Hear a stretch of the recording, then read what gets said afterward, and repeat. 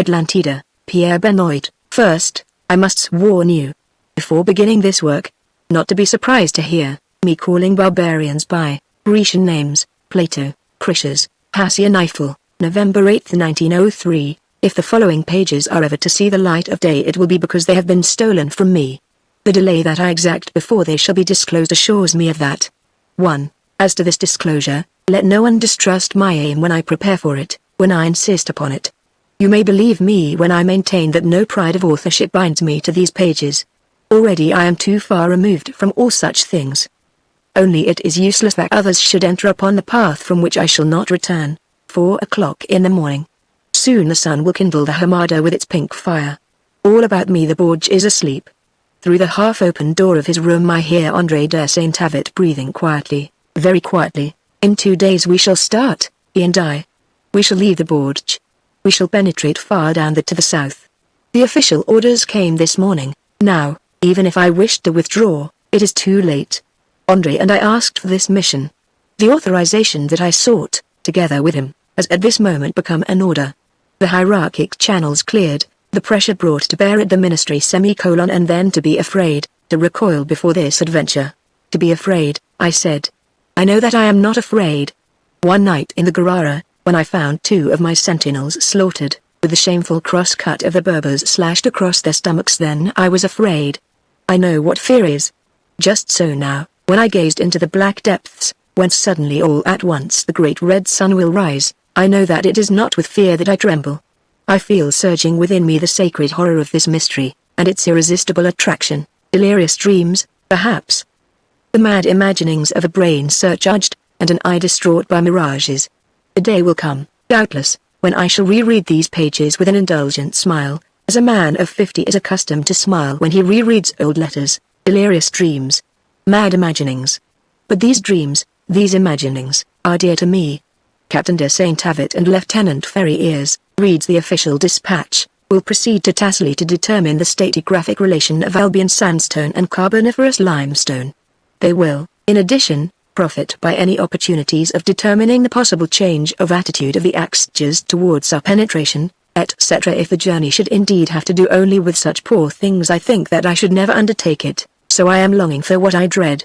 I shall be dejected if I do not find myself in the presence of what makes me strangely fearful. In the depths of the valley of Wadi Mia a jackal is barking.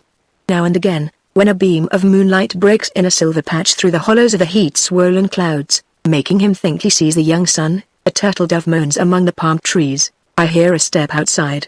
I lean out of the window. A shade clad in luminous black stuff glides over the hard-packed earth of the terrace of the fortification. A light shines in the electric blackness. A man has just lighted a cigarette. He crouches, facing southwards. He is smoking. It is Seg Ben Sheikh, our target guide. The man who in 3 days is to lead us across the unknown plateaus of the mysterious Imashkuk, across the hamadas of black stones, the great dried oases, the stretches of silver salt, the tawny hillocks, the flat gold dunes that are crested over, when the Allies blows, with a shimmering haze of pale sand. Seg Ben Sheikh. He is the man. There occurs to my mind Duveyria's tragic phrase, at the very moment the colonel was putting his foot in the stirrup he was felled by a saber blow. 2. Seg Ben Sheikh. There he is, peacefully smoking his cigarette, a cigarette from the package that I gave him. May the Lord forgive me for it. The lamp casts a yellow light on the paper. Strange fate, which, I never knew exactly why, decided one day when I was a lad of 16 that I should prepare myself for Saint Cyr, and gave me the André de Saint-Avit as classmate. I might have studied law or medicine. Then I should be today a respectable inhabitant of a town with a church and running water, instead of this cotton-clad phantom, brooding with an unspeakable anxiety over this desert which is about to swallow me. A great insect has flown in through the window. It buzzes, strikes against the rough cast, rebounds against the globe of the lamp, and then, helpless, its wings singed by the still burning candle, drops on the white paper. It is an African May-bug, big, black, with spots of livid grey. I think of others, its brothers in France, the golden-brown May-bugs, which I have seen on stormy summer evenings projecting themselves like little particles of the soil of my native countryside. It was there that as a child I spent my vacations, and later on, my leaves. On my last leave, through those same meadows, there wandered beside me a slight form, wearing a thin scarf, because of the evening air, So cool back there. But now this memory stirs me so slightly that I scarcely raise my eyes to that dark corner of my room where the light is dimly reflected by the glass of an indistinct portrait. I realize of how little consequence has become what had seemed at one time capable of filling all my life. This plaintive mystery is of no more interest to me. If the strolling singers of Rolla came to murmur their famous nostalgic airs under the window of this forge, I know that I should not listen to them, and if they became insistent I should send them on their way. What has been capable of causing this metamorphosis in me? A story, a legend, perhaps, told, at any rate by one on whom rests the direst of suspicions. Benchake has finished his cigarette. I hear him returning with slow steps to his mat, in Barrack B, to the left of the guard post, our departure being scheduled for the 10th of November. The manuscript attached to this letter was begun on Sunday, the 1st, and finished on Thursday, the 5th of November, 1903. Olivier Ferriers, Lieutenant 3rd Spahis, Chapter 1. A Southern Assignment, Sunday, the 6th of June, 1903, broke the monotony of the life that we were leading at the post of Hassien Eiffel by two events of unequal importance. The arrival of a letter from the sea, and the latest numbers of the official journal of the French Republic. "I have the lieutenant's permission?" said Sergeant Chaitlin, beginning to glance through the magazines he had just removed from their wrappings. I acquiesced with a nod, already completely absorbed in reading the CS letter. "When this reaches you," was the gist of this charming being's letter, "Mamma and I will doubtless have left Paris for the country.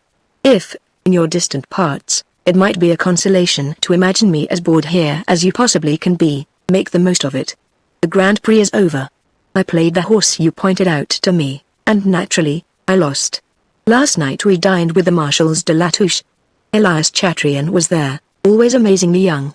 I am sending you his last book, which has made quite a sensation. It seems that the Marshals de la Touche are depicted there without disguise. I will add to it Bogart's Last, and Lotai's, and France's, and 2 or 3 of the latest music hall hits. In the political word, they say the law about congregations will meet with strenuous opposition. Nothing much in the theaters. I have taken out a summer subscription for illustration. Would you care for it? In the country no one knows what to do. Always the same lot of idiots ready for tennis. I shall deserve no credit for writing to you often. Spare me your reflections concerning young Comal. I am less than nothing of a feminist, having too much faith in those who tell me that I am pretty, in yourself in particular. But indeed, I grow wild at the idea that if I permitted myself half the familiarities with one of our lads that you have surely with your old nails. Enough of that, it is too unpleasant an idea. I had reached this point in the prose of this advanced young woman when a scandalized exclamation of the sergeant made me look up. "Lieutenant, yes, they are up to something at the ministry. See for yourself." He handed me the official. I read. By a decision of the 1st of May, 1903, Captain de Saint-Avit, André, unattached, is assigned to the 3rd Spahis, and appointed commandant of the post of Hassien Eiffel. Chaitlin's displeasure became fairly exuberant. Captain de Saint-Avit, commandant of the post. A post which has never had a slur upon it. They must take us for a dumping ground. My surprise was as great as the sergeant's. But just then I saw the evil, weasel-like face of Gorat, the convict we used as clerk. He had stopped his scrawling and was listening with a sly interest. "Sergeant, Captain de Saint-Avit is my ranking classmate," I answered dryly. Chaitlin saluted, and left the room. I followed. There, I said, clapping him on the back. "No hard feelings. Remember that in an hour we are starting for the oasis. Have the cartridges ready. It is of the utmost importance to restock the larder." I went back to the office and motioned Gorat to go. Left alone, I finished the CS letter very quickly, and then reread the decision of the ministry giving the post new chief. It was now 5 months that I had enjoyed that distinction, and on my word, I had accepted the responsibility well enough, and been very well pleased with the independence. I can even affirm, without taking too much credit for myself, that under my command discipline had been better maintained than under Captain I.E. Oliver, Saint-Avit's predecessor. A brave man, this Captain I.E. Oliver, a non-commissioned officer under Dodds and Dutchson, subject to a terrible propensity for strong liquors, and too much inclined, when he had drunk, to confuse his dialects, and to talk to a Huassa in Sakalave. No one was ever more sparing of the post water supply. One morning when he was preparing his absinthe in the presence of the sergeant, Chaitlin, noticing the captain's glass, saw with amazement that the green liquor was blanched by a far stronger admixture of water than usual. He looked up, aware that something abnormal had just occurred. Rigid, the carafe inverted in his hand, Captain D'Olival was spilling the water which was running over on the sugar. He was dead. For 6 months, since the disappearance of this sympathetic old diplomat, the powers had not seemed to interest themselves in finding his successor. I had even hoped at times that a decision might be reached investing me with the rights that I was in fact exercising. And today this surprising appointment. Captain de Saint-Avit. He was of my class at Street Cyr. I had lost track of him. Then my attention had been attracted to him by his rapid advancement, his decoration, the well-deserved recognition of 3 particularly daring expeditions of exploration to Tibesti in the air, and suddenly, the mysterious drama of his 4th expedition, that famous mission undertaken with Captain Morhange, from which only one of the explorers came back. Everything is forgotten quickly in France. That was at least 6 years ago. I had not heard Saint-Avit mentioned since. I had even supposed that he had left the army. And now, I was to have him as my chief. After all, what's the difference, I mused, he or another. At school he was charming, and we have had only the most pleasant relationships. Besides, I haven't enough yearly income to afford the rank of captain, and I left the office, whistling as I went. We were now, Chaitlane and I, our guns resting on the already cooling earth, beside the pool that forms the center of the meager oasis, hidden behind a kind of hedge of alpha. The setting sun was reddening the stagnant ditches which irrigate the poor garden plots of the sedentary blacks. Not a word during the approach. Not a word during the shoot. Chaitlane was obviously sulking. In silence we knocked down, one after the other, several of the miserable doves which came on dragging wings, heavy with the heat of the day, to quench their thirst at the thick green water. When a half-dozen slaughtered little bodies were lined up at our feet I put my hand on the sergeant's shoulder. Chaitlane, he trembled. Chaitlane, I was rude to you a little while ago. Don't be angry. It was the bad time before the siesta. The bad time of midday. The lieutenant is master here, he answered in a tone that was meant to be gruff, but which was only strained. Chaitlane, don't be angry. You have something to say to me. You know what I mean. I don't know really. No, I don't know, Chaitlane. Chaitlane, why not be sensible? Tell me something about Captain de Saint-Avit. I know nothing. He spoke sharply. Nothing? Then what were you saying a little while ago? Captain de Saint-Avit is a brave man. He muttered the words with his head still obstinately bent. He went alone to Bulma, to the air, quite alone to those places where no one had ever been. He is a brave man, he is a brave man, undoubtedly, I answered with great restraint. But he murdered his companion, Captain Morhange. Did he not? The old sergeant trembled. He is a brave man, he persisted. Chaitlane, you are a child. Are you afraid that I am going to repeat what you say to your new captain? I had touched him to the quick. He drew himself up. Sergeant Chaitlane is afraid of no one, Lieutenant. He has been at Abomi, against the Amazons, in a country where a black arm started out from every bush to seize your leg, while another cut it off for you with one blow of a cutlass. Then what they say, what you yourself, that is talk which is repeated in France, Chaitlane, everywhere. He bent his head still lower without replying. As I burst out, will you speak, Lieutenant, Lieutenant, he fairly pled, I swear that what I know, or nothing, what you know you are going to tell me, and right away. If not, I give you my word of honor that, for a month, I shall not speak to you except on official business. Passy an eyeful, 30 native Arabs and 4 Europeans, myself, the sergeant, a corporal, and Gorat. The threat was terrible. It had its effect. All right, then, Lieutenant, he said with a great sigh. But afterwards you must not blame me for having told you things about a superior which should not be told and come only from the talk I overheard at mess. Tell away. It was in 1899. I was then mess sergeant at Sfax, with the 4th Spahis. I had a good record, and besides, as I did not drink, the adjutant had assigned me to the officers' mess. It was a soft berth. The marketing, the accounts, recording the library books which were borrowed. There weren't many, the key of the wine cupboard commoner with that you can't trust orderlies. The colonel was young and dined at mess. One evening he came in late, looking perturbed, and, as soon as he was seated, called for silence. Gentlemen, he said, I have a communication to make to you, and I shall ask for your advice. Here is the question. Tomorrow morning the city of Naples lands at Sfax. Aboard her is Captain de Saint-Avit, recently assigned to Feriana, en route to his post. The colonel paused. Good, thought I, tomorrow's menu is about to be considered. For you know the custom, Lieutenant, which has existed ever since there have been any officers' clubs in Africa. When an officer is passing by, his comrades go to meet him at the boat and invite him to remain with them for the length of his stay in port. He pays his score in news from home. On such occasions everything is of the best, even for a simple lieutenant. At Sfax an officer on a visit meant one extra course, vintage wine and old liqueurs. At this time I imagined from the looks the officers exchanged that perhaps the old stock would stay undisturbed in its cupboard. You have all, I think, heard of Captain de Saint-Avit, gentlemen, and the rumors about him. It is not for us to inquire into them, and the promotion he has had, his decoration if you will, permits us to hope that they are without foundation. But between not suspecting an officer of being a criminal, and receiving him at our table as a comrade, there is a gulf that we are not obliged to bridge.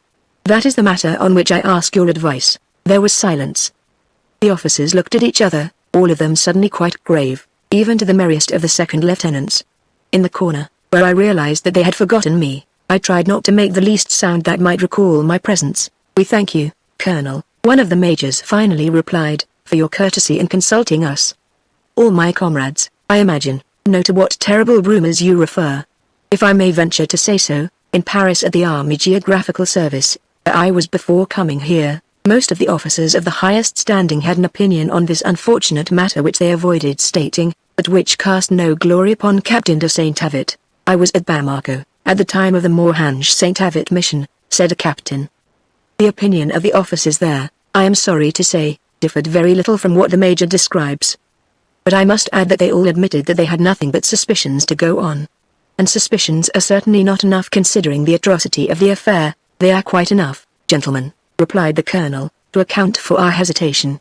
It is not a question of passing judgment, but no man can sit at our table as a matter of right. It is a privilege based on fraternal esteem. The only question is whether it is your decision to accord it to Saint-Avit. So saying, he looked at the officers, as if he were taking a roll call. One after another they shook their heads. I see that we agree, he said. But our task is unfortunately not yet over. The city of Naples will be in port tomorrow morning. The launch which meets the passengers leaves at 8 o'clock. It will be necessary, gentlemen, for one of you to go aboard. Captain de Saint-Avit might be expecting to come to us. We certainly have no intention of inflicting upon him the humiliation of refusing him, if he presented himself in expectation of the customary reception. He must be prevented from coming. It will be wisest to make him understand that it is best for him to stay aboard. The colonel looked at the officers again. They could not but agree. But how uncomfortable each one looked. I cannot hope to find a volunteer among you for this kind of mission, so I am compelled to appoint someone. Captain Grandjean, Captain de Saint-Avit is also a captain. It is fitting that it be an officer of his own rank who carries him our message. Besides, you are the latest comer here. Therefore it is to you that I entrust this painful interview. I do not need to suggest that you conduct it as diplomatically as possible. Captain Grandjean bowed, while a sigh of relief escaped from all the others. As long as the colonel stayed in the room Grandjean remained apart, without speaking. It was only after the chief had departed that he let fall the words, there are some things that ought to count a good deal for promotion. The next day at luncheon everyone was impatient for his return. Well? Demanded the colonel. Briefly, Captain Grandjean did not reply immediately. He sat down at the table where his comrades were mixing their drinks, and he, a man notorious for sobriety, drank almost at a gulp, without waiting for the sugar to melt, a full glass of absinthe. Well, Captain? Repeated the colonel. Well, Colonel, it's done. You can be at ease. He will not set foot on shore. But, ye gods, what an ordeal. The officers did not dare speak. Only their looks expressed their anxious curiosity. Captain Grandjean poured himself a swallow of water. You see, I had gotten my speech already, in the launch. But as I went up the ladder I knew that I had forgotten it. Saint-Avit was in the smoking room, with the captain of the boat. It seemed to me that I could never find the strength to tell him, when I saw him all ready to go ashore. He was in full dress uniform, his saber lay on the bench and he was wearing spurs. No one wears spurs on shipboard. I presented myself and we exchanged several remarks, but I must have seemed somewhat strained for from the first moment I knew that he sensed something. Under some pretext he left the captain, and led me aft near the great rudder wheel. There, I dared speak. Colonel, what did I say? How I must have stammered. He did not look at me. Leaning his elbows on the railing he let his eyes wander far off, smiling slightly. Then, of a sudden, When I was well tangled up in explanations, he looked at me coolly and said, "I must thank you, my dear fellow, for having given yourself so much trouble. But it is quite unnecessary. I am out of sorts and have no intention of going ashore. At least, I have the pleasure of having made your acquaintance. Since I cannot profit by your hospitality, you must do me the favor of accepting mine as long as the launch stays by the vessel." Then we went back to the smoking room. He himself mixed the cocktails. He talked to me. We discovered that we had mutual acquaintances. Never shall I forget that face, that ironic and distant look, that sad and melodious voice. "Ah, Colonel, gentlemen, I don't know what they may say at the Geographic Office, or in the posts of the Soudan. There can be nothing in it but a horrible suspicion. Such a man, capable of such a crime, believe me, it is not possible. That is all, Lieutenant," finished Chaitlin, after a silence. "I have never seen a sadder meal than that one." The officers hurried through lunch without a word being spoken, in an atmosphere of depression against which no one tried to struggle. And in this complete silence, you could see them always furtively watching the city of Naples, where she was dancing merrily in a breeze, a league from shore. She was still there in the evening when they assembled for dinner, and it was not until a blast of the whistle, followed by curls of smoke escaping from the red and black smokestack, had announced the departure of the vessel for Gabes, that conversation was resumed, and even then, less gaily than usual. After that, Lieutenant, at the officers' club at Sfax, they avoided like the plague any subject which risked leading the conversation back to Captain de Saint-Avit. Chaitlin had spoken almost in a whisper, and the little people of the desert had not heard this singular history. It was an hour since we had fired our last cartridge. Around the pool the turtle doves, once more reassured, were bathing their feathers. Mysterious great birds were flying under the darkening palm trees. A less warm wind rocked the trembling black palm branches. We had laid aside our helmets so that our temples could welcome the touch of the feeble breeze. "Chaitlin," I said, "it is time to go back to the bordj." Slowly we picked up the dead doves. I felt the sergeant looking at me reproachfully, as if regretting that he had spoken. Yet during all the time that our return trip lasted, I could not find the strength to break our desolate silence with a single word. The night had almost fallen when we arrived. The flag which surmounted the post was still visible, drooping on its standard, but already its colors were indistinguishable. To the west the sun had disappeared behind the dunes gashed against the black violet of the sky. When we had crossed the gate of the fortifications, Chaitlin left me. "I am going to the stables," he said. I returned alone to that part of the fort where the billets for the Europeans and the stores of ammunition were located. An inexpressible sadness weighed upon me. I thought of my comrades in French garrisons. At this hour they must be returning home to find awaiting them, spread out upon the bed, their dress uniform, their braided tunic, their sparkling epaulets. "Tomorrow," I said to myself, "I shall request a change of station." The stairway of hard-packed earth was already black, but a few gleams of light still seemed palely prowling in the office when I entered. A man was sitting at my desk, bending over the files of orders. His back was toward me. He did not hear me enter. "Really, Goret, my lad, I beg you not to disturb yourself. Make yourself completely at home." The man had risen, and I saw him to be quite tall, slender and very pale. "Lieutenant Ferriers, is it not?" He advanced, holding out his hand. "Captain de Saint-Avit." "Delighted, my dear fellow." At the same time Chaitlin appeared on the threshold. "Sergeant," said the newcomer, "I cannot congratulate you on the little I have seen. There is not a camel saddle which is not in want of buckles, and they are rusty enough to suggest that it rains at Hassi-an-Eifel 300 days in the year. Furthermore, where were you this afternoon?" Among the 4 Frenchmen who composed the post, I found only on my arrival one convict, opposite a court of eau-de-vie. "We will change all that, I hope." "At ease, Captain," I said, and my voice was colorless, while Chaitlin remained frozen at attention. "I must tell you that the sergeant was with me, that it is I who am responsible for his absence from the post, that he is an irreproachable non-commissioned officer from every point of view, and that if we had been warned of your arrival, evidently," he said, with a coldly ironical smile. "Also, Lieutenant, I have no intention of holding him responsible for the negligences which attach to your office. He is not obliged to know that the officer who abandons a post like Hassi-an-Eifel, if it is only for 2 hours, risks not finding much left on his return. The Camber brigands, my dear sir, love firearms, and for the sake of the 60 muskets in your axe, I am sure they would not scruple to make an officer, whose otherwise excellent record is well known to me, account for his absence to a court-martial. Come with me, if you please." We will finish the little inspection I began too rapidly a little while ago. He was already on the stairs. I followed in his footsteps. Chaitlane closed the order of march. I heard him murmuring, in a tone which you can imagine. Well, we are in for it now. Chapter 2. Captain de Saint-Avit. A few days sufficed to convince us that Chaitlane's fears as to our official relations with the new chief were vain.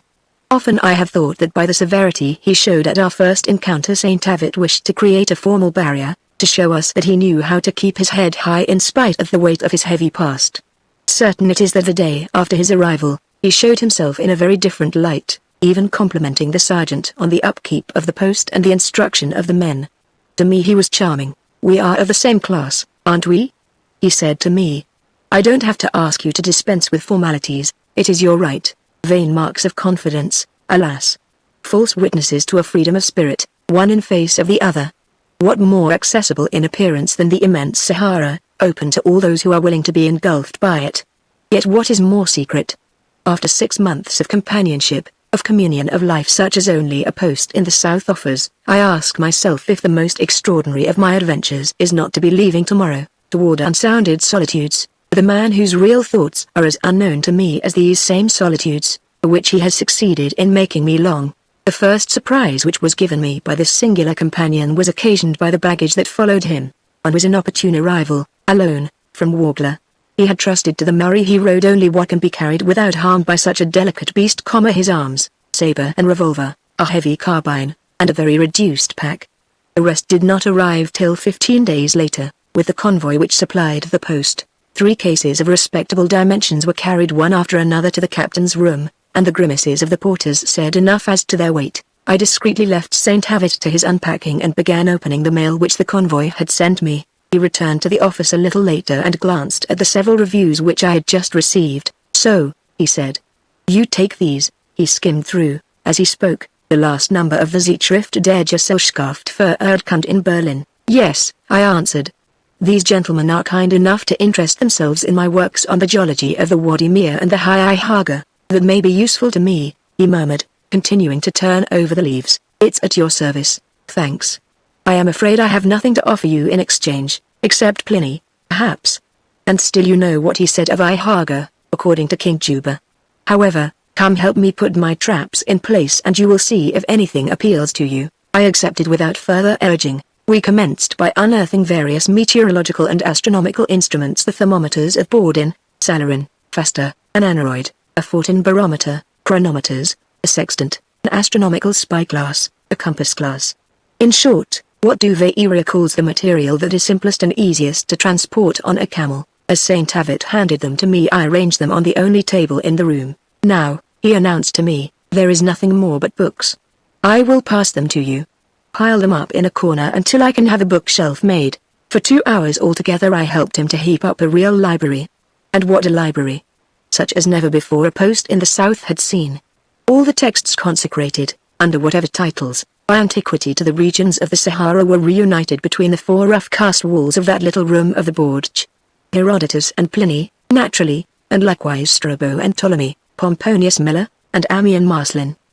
But besides these names which reassured my ignorance a little, I perceived those of Charybdis, of Paulos, of Eratosthenes, of Photius, of Diodorus of Sicily, of Solon, of Dion Cassius, of Isidore of Seville, of Martin de Tyre, of Ethicus, of Athene, the Scriptores Historia Augusti, the Itinerarium Antonini Augusti, the Geographie Latini Minds of Ries, the Geographie Graecae Minds of Karl Müller. Since I have had the occasion to familiarize myself with Agatharchides of Kos and Artemidorus of Ephesus, but I admit that in this instance the presence of their dissertations in the saddle-bags of a captain of cavalry caused me some amazement.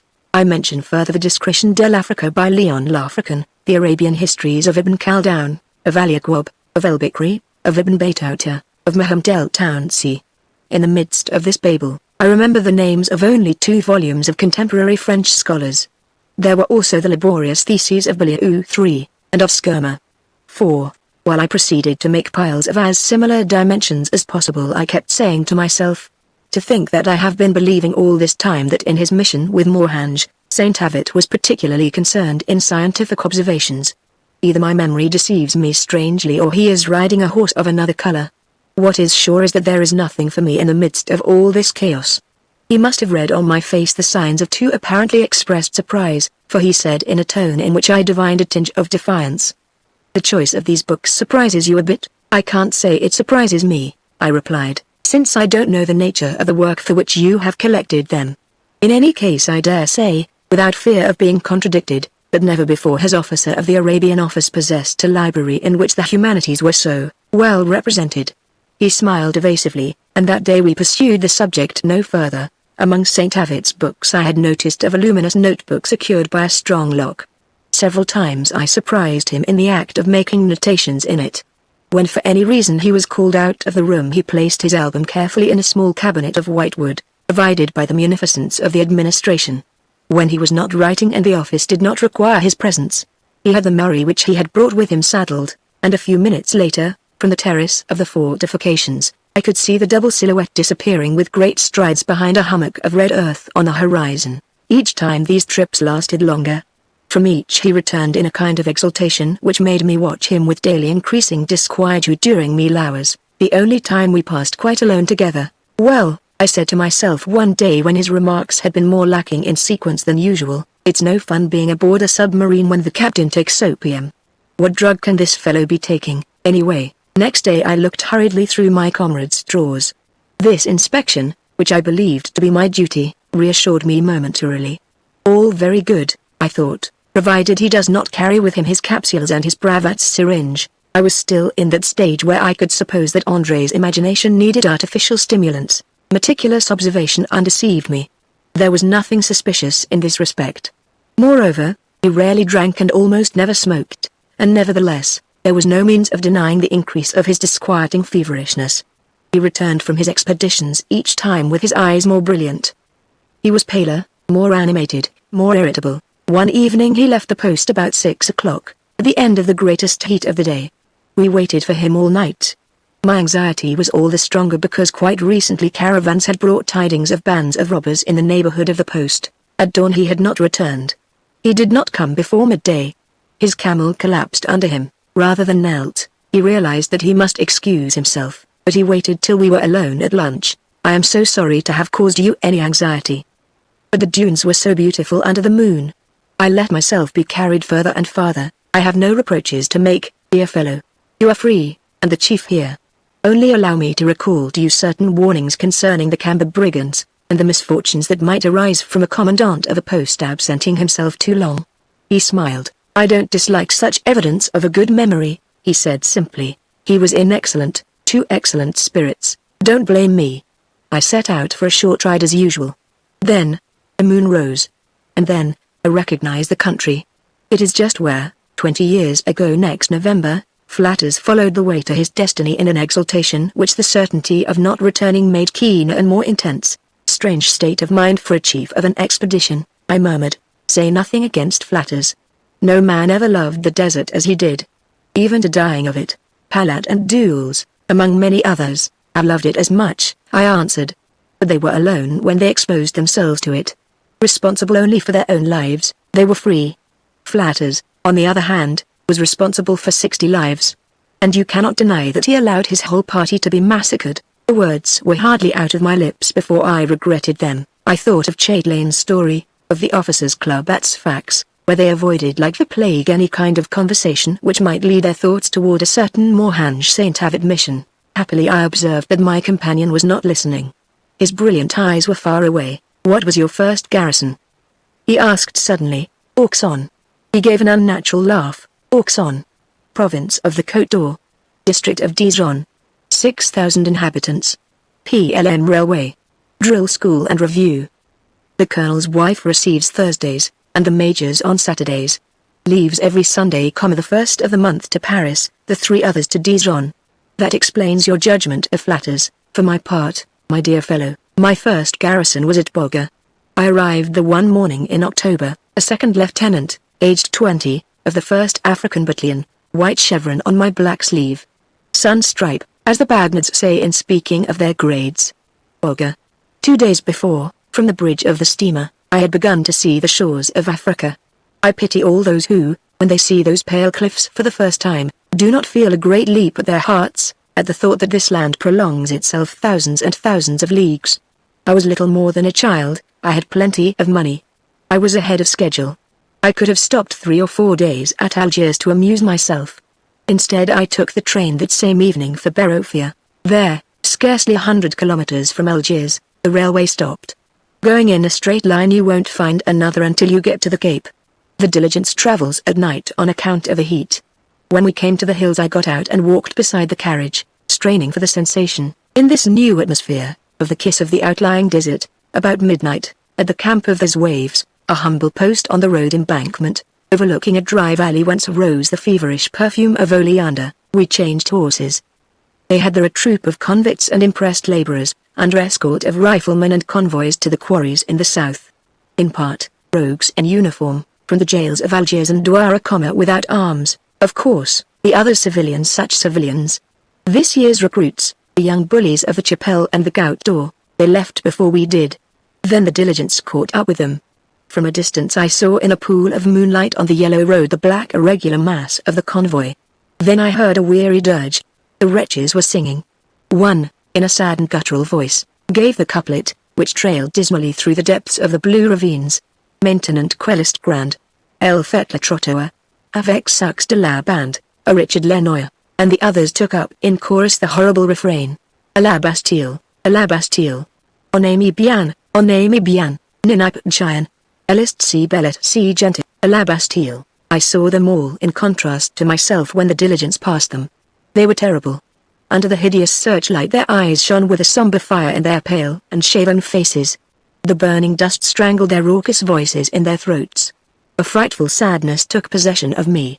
When the diligence had left this fearful nightmare behind, I regained my self-control. Further, much further south, I exclaimed to myself, to the places untouched by this miserable bilgewater of civilization. When I am weary, when I have a moment of anguish and longing to turn back on the road that I have chosen, I think of the prisoners of Berofia, and then I am glad to continue on my way. But what reward, when I am in one of those places where the poor animals never think of fleeing because they have never seen man, where the desert stretches out around me so widely that the old world could crumble, and never a single ripple on the dune, a single cloud in the white sky come to warn me. It is true, I murmured.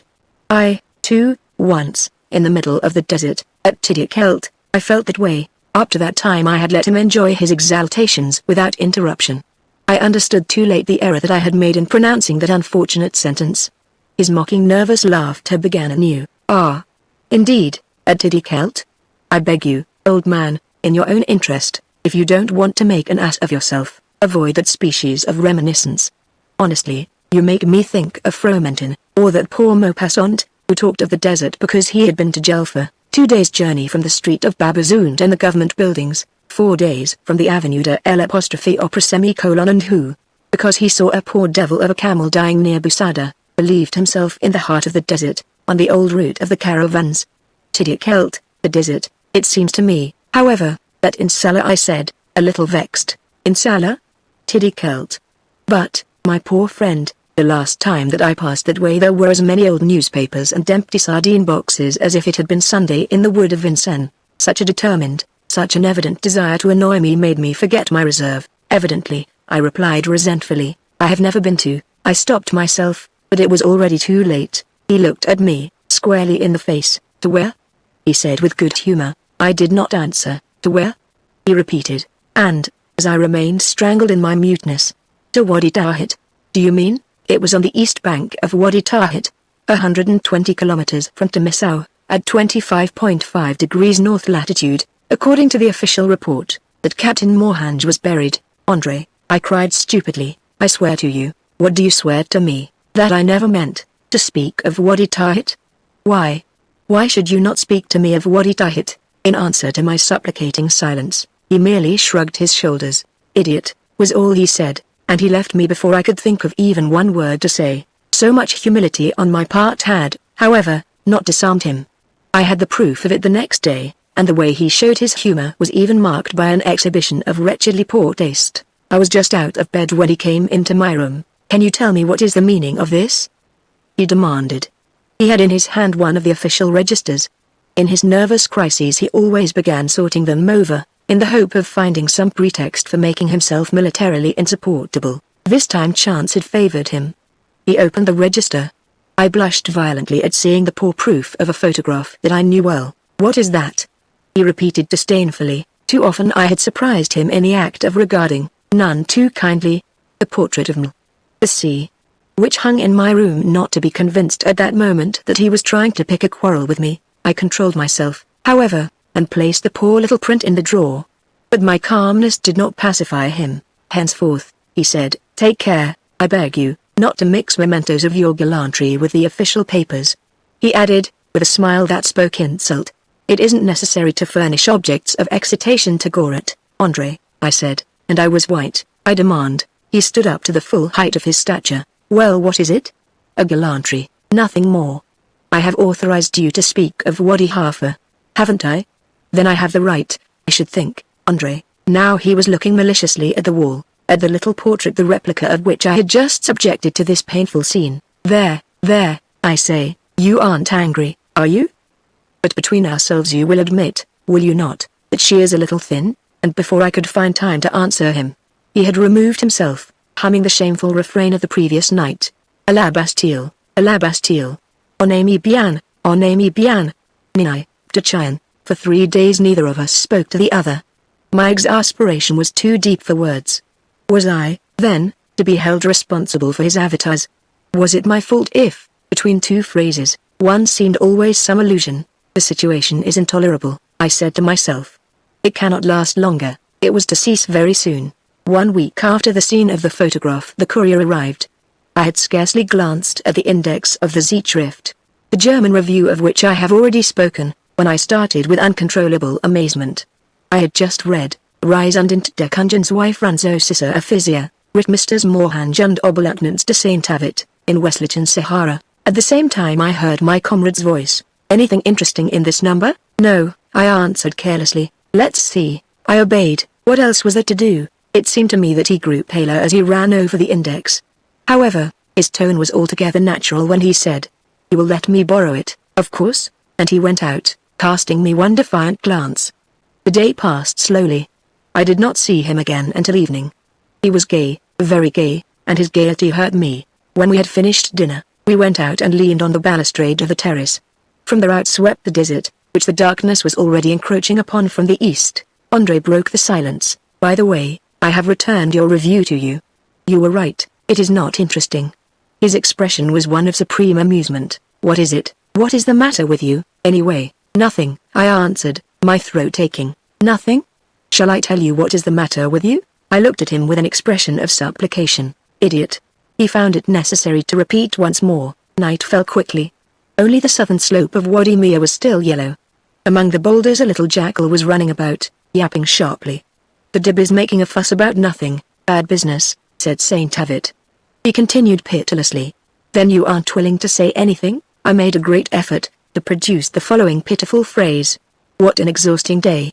What a night, heavy, you don't feel like yourself, you don't know any more. Yes, said the voice of Saint Avit, as from a distance, a heavy night, as heavy, do you know, as when I killed Captain Mohange, Chapter 3 The Mohange Saint Avit Mission. So I killed Captain Mohange, Andre de Saint Avit said to me the next day, at the same time, in the same place, with a calm that took no account of the night. The frightful night I had just been through. Why do I tell you this? I don't know in the least. Because of the desert, perhaps. Are you a man capable of enduring the weight of that confidence, and further, if necessary, of assuming the consequences it may bring? I don't know that, either. The future will decide. For the present there is only one thing certain, the fact, I tell you again, that I killed Captain Mohange. I killed him. And, since you want me to specify the reason, you understand that I am not going to torture my brain to turn it into a romance for you, or commence by recounting in the naturalistic manner of what stuff my first trousers were made, or, as the neo-Catholics would have it, how often I went as a child to confession, and how much I liked doing it. I have no taste for useless exhibitions. You will find that this recital begins strictly at the time when I met Mohange, and first of all, I tell you, however much it has cost my peace of mind and my reputation, I do not regret having known him. In a word, apart from all question of false friendship, I am convicted of a black ingratitude in having killed him. It is to him, it is to his knowledge of rock inscriptions, that I owe the only thing that has raised my life in interest above the miserable little lives dragged out by my companions at Auxonne, and elsewhere. This being understood, here are the facts. It was in the Arabian office at Wagler, when I was a lieutenant, that I first heard the name, Morhange. And I must add that it was for me the occasion of an attack of bad humor. We were having difficult times. The hostility of the Sultan of Morocco was latent. At Douat, where the assassination of Flatters and of Frescali had already been concocted, connivance was being given to the plots of our enemies. Douat was the center of conspiracies, of razzias, of defections, and at the same time, the depot of supply for the insatiable nomads. The governors of Algeria, Turman, Cambon, Le Ferrier, demanded its occupation. The ministers of war tacitly agreed. But there was Parliament, which did nothing at all, because of England, because of Germany, and above all because of a certain declaration of the rights of man and of the citizen, which prescribed that insurrection is the most sacred of duties, even when the insurgents are savages who cut your head off. In short, the military authority could only, at its own discretion, increase the southern garrisons, and establish new posts. This one, Rezov, Passy Elmire, Fort McMahon, Fort Lalmond, Fort Mirabel. But as Castries puts it, you don't hold the nomads with boards, you hold them by the belt. The middle was the oasis of Douat. Their honors, the lawyers of Paris, had to be convinced of the necessity of taking possession of the oasis of Douat.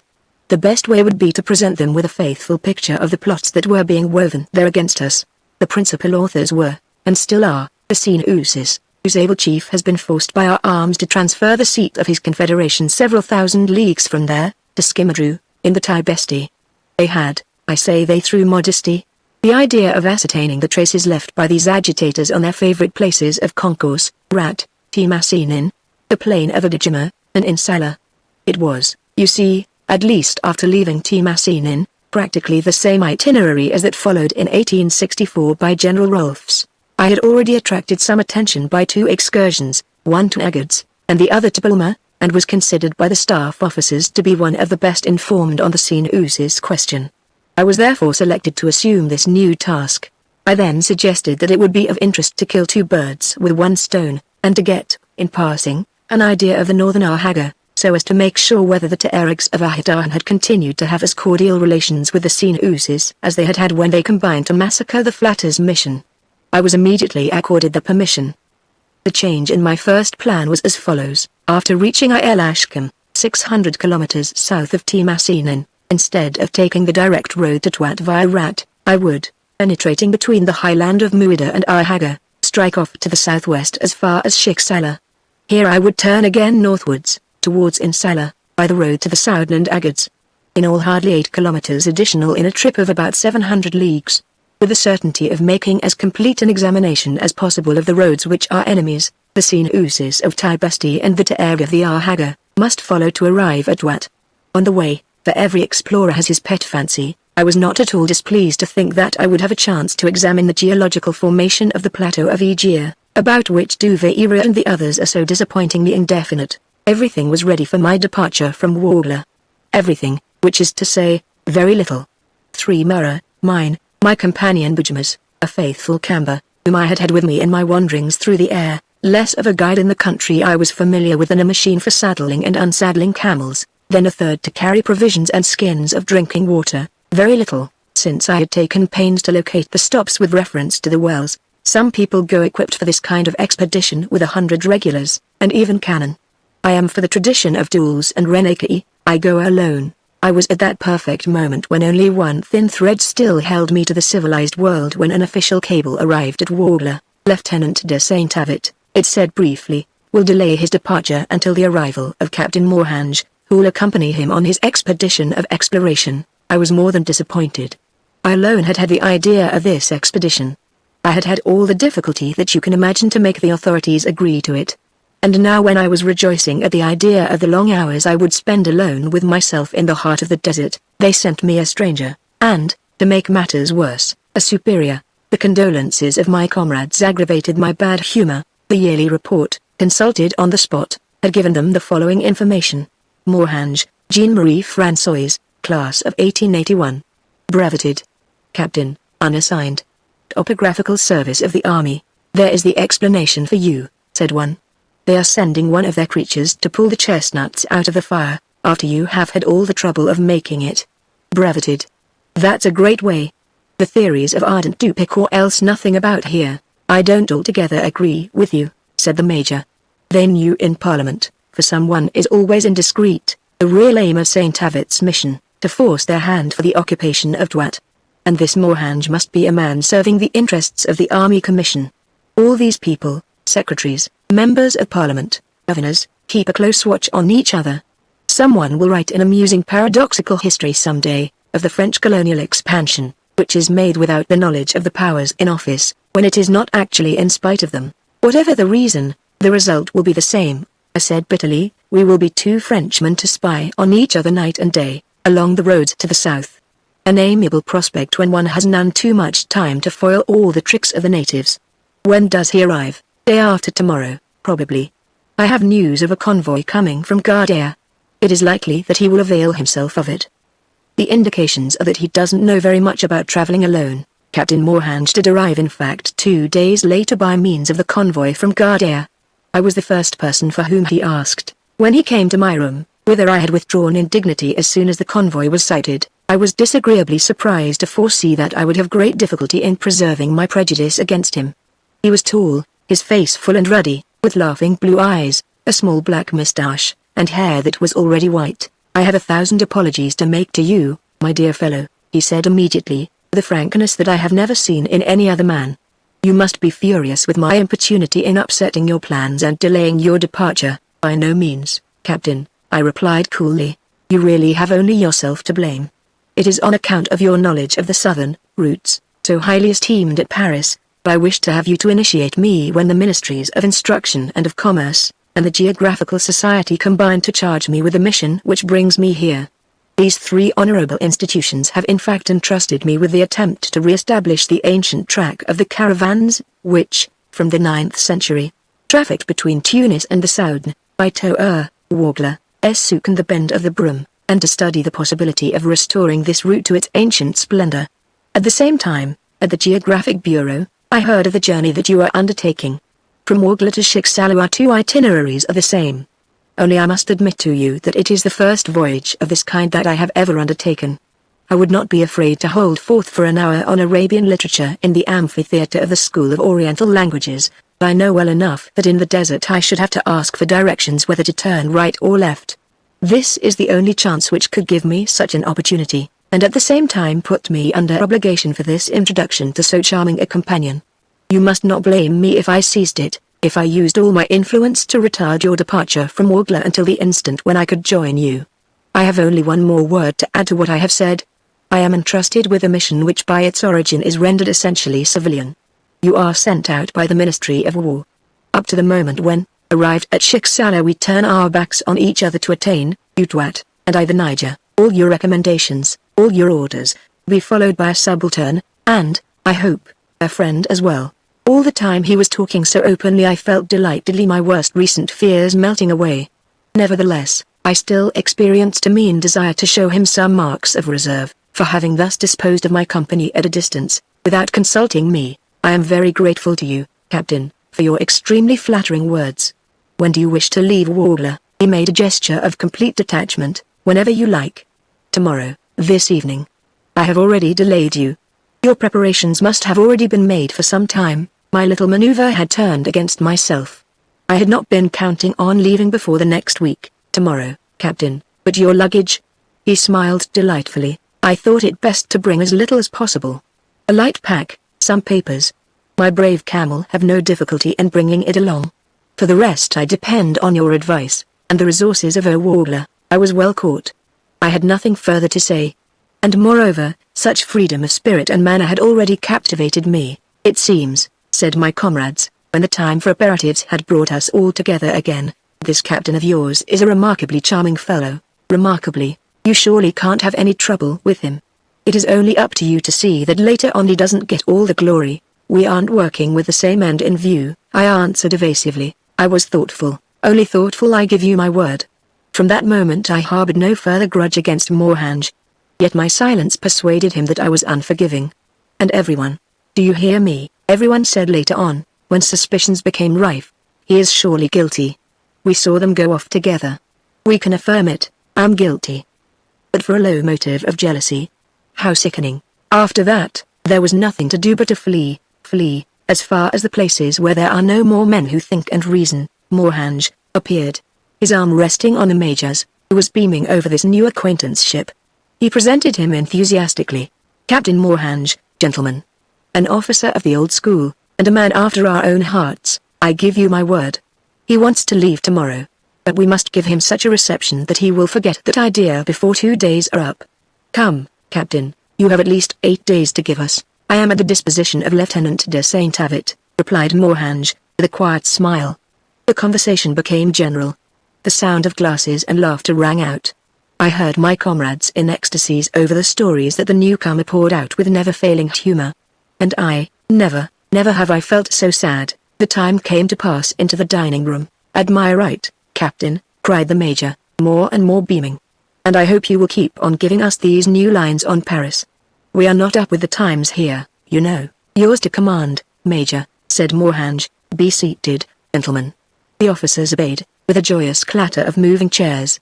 I had not taken my eyes off Moorhange, who was still standing. "Major, gentlemen, you will allow me," he said, and before sitting down at that table, where every moment he was the life of the party, in a low voice, with his eyes closed, Captain Moorhange recited the Benedicite, Chapter 4 towards latitude 25. "You see," said Captain Moorhange to me 15 days later, "you are much better informed about the ancient routes through the Sahara than you have been willing to let me suppose, since you know of the existence of the two Tadkas.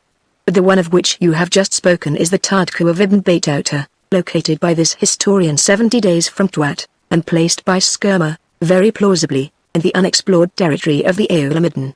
This is the Tadka by which the Songhai caravans passed every year, traveling by Egypt. My Tadka is different, the capital of the veiled people, placed by Ibn Khaldun 20 days south of Wagla, which he calls Tadmekka. It is towards this Tadmekka that I am headed. I must establish Tadmekka in the ruins of Assouk. The commercial trade route, which in the 9th century bound the Tunisian Jerid to the bend the Niger makes at Broum, passed by Assouk. It is to study the possibility of re-establishing this ancient thoroughfare that the ministries gave me this mission, which has given me the pleasure of your companionship. "You are probably in for a disappointment," I said. "Everything indicates that the commerce there is very slight." "Well, I shall see," he answered composedly. This was while we were following the unicurled banks of a salt lake. The great saline stretch shone pale blue, under the rising sun. The legs of our 5 Mara cast on it their moving shadows of a darker blue. For a moment the only inhabitant of these solitudes, a bird, a kind of indeterminate heron, rose and hung in the air, as if suspended from a thread, only to sink back to rest as soon as we had passed. I led the way, selecting the route. Moorhange followed. Enveloped in a burnous, his head covered with a straight chequia of the Spahis, a great chaplet of alternate red and white beads, ending in a cross, around his neck, he realized perfectly the ideal of Father Lavigeri's White Fathers. After a 2 days halt at Timassinin we had just left the road followed by Flatters, and taken an oblique course to the south. I have the honor of having antedated Forcow in demonstrating the importance of Timassinin as a geometrical point for the passage of caravans, and of selecting the place where Captain Payne has just now constructed a fort. The junction for the roads that lead to Tuat van Fetsen and Tibesti, Timassinin is the future seat of a marvelous intelligence department. What I had collected there in 2 days about the disposition of Arsinous's enemies was of importance. I noticed that Moorhange let me proceed with my inquiries with complete indifference. These 2 days he had passed in conversation with the old Negro guardian of the Tubbe, which preserves, under its plaster dome, the remains of the venerated Sidi Musa. The confidences they exchanged, I am sorry to say that I have forgotten. But from the Negro's amazed admiration, I realized the ignorance in which I stood to the mysteries of the desert, and how familiar they were to my companion. And if you want to get any idea of the extraordinary originality which Moorhange introduced into such surroundings, you who, after all, have a certain familiarity with the tropics, listen to this. It was exactly 200 kilometers from here, in the vicinity of the Great Dune, in that horrible stretch of 6 days without water. We had just enough for 2 days before reaching the next well, and you knows these wells, as Flatters wrote to his wife, you have to work for hours before you can clean them out and succeed in watering beasts and men. By chance we met a caravan there, which was going east towards Radames, and had come too far north. The camels' humps, shrunken and shaking, bespoke the sufferings of the troop. Behind came a little grey ass, a pitiful burro, interfering at every step, and lightened of its pack because the merchants knew that it was going to die. Instinctively, With its last strength, it followed, knowing that when it could stagger no longer, the end would come and the flutter of the bald vulture's wings. I love animals, which I have solid reasons for preferring to men. But never should I have thought of doing what Mohanj did then. I tell you that our water skins were almost dry, and that our own camels, without which one is lost in the empty desert, had not been watered for many hours. Mohanj made his kneel, uncocked a skin, and made the little ass drink. I certainly felt gratification at seeing the poor bare flanks of the miserable beast pant with satisfaction. But the responsibility was mine. Also I had seen Bujma's aghast expression, and the disapproval of the thirsty members of the caravan. I remarked on it. How it was received. What have I given, replied Mohanj, was my own. We will reach El Bayou tomorrow evening, about 6 o'clock. Between here and there I know that I shall not be thirsty. And that in a tone, in which for the first time he allowed the authority of a captain to speak. That is easy to say, I thought, ill-humoredly. He knows that when he wants them, my water skin, and Bujma's, are at his service. But I did not yet know Mohanj very well, and it is true that until the evening of the next day when we reached El Bayou, refusing our offers with smiling determination, he drank nothing. Shades of St. Francis of Assisi. Umbrian hills, so pure under the rising sun. It was in the light of a like sunrise, by the border of a pale stream leaping in full cascades from a crescent-shaped niche of the grey rocks of Aegea, that Mohanj stopped. The unlooked-for waters rolled upon the sand, and we saw, in the light which mirrored them, little black fish. Fish in the middle of the Sahara. All three of us were mute before this paradox of nature. One of them had strayed into a little channel of sand. He had to stay there, struggling in vain, his little white belly exposed to the air. Mohanj picked him up, looked at him for a moment, and put him back into the little stream. Shades of St. Francis. Umbrian hills. But I have sworn not to break the thread of the story by these untimely digressions. You see, Captain Mohanj said to me a week later, that I was right in advising you to go farther south before making for Shiksala. Something told me that this highland of Aegea was not interesting from your point of view. While here you have only to stoop to pick up pebbles which will allow you to establish the volcanic origin of this region much more certainly than Buterba, Des Clos Isaacs, and Dr. Mars have done. This was while we were following the western pass of the Tidifist Mountains, about the 25th degree of northern latitude. I should indeed be ungrateful not to thank you, I said. I shall always remember that instant. We had left our camels and were collecting fragments of the most characteristic rocks. Mohanj employed himself with a discernment which spoke worlds for his knowledge of geology, a science he had often professed complete ignorance of. Then I asked him the following question. May I prove my gratitude by making you a confession? He raised his head and looked at me. Well then, I don't see the practical value of this trip you have undertaken. He smiled. Why not? To explore the old caravan route, to demonstrate that a connection has existed from the most ancient times between the Mediterranean world and the country of the blacks. That seems nothing in your eyes? The hope of settling once for all the secular disputes which have divided so many keen minds, Danville, Huron, Liu, Quatremere on the one hand, on the other Goslin, Walkener, Dissett, Vivian, a St. Martin. You think that is devoid of interest? A plague upon you for being hard to please. I spoke of practical value, I said. You won't deny that this controversy is only the affair of cabinet geographers and office explorers. Mohanj kept on smiling. Dear friend, don't wither me. Deign to recall that your mission was confided to you by the Ministry of War, while I hold mine on behalf of the Ministry or Public Instruction. A different origin justifies our different aims. It certainly explains, I readily concede that to you, why what I am in search of has no practical value. You are also authorized by the Ministry of Commerce, I replied, playing my next card. By this chief you are instructed to study the possibility of restoring the old trade route of the 9th century. But on this point don't attempt to mislead me. With your knowledge of the history and geography of the Sahara, your mind must have been made up before you left Paris. The road from Gerard to the Niger is dead, stone dead. You knew that no important traffic would pass by this route before you undertook to study the possibility of restoring it. Mohanj looked me full in the face. And if that should be so, he said with the most charming attitude, if I had before leaving the conviction you say, what do you conclude from that? I should prefer to have you tell me, simply, my dear boy, that I had less skill than you in finding the pretext for my voyage, that I furnished less good reasons for the true motives that brought me here. A pretext? I don't see. Be sincere in your turn, if you please. I am sure that you have the greatest desire to inform the Arabian office about the practices of the Senousis. but admit that the information that you will obtain is not the sole and innermost aim of your excursion. You are a geologist, my friend. You have found a chance to gratify your taste in this trip. No one would think of blaming you because you have known how to reconcile what is useful to your country and agreeable to yourself. But, for the love of God, don't deny it, I need no other proof than your presence here on this side of the Tidifist, a very curious place from a mineralogical point of view, but some 150 kilometers south of your official route. It was not possible to have countered me with a better grace. I parried by attacking. Am I to conclude from all this that I do not know the real aims of your trip, and that they have nothing to do with the official motives? I had gone a bit too far. I felt it from the seriousness with which Mohange's reply was delivered. No, my dear friend, you must not conclude just that. I should have no taste for a lie which was based on fraud towards the estimable constitutional bodies which have judged me worthy of their confidence and their support. The ends that they have assigned to me I shall do my best to attain. But I have no reason for hiding from you that there is another, quite personal, which is far nearer to my heart. Let us say, if you will, to use a terminology that is otherwise deplorable, that this is the end while the others are the means. Would there be any indiscretion? None, replied my companion. Shiksala is only a few days distant. He whose first steps you have guided with such solicitude in the desert should have nothing hidden from you. We had halted in the valley of a little dry well where a few sickly plants were growing. A spring nearby was circled by a crown of grey verdure.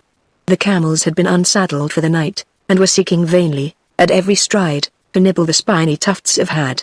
The black and polished sides of the Tidifist mountains rose, almost vertically, above our heads. Already the blue smoke of the fire on which Bujma was cooking dinner rose through the motionless air, not a sound, not a breath. The smoke mounted straight and slowly up the pale steps of the firmament. Have you ever heard of the Atlas of Christianity? Asked Mohange. I think so. Isn't it a geographical work published by the Benedictines under the direction of a certain Dom Granger? Your memory is correct, said Mohange. Even so, let me explain a little more fully some of the things you have not had as much reason as I to interest yourself in. The Atlas of Christianity proposes to establish the boundaries of that great tide of Christianity through all the ages, and for all parts of the globe. An undertaking worthy of the Benedictine learning, worthy of such a prodigy of erudition as Dom Granger himself. And it is these boundaries that you have come to determine here, no doubt, I murmured. Just so, replied my companion. He was silent, and I respected his silence, prepared by now to be astonished at nothing. It is not possible to give confidences by halves, without being ridiculous. He continued after several minutes of meditation, speaking gravely, in a voice which held no suggestion of that flashing humor which had a month before enchanted the young officers at Warbler. I have begun on mine. I will tell you everything. Trust my discretion, however, and do not insist upon certain events of my private life. If, 4 years ago, at the close of these events, I resolved to enter a monastery, it does not concern you to know my reasons. I can marvel at it myself. The passage in my life of a being absolutely devoid of interest should have sufficed to change the current of that life. I can marvel that a creature whose sole merit was her beauty should have been permitted by the Creator to swing my destiny to such an unforeseen direction. The monastery at whose doors I knocked had the most valid reasons for doubting the stability of my vocation. What the world loses in such fashion it often calls back as readily. In short, I cannot blame the further abbot for having forbidden me to apply for my army discharge. By his instructions, I asked for, and obtained, permission to be placed on the inactive list for 3 years. At the end of those 3 years of consecration it would be seen whether the world was definitely dead to your servant. The first day of my arrival at the cloister I was assigned to Dom Granger, and placed by him at work on the Atlas of Christianity. A brief examination decided him as to what kind of service I was best fitted to render. This is how I came to enter the studio devoted to the cartography of Northern Africa. I did not know one word of Arabic, but it happened that in garrison at Lyon I had taken at the Faculté des Lettres, a course with Benoit, a very erudite geographer no doubt, but obsessed by one idea, the influence the Greek and Roman civilizations had exercised on Africa. This detail of my life was enough for Dom Granger. He provided me straightway with Borba vocabularies by Venture, by de la Porte, by Brosselard, with the grammatical sketch of the Timahac by Stanley Fleeman, and the Essai de Grammaire de la Langue Timacac by Major Hanata. At the end of 3 months I was able to decipher any inscriptions in Taifina. You know that Taifina is the national writing of the Taark. The expression of this Timakak language, which seems to us the most curious protest of the Targui race against its Mohammedan enemies, Dom Granger, in fact, believed that the Ta'arg are Christians, dating from a period which it was necessary to ascertain, but which coincided no doubt with the splendor of the Church of Hippon. Even better than I, you know that the cross is within the symbol of fate and decoration. Duvairia has claimed that it figures in their alphabet, on their arms, among the designs of their clothes. The only tattooing that they wear on the forehead, on the back of the hand, is a cross with 4 equal branches. The pommels of their saddles, the handles of their sabers, of their poignards, are cross-shaped. And is it necessary to remind you that, although Islam forbids bells as a sign of Christianity, the harness of Ta'arg camels are trimmed with bells? Neither Dom Granger nor I attach an exaggerated importance to such proofs, which resemble too much those which make such a display in the genius of Christianity. But it is indeed impossible to refuse all credence to certain theological arguments. Ammonai, the god of the Ta'arg, unquestionably the Adonai of the Bible, is unique. They have a hell, Timsi Tanalakaft, the last fire, where reigns are Lucifer. Their paradise, where they are rewarded for good deeds, is inhabited by Angelus, our angels.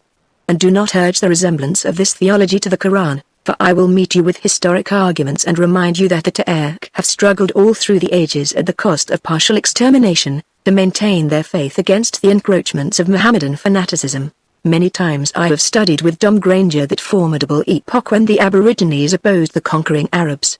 With him I have seen how the army of Sidi Okba, one of the companions of the Prophet, invaded this desert to reduce the Ta'arg tribes and impose on them Mussulman rules.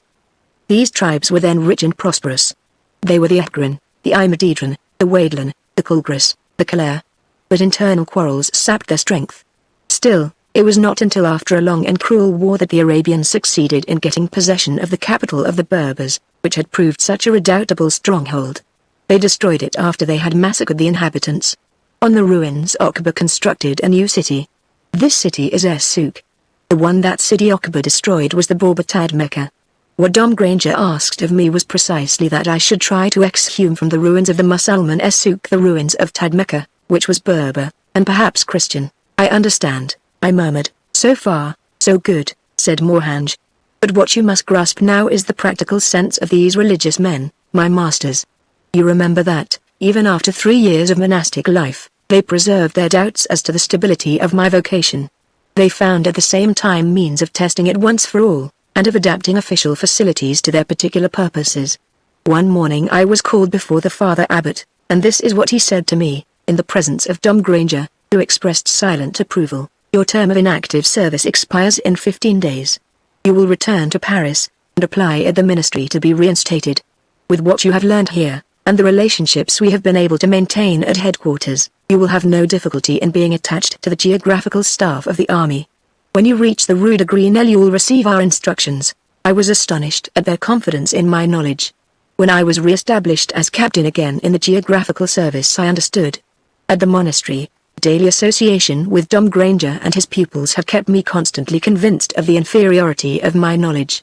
When I came in contact with my military brethren I realized the superiority of the instruction I had received. I did not have to concern myself with the details of my mission. The ministries invited me to undertake it. My initiative asserted itself on only one occasion. When I learned that you were going to leave Wargla on the present expedition, having reason to distrust my practical qualifications as an explorer, I did my best to retard your departure, so that I might join you. I hope that you have forgiven me by now. The light in the west was fading, where the sun had already sunk into a matchless luxury of violet draperies. We were alone in this immensity, at the feet of the rigid black rocks. Nothing but ourselves. Nothing but ourselves. I held out my hand to Morhanj, and he pressed it. Then he said, if they still seem infinitely long to me, the several thousand kilometers which separate me from the instant when, my task accomplished, I shall at last find oblivion in the cloister for the things for which I was not made, let me tell you this the several hundred kilometers which still separate us from Sheikh Salah seem to me infinitely short to traverse in your company. On the pale water of the little pool, motionless and fixed like a silver nail, a star had just been born. Sheikh Salah, I murmured, my heart full of an indefinable sadness. Patience, we are not there yet. In truth, we never were to be there. Chapter 5 The Inscription. With a blow of the tip of his cane Morhanj knocked a fragment of rock from the black flank of the mountain. What is it? He asked, holding it out to me. A basaltic peridot, I said. It can't be very interesting. You barely glanced at it. It is very interesting, on the contrary. But, for the moment, I admit that I am otherwise preoccupied. How? Look this way a bit, I said, showing towards the west, on the horizon, a black spot across the white plain. It was 6 o'clock in the morning. The sun had risen. But it could not be found in the surprisingly polished turf. And not a breath of air, not a breath. Suddenly one of the camels called. An enormous antelope had just come in sight, and had stopped in its flight, terrified, racing the wall of rock. It stayed there at a little distance from us, dazed, trembling on its slender legs. Ujma had rejoined us. When the legs of the moha tremble, it is because the firmament is shaken, he muttered. A storm? Yes, a storm. And you find that alarming? I did not answer immediately. I was exchanging several brief words with Bujma, who was occupied in soothing the camels which were giving signs of being restive. Morhanj repeated his question. I shrugged my shoulders. Alarming? I don't know. I have never seen a storm on the Hogger. But I distrust it. And the signs are that this is going to be a big one. See there already, a slight dust had risen before the cliff. In the still air a few grains of sand had begun to whirl round and round, with a speed which increased to dizziness, giving us in advance the spectacle in miniature of what would soon be breaking upon us. With harsh cries a flock of wild geese appeared, flying low. They came out of the west. They are fleeing towards the Sebkadamangha, said Bujma. There could be no greater mistake, I thought. Morhanj looked at me curiously. What must we do? He asked. Mount our camels immediately, before they are completely demoralized, and hurry to find shelter in some high places. Take account of our situation. It is easy to follow the bed of a stream. But within a quarter of an hour perhaps the storm will have burst. Within a half hour a perfect torrent will be rushing here. On this soil, which is almost impermeable, rain will roll like a pail of water thrown on a bituminous pavement. No depth, all height. Look at this, and I showed him, a dozen meters high, long hollow gouges, marks of former erosions on the rocky wall. In an hour the waters will reach that height. Those are the marks of the last inundation. Let us get started. There is not an instant to lose. All right, Morhanj replied tranquilly. We had the greatest difficulty to make the camels kneel. When we had thrown ourselves into the saddle they started off at a pace which their terror rendered more and more disorderly. Of a sudden the wind began, a formidable wind, and, almost at the same time the light was eclipsed in the ravine. Above our heads the sky had become, in the flash of an eye, darker than the walls of the canyon which we were descending at a breathless pace. A path, a stairway in the wall, I screamed against the wind to my companions. If we don't find one in a minute we are lost. They did not hear me, but, turning in my saddle, I saw that they had lost no distance, Morhanj following me, and Bujma in the rear driving the two baggage camels masterfully before him. A blinding streak of lightning rent the obscurity. A peal of thunder, re-echoed to infinity by the rocky wall, rang out, and immediately great tepid drops began to fall. In an instant, our burnouses, which had been blown out behind by the speed with which we were traveling, were stuck tight to our streaming bodies. Saved! I exclaimed suddenly. Abruptly on our right a crevice opened in the midst of the wall. It was the almost perpendicular bed of a stream, an affluent of the one we had had the unfortunate idea of following that morning. Already a veritable torrent was gushing over it with a fine uproar. I have never better appreciated the incomparable sure-footedness of camels in the most precipitate places. Bracing themselves, stretching out their great legs, balancing themselves among the rocks that were beginning to be swept loose, our camels accomplished at that moment what the mules of the Pyrenees might have failed in. After several moments of superhuman effort we found ourselves at last out of danger, on a kind of basaltic terrace, elevated some 50 meters above the channel of the stream we had just left. Luck was with us, a little grotto opened out behind. Ujma succeeded in sheltering the camels there. From its threshold we had leisure to contemplate in silence the prodigious spectacle spread out before us. You have, I believe, been at the camp of Chillons for artillery drills. You have seen when the shell bursts how the chalky soil of the Marne effervesces like the inkwells at school, when we used to throw a piece of calcium carbonate into them. Well, it was almost like that, but in the midst of the desert, in the midst of obscurity. The white waters rushed into the depths of the black hole, and rose towards the pedestal on which we stood. And there was the uninterrupted noise of thunder, and still louder, the sound of whole walls of rock, undermined by the flood, collapsing in a heap and dissolving in a few seconds of time in the midst of the rising water. All the time that this deluge lasted, 1 hour, perhaps 2, Morhanj and I stayed bending over this fantastic foaming vat, anxious to see, To see everything, to see in spite of everything, rejoicing with a kind of ineffable horror when we felt the shelf of basalt on which we had taken refuge swaying beneath us from the battering impact of the water. I believe that never for an instant did we think, so beautiful it was, of wishing for the end of that gigantic nightmare. Finally a ray of the sun shone through. Only then did we look at each other. Mohanj held out his hand. "Thank you," he said simply, and he added with a smile. "To be drowned in the very middle of the Sahara would have been pretentious and ridiculous. You have saved us, thanks to your power of decision, from this very paradoxical end." Ah, but he had been thrown by a misstep of his camel and rolled to his death in the midst of the flood. Then what followed would never have happened. That is the thought that comes to me in hours of weakness. But I have told you that I pull myself out of it quickly. No, no, I do not regret it. I cannot regret it, but what happened did happen. Mohanj left me to go into the little grotto, where Bajma's camels were now resting comfortably. I stayed alone, watching the torrent which was continuously rising with the impetuous inrush of its unbridled tributaries. It had stopped raining. The sun shone from a sky that had renewed its blueness. I could feel the clothes that had a moment before been drenching, drying upon me incredibly fast. A hand was placed on my shoulder. Mohanj was again beside me. "Come here," he said, somewhat surprised. I followed him. We went into the grotto. The opening, which was big enough to admit the camels, made it fairly light. Mohanj led me up to the smooth face of rock opposite. "Look," he said, with unconcealed joy. "What of it? Don't you see?" "I see that there are several Taerg inscriptions," I answered, with some disappointment. "But I thought I had told you that I read Typhina writing very badly. Are these writings more interesting than the others we have come upon before?" "Look at this one," said Mohanj. There was such an accent of triumph in his tone that this time I concentrated my attention. I looked again. The characters of the inscription were arranged in the form of a cross. It plays such an important part in this adventure that I cannot forego retracing it for you. It was designed with great regularity, and the characters were cut deep into the rock. Although I knew so little of rock inscriptions at that time, I had no difficulty in recognizing the antiquity of this one. Mohanj became more and more radiant as he regarded it. I looked at him questioningly. "Well, what have you to say now?"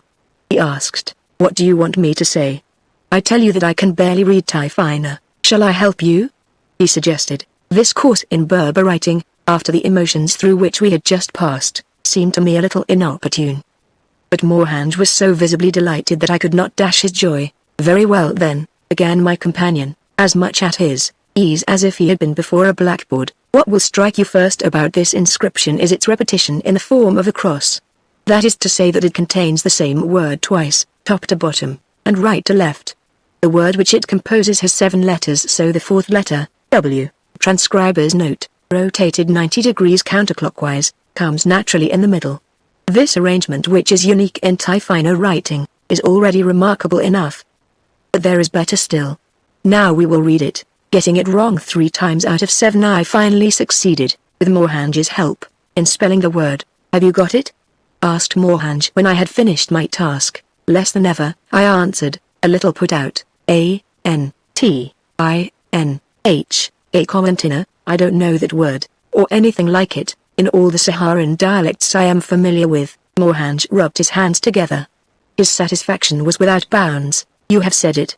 That is why the discovery is unique. Why, there is really nothing, either in Berber or in Arabian, analogous to this word. Then, my dear friend, we are in the presence of a foreign word, translated into Typhina, and this word belongs, according to your theory, to what language? You must realize that the letter E does not exist in the Typhina alphabet. It has here been replaced by the phonetic sign which is nearest to it, H. Restore E to the place which belongs to it in the word, and you have Antinah, precisely. We find ourselves before a Greek vocable reproduced in Typhina. And I think that now you will agree with me that my find has a certain interest. That day we had no more conferences upon texts. A loud cry, anguished, terrifying, rang out. We rushed out to find a strange spectacle awaiting us. Although the sky had cleared again, a torrent of yellow water was still foaming and no one could predict when it would fall. In midstream, struggling desperately in the current, was an extraordinary mass, grey and soft and swaying, but what at the first glance overwhelmed us with astonishment was to see Bajma, usually so calm, at this moment apparently beside himself with frenzy, bounding through the gullies and over the rocks of the ledge, in full pursuit of the shipwreck. Of a sudden I seized Mohanj by the arm. The greyish thing was alive. A pitiful long neck emerged from it with the heart-rending cry of a beast in despair. "The fool," I cried, "he has let one of our beasts get loose, and the stream is carrying it away." "You are mistaken," said Morhanj. "Our camels are all in the cave. The one Bujma is running after is not ours." And the cry of anguish we just heard, that was not Bujma either. Bujma is a brave camel who has at this moment only one idea, to appropriate the intestate capital represented by this camel in the stream. Who gave that cry, then? Let us try, if you like, to explore up this stream that our guide is descending at such a rate. And without waiting for my answer he had already set out through the recently washed gullies of the rocky bank. At that moment it can be truly said that Morhanj went to meet his destiny. I followed him. We had the greatest difficulty in proceeding 200 or 300 meters. Finally we saw at our feet a little rushing brook where the water was falling a trifle. "See there?" said Morhanj. A blackish bundle was balancing on the waves of the creek. When we had come up even with it we saw that it was a man in the long dark blue robes of the Ta'ark. "Give me your hand," said Morhanj, "and brace yourself against a rock, hard." He was very, very strong.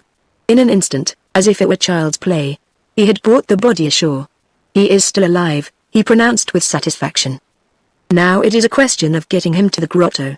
This is no place to resuscitate a drowned man." He raised the body in his powerful arms. It is astonishing how little he weighs for a man of his height. By the time we had retraced the way to the grotto the man's cotton clothes were almost dry.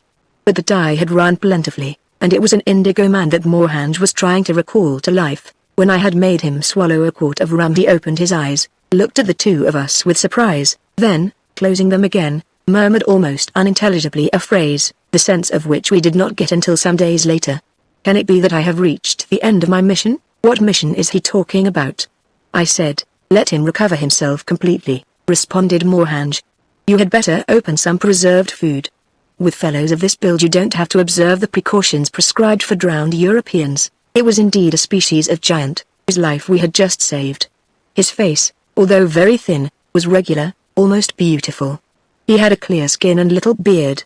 His hair, already white, showed him to be a man of 60 years. When I placed a tin of corned beef before him a light of voracious joy came into his eyes. The tin contained an allowance for 4 persons. It was empty in a flash. "Behold," said Morhanj, "a robust appetite. Now we can put our questions without scruple." Already the Targa had placed over his forehead and face the blue veil prescribed by the ritual. He must have been completely famished not to have performed this indispensable formality sooner. There was nothing visible now but the eyes, watching us with a light that grew steadily more somber. "French officers," he murmured at last, and he took Morhanj's hand, and having placed it against his breast, carried it to his lips. Suddenly an expression of anxiety passed over his face. "And my memory?" he asked. I explained that our guide was then employed in trying to save his beast. He in turn told us how it had stumbled, and fallen into the current, and he himself, in trying to save it, had been knocked over. His forehead had struck a rock. He had cried out. After that he remembered nothing more. "What is your name?"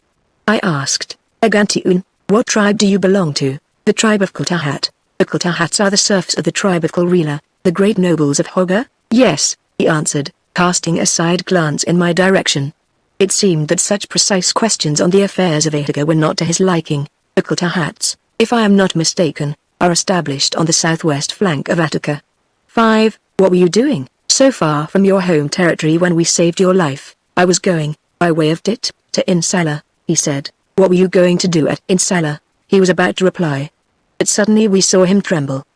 His eyes were fixed on a point of the cavern. We looked to see what it was. He had just seen the rock inscription which had so delighted Morhanj an hour before. "Do you know that?" Morhanj asked him with keen curiosity. The Targa did not speak a word but his eyes had a strange light. "Do you know that?" insisted Morhanj, and he added. "Antinia, Antinia," repeated the man, and he was silent. "Why don't you answer the captain?" I called out, with a strange feeling of rage sweeping over me. The Targui looked at me. I thought that he was going to speak. But his eyes became suddenly hard.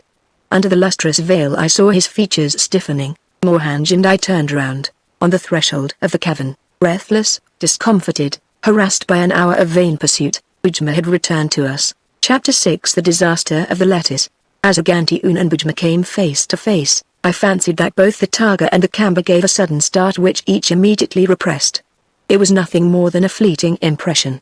Nevertheless, it was enough to make me resolve that as soon as I was alone with our guide, I would question him closely concerning our new companion. The beginning of the day had been wearisome enough. We decided, therefore, to spend the rest of it there, and even to pass the night in the cave, waiting till the flood had completely subsided. In the morning, when I was marking our day's march upon the map, Moorhange came toward me. I noticed that his manner was somewhat restrained. In 3 days, we shall be at Shiksala, I said to him. Perhaps by the evening of the second day, badly as the camels go. Perhaps we shall separate before then, he muttered. How so? You see, I have changed my itinerary a little. I have given up the idea of going straight to Timissau. First I should like to make a little excursion into the interior of the Arhaga range. I frowned. What is this new idea? As I spoke I looked about for Atlantida, whom I had seen in conversation with Moorhange the previous evening and several minutes before.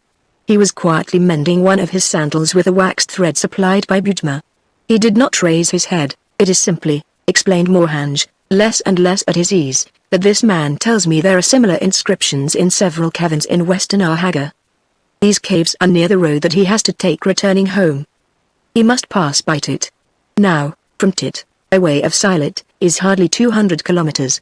It is a quasi-classic Route 6, as short again as the one that I shall have to take alone, after I leave you, from Shiksala to Timissau. That is in part, you see, the reason which has made me decide to, in part? In very small part, I replied. But is your mind absolutely made up? It is, he answered me. When do you expect to leave me? Today.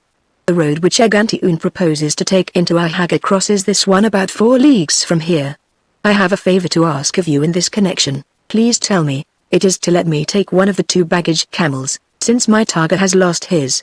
The camel which carries your baggage belongs to you as much as does your own Murray, I answered coldly. We stood there several minutes without speaking. Moorhange maintained an uneasy silence. I was examining my map. All over it in greater or less degree, but particularly towards the south, the unexplored portions of Arhaga stood out as far too numerous white patches in the tan area of supposed mountains. I finally said, you give me your word that when you have seen these famous grottos, you will make straight for Timissau by Tit and Silet? He looked at me uncomprehendingly. Why do you ask that? Because, if you promise me that provided, of course, that my company is not unwelcome to you, I will go with you. Either way, I shall have 200 kilometers to go. I shall strike for Shiksala from the south, instead of from the west. That is the only difference. Moorhange looked at me with emotion. Why do you do this? He murmured. My dear fellow, I said. It was the first time that I had addressed Moorhange in this familiar way. My dear fellow, I have a sense which becomes marvelously acute in the desert, the sense of danger. I gave you a slight proof of it yesterday morning, at the coming of the storm. With all your knowledge of rock inscriptions, you seem to me to have no very exact idea of what kind of place Arhaga is, nor what may be in store for you there. On that account, I should be just as well pleased not to let you run sure risks alone. I have a guide, he said with his adorable naivete. Atlantida, in the same squatting position, kept on patching his old slipper. I took a step toward him. You heard what I said to the captain? Yes, the target answered calmly. I am going with him. We leave you at Tit, to which place you must bring us. Where is the place you proposed to show the captain? I did not propose to show it to him, it was his own idea, said the target coldly. The grottos with the inscriptions are 3 days' march southward in the mountains. At first, the road is rather rough. But farther on, it turns, and you gain Timissau very easily. There are good wells where the Teaitoks, who are friendly to the French, come to water their camels, and you know the road well? He shrugged his shoulders. His eyes had a scornful smile. I have taken it 20 times, he said. In that case, let's get started. We rode for 2 hours. I did not exchange a word with Moorhange. I had a clear intuition of the folly we were committing in risking ourselves so unconcernedly in that least known and most dangerous part of the Sahara. Every blow which had been struck in the last 20 years to undermine the French advance had come from this redoubtable Arhaga. But what of it? It was of my own will that I had joined in this mad scheme. No need of going over it again. What was the use of spoiling my action by a continual exhibition of disapproval? And, furthermore, I may as well admit that I rather liked the turn that our trip was beginning to take. I had, at that instant, a sensation of journeying towards something incredible, towards some tremendous adventure. You do not live with impunity for months and years as a guest of the desert. Sooner or later, It has its way with you, annihilates the good officer, the timid executive, overthrows his solicitude for his responsibilities. What is there behind those mysterious rocks, those dim solitudes, which have held at bay the most illustrious pursuers of mystery? You follow, I tell you, you follow. Are you sure at least that this inscription is interesting enough to justify us in our undertaking? I asked Morhange. My companion started with pleasure. Ever since we began our journey I had realized his fear that I was coming along half-heartedly. As soon as I offered him a chance to convince me, his scruples vanished, and his triumph seemed assured to him. Never, he answered, in a voice that he tried to control, but through which the enthusiasm rang out. Never has a Greek inscription been found so far south. The farthest points where they have been reported are in the south of Algeria and Cyrene. But in Ahaga. Think of it. It is true that this one is translated into Typhina. But this peculiarity does not diminish the interest of the coincidence, it increases it. What do you take to be the meaning of this word? Antinia can only be a proper name, said Morhange. To whom does it refer? I admit I don't know, and if at this very moment I am marching toward the south, dragging you along with me, it is because I count on learning more about it. Its etymology? It hasn't one definitely, but there are 30 possibilities. Bear in mind that the Typhina alphabet is far from tallying with the Greek alphabet, which increases the number of hypotheses. Shall I suggest several? I was just about to ask you to. To begin with, there is Evil and Vows, the woman who is placed opposite a vessel, an explanation which would have been pleasing to Gaffel and to my venerated master Beliau. That would apply well enough to the figureheads of ships. There is a technical term that I cannot recall at this moment, not if you beat me 100 times over. 7.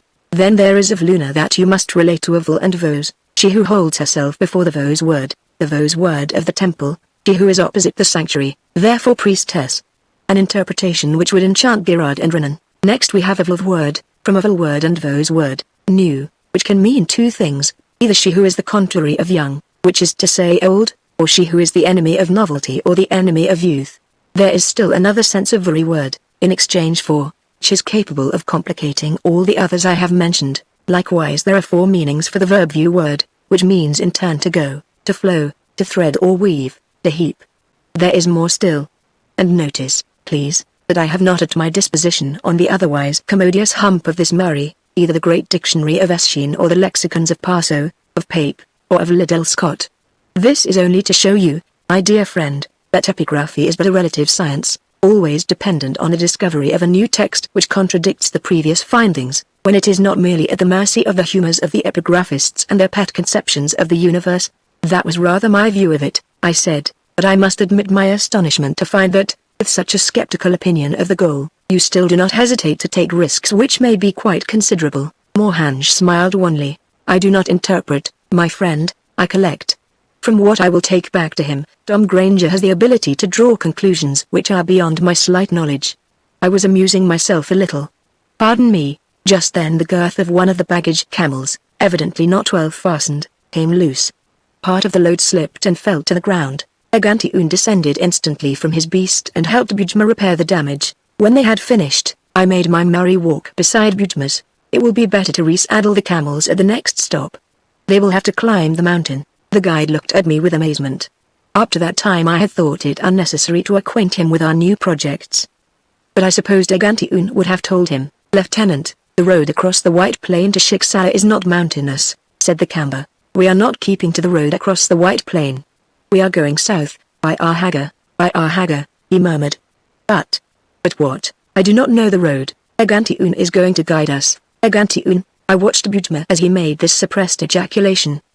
His eyes were fixed on the Targa with a mixture of stupor and fright. Agantiun's camel was a dozen yards ahead of us, side by side with Morhange's. The two men were talking. I realized that Morhange must be conversing with Agantiun about the famous inscriptions. But we were not so far behind that they could not have overheard our words. Again I looked at my guide. I saw that he was pale. What is it, Bujma?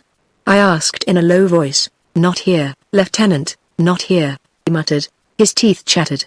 He added in a whisper. Not here. This evening, when we stop, when he turns to the east to pray, when the sun goes down. Then, call me to you.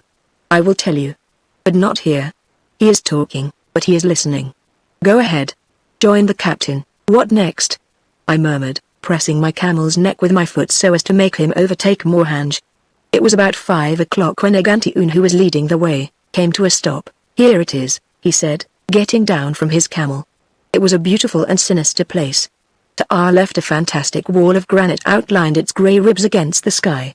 This wall was pierced, from top to bottom, by a winding corridor about 1,000 feet high and scarcely wide enough in places to allow 3 camels to walk abreast. "Here it is," repeated the Targa, to the west, straight behind us.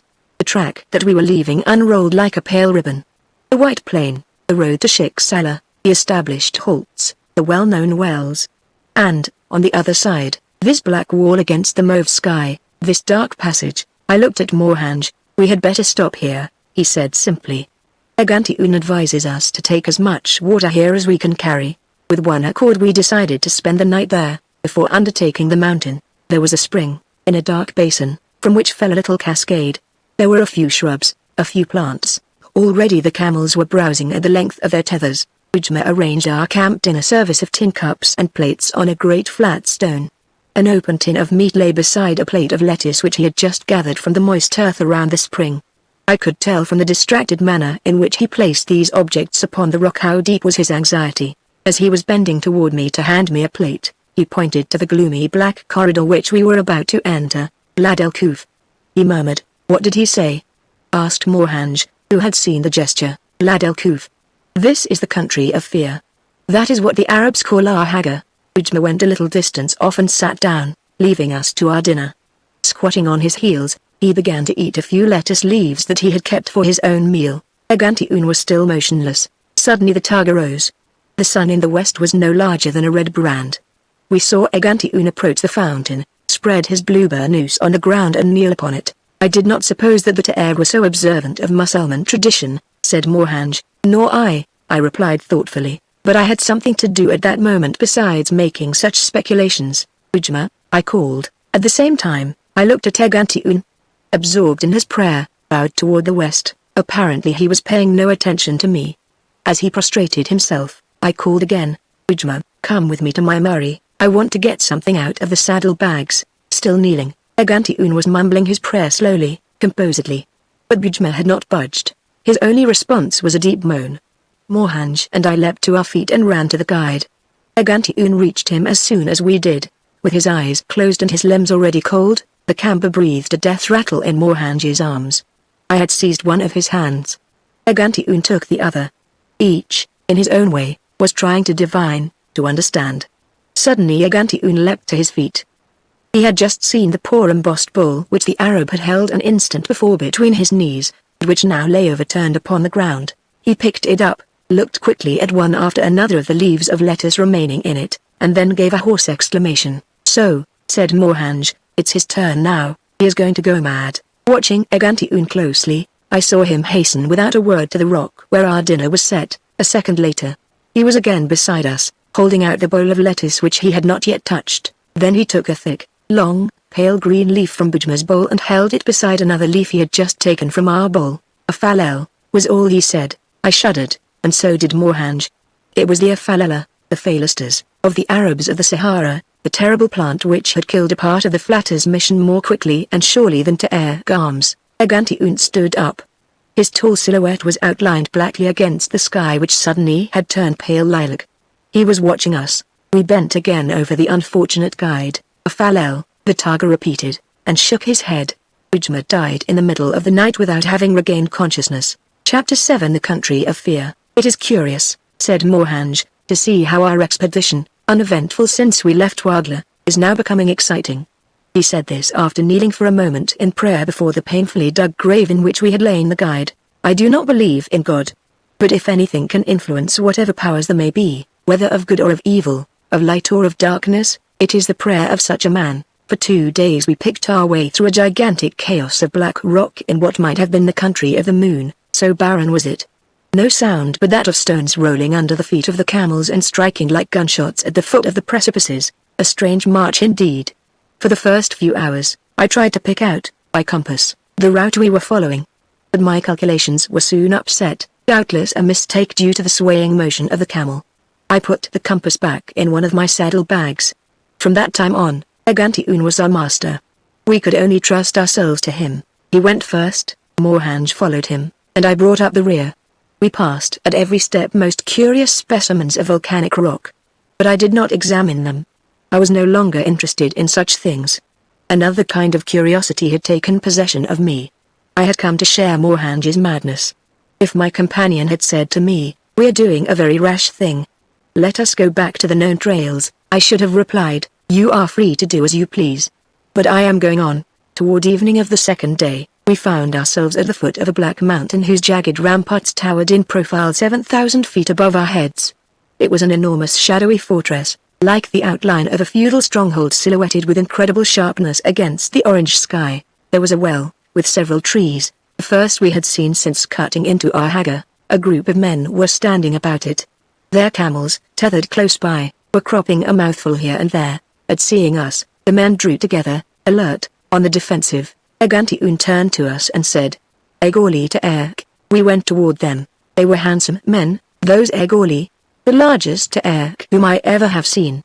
With unexpected swiftness they drew aside from the well, leaving it to us. Agantiun spoke a few words to them. They looked at Mohanj and me with a curiosity bordering on fear. But at any rate, with respect, I drew several little presents from my saddlebags and was astonished at the reserve of the chief, who refused them. He seemed afraid even of my glance. When they had gone, I expressed my astonishment at this shyness for which my previous experiences with the tribes of the Sahara had not prepared me. They spoke with respect, even with fear, I said to Agantiun. And yet the tribe of the Egoli is noble. And that of the Kultahats, to which you tell me you belong, is a slave tribe. A smile lighted the dark eyes of Agantiun. "It is true," he said. "Well then," I told them that we three, the captain, you and I, were bound for the mountain of the evil spirits. With a gesture, he indicated the black mountain. "They are afraid. All the Ta'er of Hagar are afraid of the mountain of the evil spirits. You saw how they were up and off at the very mention of its name. It is to the mountain of the evil spirits that you are taking us?" queried Mohanj. "Yes," replied the Taga, "that is where the inscriptions are that I told you about. You did not mention that detail to us. Why should I? The Ta'er are afraid of the Elin, spirits with horns and tails, covered with hair, who make the cattle sicken and die and cast spells over men. But I know well that the Christians are not afraid and even laugh at the fears of the Ta'er. And you?" I asked.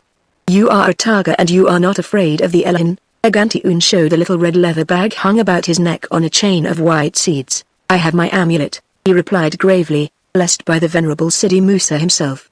"And then I am with you. You saved my life. You have desired to see the inscriptions.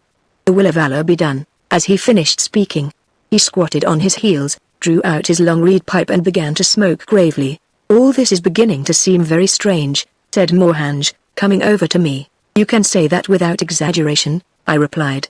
"You remember as well as I the passage in which Barth tells of his expedition to the Idine, the mountain of the evil spirits of the Azdjataerk. The region had so evil a reputation that no Taga would go with him. But he got back." "Yes, he got back," replied my comrade, "but only after he had been lost. Without water or food, he came so near dying of hunger and thirst that he had to open a vein and drink his own blood. The prospect is not particularly attractive." I shrugged my shoulders. After all, it was not my fault that we were there. Mohanj understood my gesture and thought it necessary to make excuses. "I should be curious," he went on with rather forced gaiety, "to meet these spirits and substantiate the facts of Pomponius Mela who knew them and locates them. In fact, in the mountain of the Ta'er. He calls them Ijapans, Blemines, Gamfarsants, Satyrs. The Gamfarsants, he says, are naked. The Blemines have no head, their faces are placed on their chests. The Satyrs have nothing like men except faces. The Ijapans are made as is commonly described. Satyrs, Ijapans. Isn't it very strange to find Greek names given to the barbarian spirits of this region? Believe me, we are on a curious trail. I am sure that Antinia will be our key to remarkable discoveries." "Listen," I said, laying a finger on my lips. Strange sounds rose from about us as the evening advanced with great strides.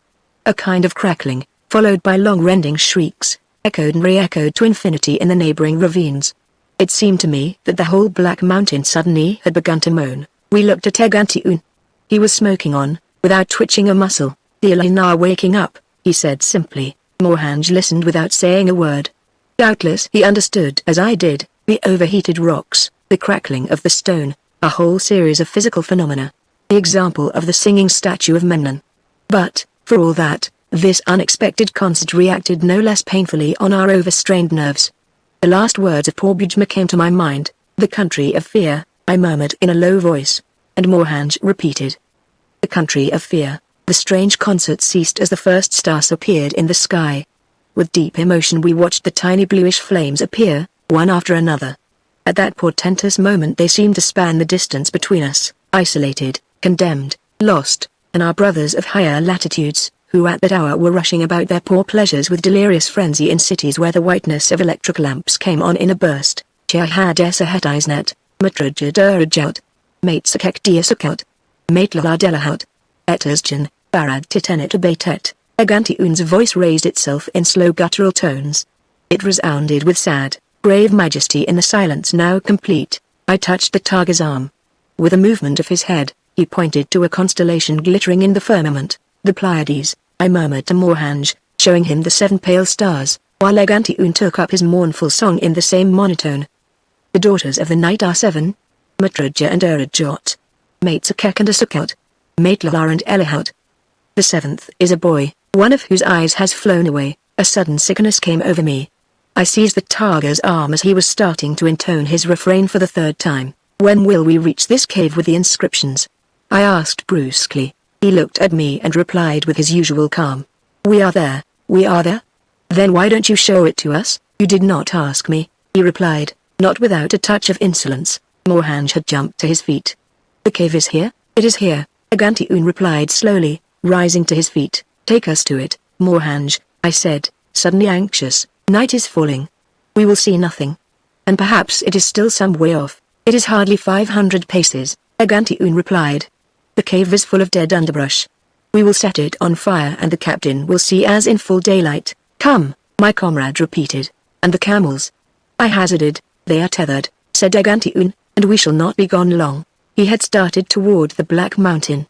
Morhanj, trembling with excitement, followed. I followed, too, the victim of profound uneasiness. My pulses throbbed. I am not afraid, I kept repeating to myself. I swear that this is not fear. And really it was not fear. Yet, what a strange dizziness. There was a mist over my eyes. My ears buzzed. Again I heard Agantiun's voice, but multiplied, immense, and at the same time, very low. The daughters of the night are 7. It seemed to me that the voice of the mountain, re-echoing, repeated that sinister last line to infinity. And the 7th is a boy, one of whose eyes has flown away. Here it is, said the Targa. A black hole in the wall opened up. Bending over, Agantiun entered. We followed him. The darkness closed around us, a yellow flame. Agantiun had struck his flint. He set fire to a pile of brush near the surface. At first we could see nothing. The smoke blinded us. Agantiun stayed at one side of the opening of the cave. He was seated and, more inscrutable than ever, had begun again to blow great puffs of grey smoke from his pipe. The burning brush cast a flickering light. I caught a glimpse of Morhanj. He seemed very pale. With both hands braced against the wall, he was working to decipher a mass of signs which I could scarcely distinguish. Nevertheless, I thought I could see his hands trembling. The devil, I thought, finding it more and more difficult to coordinate my thoughts. He seems to be as unstrung as I. I heard him call out to Agantiun in what seemed to me a loud voice. Stand to one side. Let the air in. What a smoke. He kept on working at the signs. Suddenly I heard him again, but with difficulty. It seemed as if even sounds were confused in the smoke, and tinier. At last. And tinier. But not cut in the rock. The marks traced in ochre. Not 10 years old, perhaps not 5.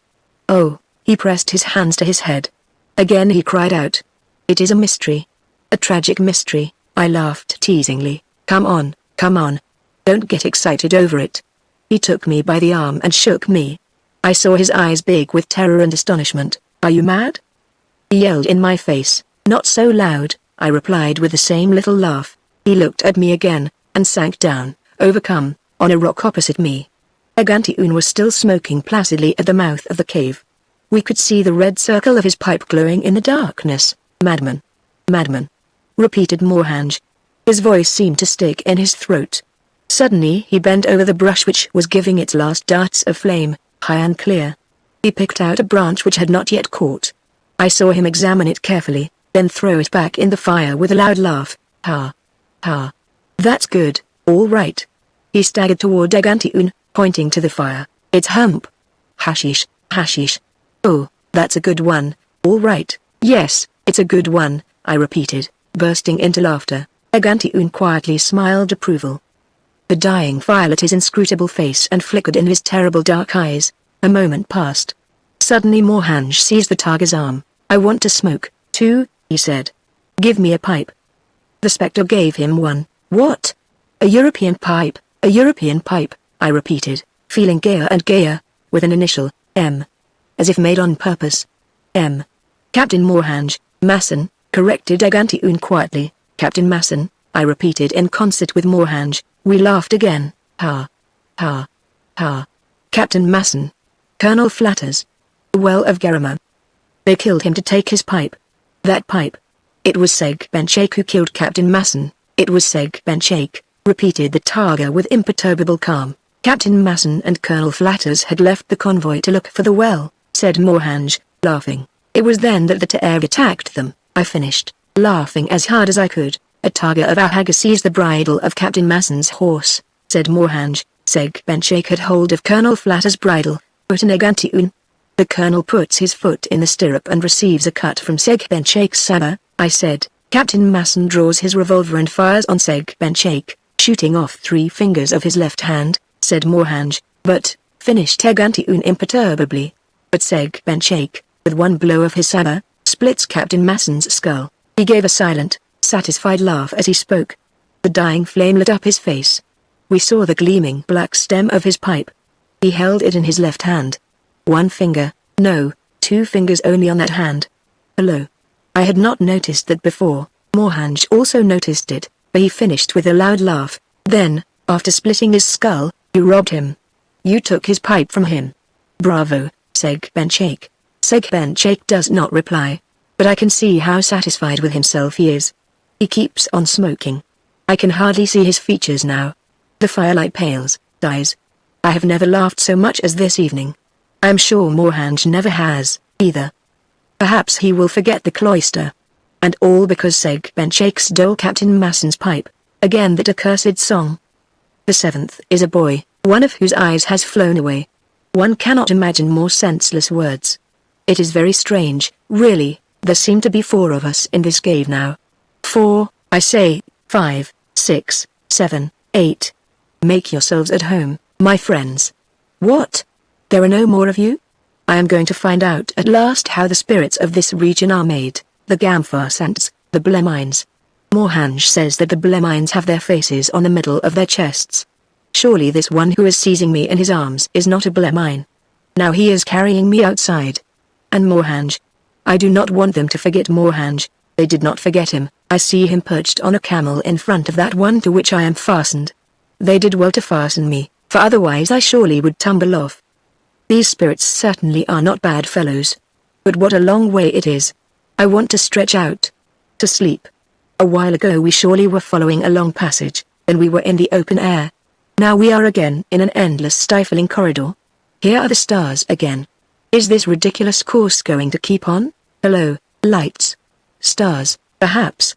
No, lights, I say. A stairway, on my word, of rocks, to be sure, but still, a stairway. How can the camels?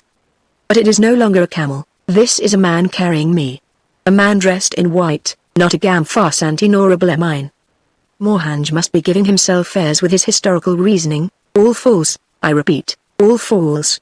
Good Mohanj. Provided that his Gamfarsanti does not let him fall on this unending stairway. Something glitters on the ceiling. Yes, it is a lamp, a copper lamp, as at Tunis, at Barbouchi's. Good, here again you cannot see anything. But I am making a fool of myself, I am lying down, now I can go to sleep. What a silly day. Gentlemen, I assure you that it is unnecessary to bind me, I do not want to go down on the boulevards. Darkness again. Steps of someone going away. Silence, but only for a moment. Someone is talking beside me. What are they saying? No, it is impossible. That metallic ring, that voice. Do you know what it is calling, that voice? Do you know what it is calling in the tones of someone used to the phrase? Well, it is calling. Play your cards, gentlemen, play your cards. There are 10,000 louis in the bank. Play your cards, gentlemen. In the name of God, am I or am I not at Ahaga? Chapter 8 Awakening at Ahaga. It was broad daylight when I opened my eyes. I thought at once of Morhange. I could not see him, but I heard him, close by, giving little grunts of surprise. I called to him. He ran to me. Then they didn't tie you up? I asked. I beg your pardon. They did. But they did it badly. I managed to get free. You might have untied me, too, I remarked crossly. What good would it have done? I should only have waked you up. And I thought that your first word would be to call me. There, that's done. I reeled as I tried to stand on my feet. Morhange smiled. We might have spent the whole night smoking and drinking and not been in a worse state, he said. Anyhow, that Egantiun with his hashish is a fine rascal, Seg Benchake, I corrected. I rubbed my hand over my forehead. Where are we, my dear boy? Morhange replied. Since I awakened from the extraordinary nightmare which is mixed up with the smoky cave and the lamp-lit stairway of the Arabian Nights, I have been going from surprise to surprise, from confusion to confusion. Just look around you. I rubbed my eyes and stared. Then I seized my friend's hand. Morhange, I begged, tell me if we are still dreaming. We were in a round room, perhaps 50 feet in diameter, and of about the same height, lighted by a great window opening on a sky of intense blue. Swallows flew back and forth, outside, giving quick, joyous cries. The floor, the incurving walls and the ceiling were of a kind of veined marble like porphyry, paneled with a strange metal, paler than gold, darker than silver, clouded just then by the early morning mist that came in through the window in great puffs. I staggered toward this window, drawn by the freshness of the breeze and the sunlight which was chasing away my dreams, and I leaned my elbows on the balustrade. I could not restrain a cry of delight. I was standing on a kind of balcony, cut into the flank of a mountain, overhanging an abyss.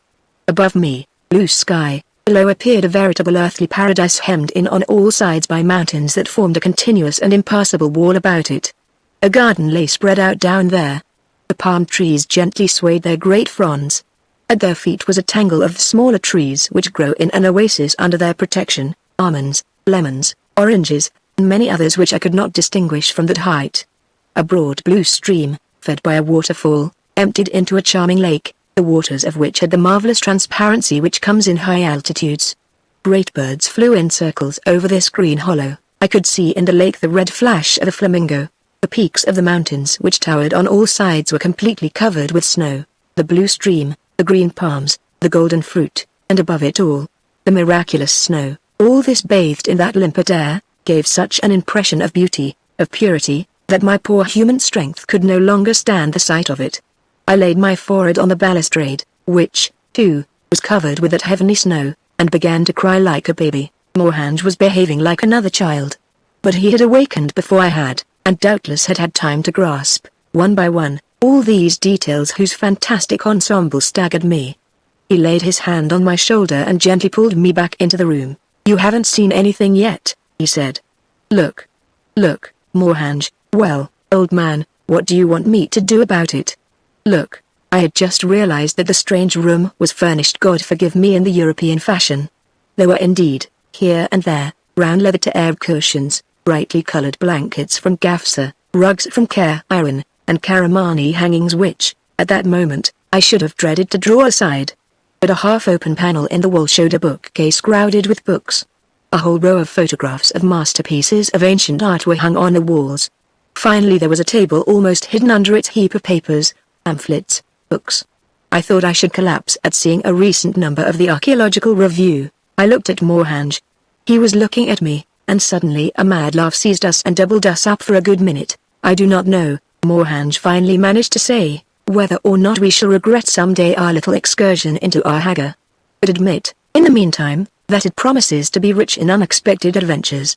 That unforgettable guide who puts us to sleep just to distract us from the unpleasantness of caravan life, and who lets me experience, in the best of good faith, the far-famed delights of hashish, that fantastic night ride, and, to cap the climax, this cave of a Nuadan who must have received the education of the Athenian Bursot at the French École Normale. All this is enough, on my word, to upset the wits of the best balanced. What do I think, my poor friend?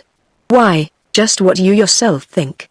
I don't understand it at all, not at all. What you politely call my learning is not worth a cent. And why shouldn't I be all mixed up? This living in caves amazes me. Pliny speaks of the natives living in caves. 7 days' march southwest of the country of the Amants, and 12 days to the westward of the great city. Herodotus says also that the Garamantas used to go out in their chariots to hunt the cave-dwelling Ethiopians. But here we are in our Hagar, in the midst of the Targa country, and the best authorities tell us that the Ta'eb never have been willing to live in caves. Duvairia is precise on that point. And what is this, I ask you, but a cave turned into a workroom, with pictures of the Venus de Medici and the Apollo Soroctone on the walls? I tell you that it is enough to drive you mad. And Morhange threw himself on a couch and began to roar with laughter again. See, I said, this is Latin. I had picked up several scattered papers from the work table in the middle of the room. Morhange took them from my hands and devoured them greedily. His face expressed unbounded stupefaction. Stranger and stranger, my boy. Someone here is composing, with much citation of texts, a dissertation on the Gorgon Islands, the Gorgonum in Salis. Medusa, according to him, was a Libyan savage who lived near Lake Triton, our present Chotmelra, and it is there that Perseus. Morhange's words choked in his throat. A sharp, shrill voice pierced the immense room. Gentlemen, I beg you, let my papers alone. I turned toward the newcomer. One of the Karamani curtains was drawn aside, and the most unexpected of persons came in. Resigned as we were to unexpected events, the improbability of this sight exceeded anything our imaginations could have devised. On the threshold stood a little bald-headed man with a pointed sallow face half hidden by an enormous pair of green spectacles and a pepper and salt beard. No shirt was visible, but an impressive broad red cravat. He wore white trousers. Red leather slippers furnished the only oriental suggestion of his costume. He wore, not without pride, the rosette of an officer of the Department of Education. He collected the papers which Morhange had dropped in his amazement, counted them, arranged them, then, casting a peevish glance at us, he struck a copper gong. The portiere was raised again. A huge white Targa entered. I seemed to recognize him as one of the genii of the cave. 8. Ferigi, angrily demanded the little officer of the Department of Education. Why were these gentlemen brought into the library? The Targa bowed respectfully. Segbenchake came back sooner than we expected, he replied, and last night the embalmers had not yet finished.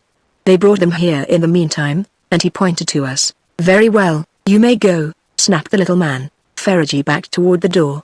On the threshold, he stopped and spoke again. I was to remind you, sir, that dinner is served, all right. Go along. And the little man seated himself at the desk and began to finger the papers feverishly. I do not know why, but a mad feeling of exasperation seized me. I walked toward him. Sir, I said, my friend and I do not know where we are nor who you are. We can see only that you are French, since you are wearing one of the highest honorary decorations of our country. You may have made the same observation on your part, I added, indicating the slender red ribbon which I wore on my vest. He looked at me in contemptuous surprise. Well, sir, the Negro who just went out pronounced the name of Segbenchake, the name of a brigand, a bandit, one of the assassins of Colonel Flatters. Are you acquainted with that detail, sir? The little man surveyed me coldly and shrugged his shoulders. Certainly. But what difference do you suppose that makes to me? What? I cried, beside myself with rage. Who are you, anyway, sir? Said the little old man with comical dignity, turning to Morhange. I call you to witness the strange manners of your companion. I am here in my own house and I do not allow. You must excuse my comrade, sir, said Morhange, stepping forward. He is not a man of letters, as you are. These young lieutenants are hot-headed, you know. And besides, you can understand why both of us are not as calm as might be desired. I was furious and on the point of disavowing these strangely humble words of Morhange. But a glance showed me that there was as much irony as surprise in his expression. I know indeed that most officers are brutes, grumbled the little old man. But that is no reason. I am only an officer myself, Morhange went on, in an even humbler tone, and if ever I have been sensible to the intellectual inferiority of that class, I assure you that it was now in glancing. I beg your pardon for having taken the liberty to do so in glancing over the learned pages which you devote to the passionate story of Medusa, according to Proclus of Carthage, cited by Paws in Ears. A laughable surprise spread over the features of the little old man. He hastily wiped his spectacles. What? He finally cried. It is indeed unfortunate, in this matter, Morhange continued imperturbably, that we are not in possession of the curious dissertation devoted to this burning question by Statius Sebosus, a work which we know only through Pliny and which, you know Statius Sebosus, and which, my master, the geographer Beliau, You knew Bliu, you were his pupil? Stammered the little man with the decoration. I have had that honor, replied Mohanj, very coldly, but, sir, then you have heard mentioned, you are familiar with the question. The problem of Atlantis? Indeed I am not unacquainted with the works of Lagn, Bloix, Arbois de Jubenville, said Mohanj frigidly. My God! The little man was going through extraordinary contortions. Sir Captain, how happy I am, how many excuses. Just then, the portiere was raised. Ferrigy appeared again. Sir, they want me to tell you that unless you come, they will begin without you. I am coming, I am coming. Say, Ferrigy, that we will be there in a moment. Why, sir, if I had foreseen. It is extraordinary. To find an officer who knows Procles of Carthage and Arbois de Jubenville. Again. But I must introduce myself. I am Ishain Lemesge, fellow of the university. Captain Mohanj, said my companion. I stepped forward in my turn. Lieutenant de Saint-Avit. It is a fact, sir, that I am very likely to confuse Arbois of Carthage with Procles de Jubenville. Later, I shall have to see about filling up those gaps. But just now, I should like to know where we are, if we are free, and if not, what occult power holds us. You have the appearance, sir, of being sufficiently at home in this house to be able to enlighten us upon this point, which I must confess, I weakly consider of the first importance. Lemesge looked at me. A rather malevolent smile twitched the corners of his mouth. He opened his lips. A gong sounded impatiently. In good time, gentlemen, I will tell you. I will explain everything. But now you see that we must hurry. It is time for lunch and our fellow diners will get tired of waiting. Our fellow diners? There are two of them, Lemesge explained. We three constitute the European personnel of the house, that is, the fixed personnel, he seemed to feel obliged to add, with his disquieting smile. Two strange fellows, gentlemen, with whom, doubtless, you will care to have as little to do as possible. One is a churchman, narrow-minded, though a Protestant. The other is a man of the world gone astray, an old fool. Pardon, I said, but it must have been he whom I heard last night. He was gambling, with you and the minister, doubtless? Lemesge made a gesture of offended dignity. The idea. With me, sir? It is with the Taird that he plays. He teaches them every game imaginable. There, that is he who is striking the gong to hurry us up. It is 9:30, and the Salle de Trente et Quarante opens at 10 o'clock. Let us hurry. I suppose that anyway you will not be averse to a little refreshment. Indeed we shall not refuse, Mohanj replied. We followed Lemesge along a long-winding corridor with frequent steps. The passage was dark. But at intervals rose-colored night lights and incense burners were placed in niches cut into the solid rock. The passionate oriental scents perfumed the darkness and contrasted strangely with the cold air of the snowy peaks. From time to time, a white dagger, mute and expressionless as a phantom, would pass us and we would hear the clatter of his slippers die away behind us. Lemesge stopped before a heavy door covered with the same pale metal which I had noticed on the walls of the library.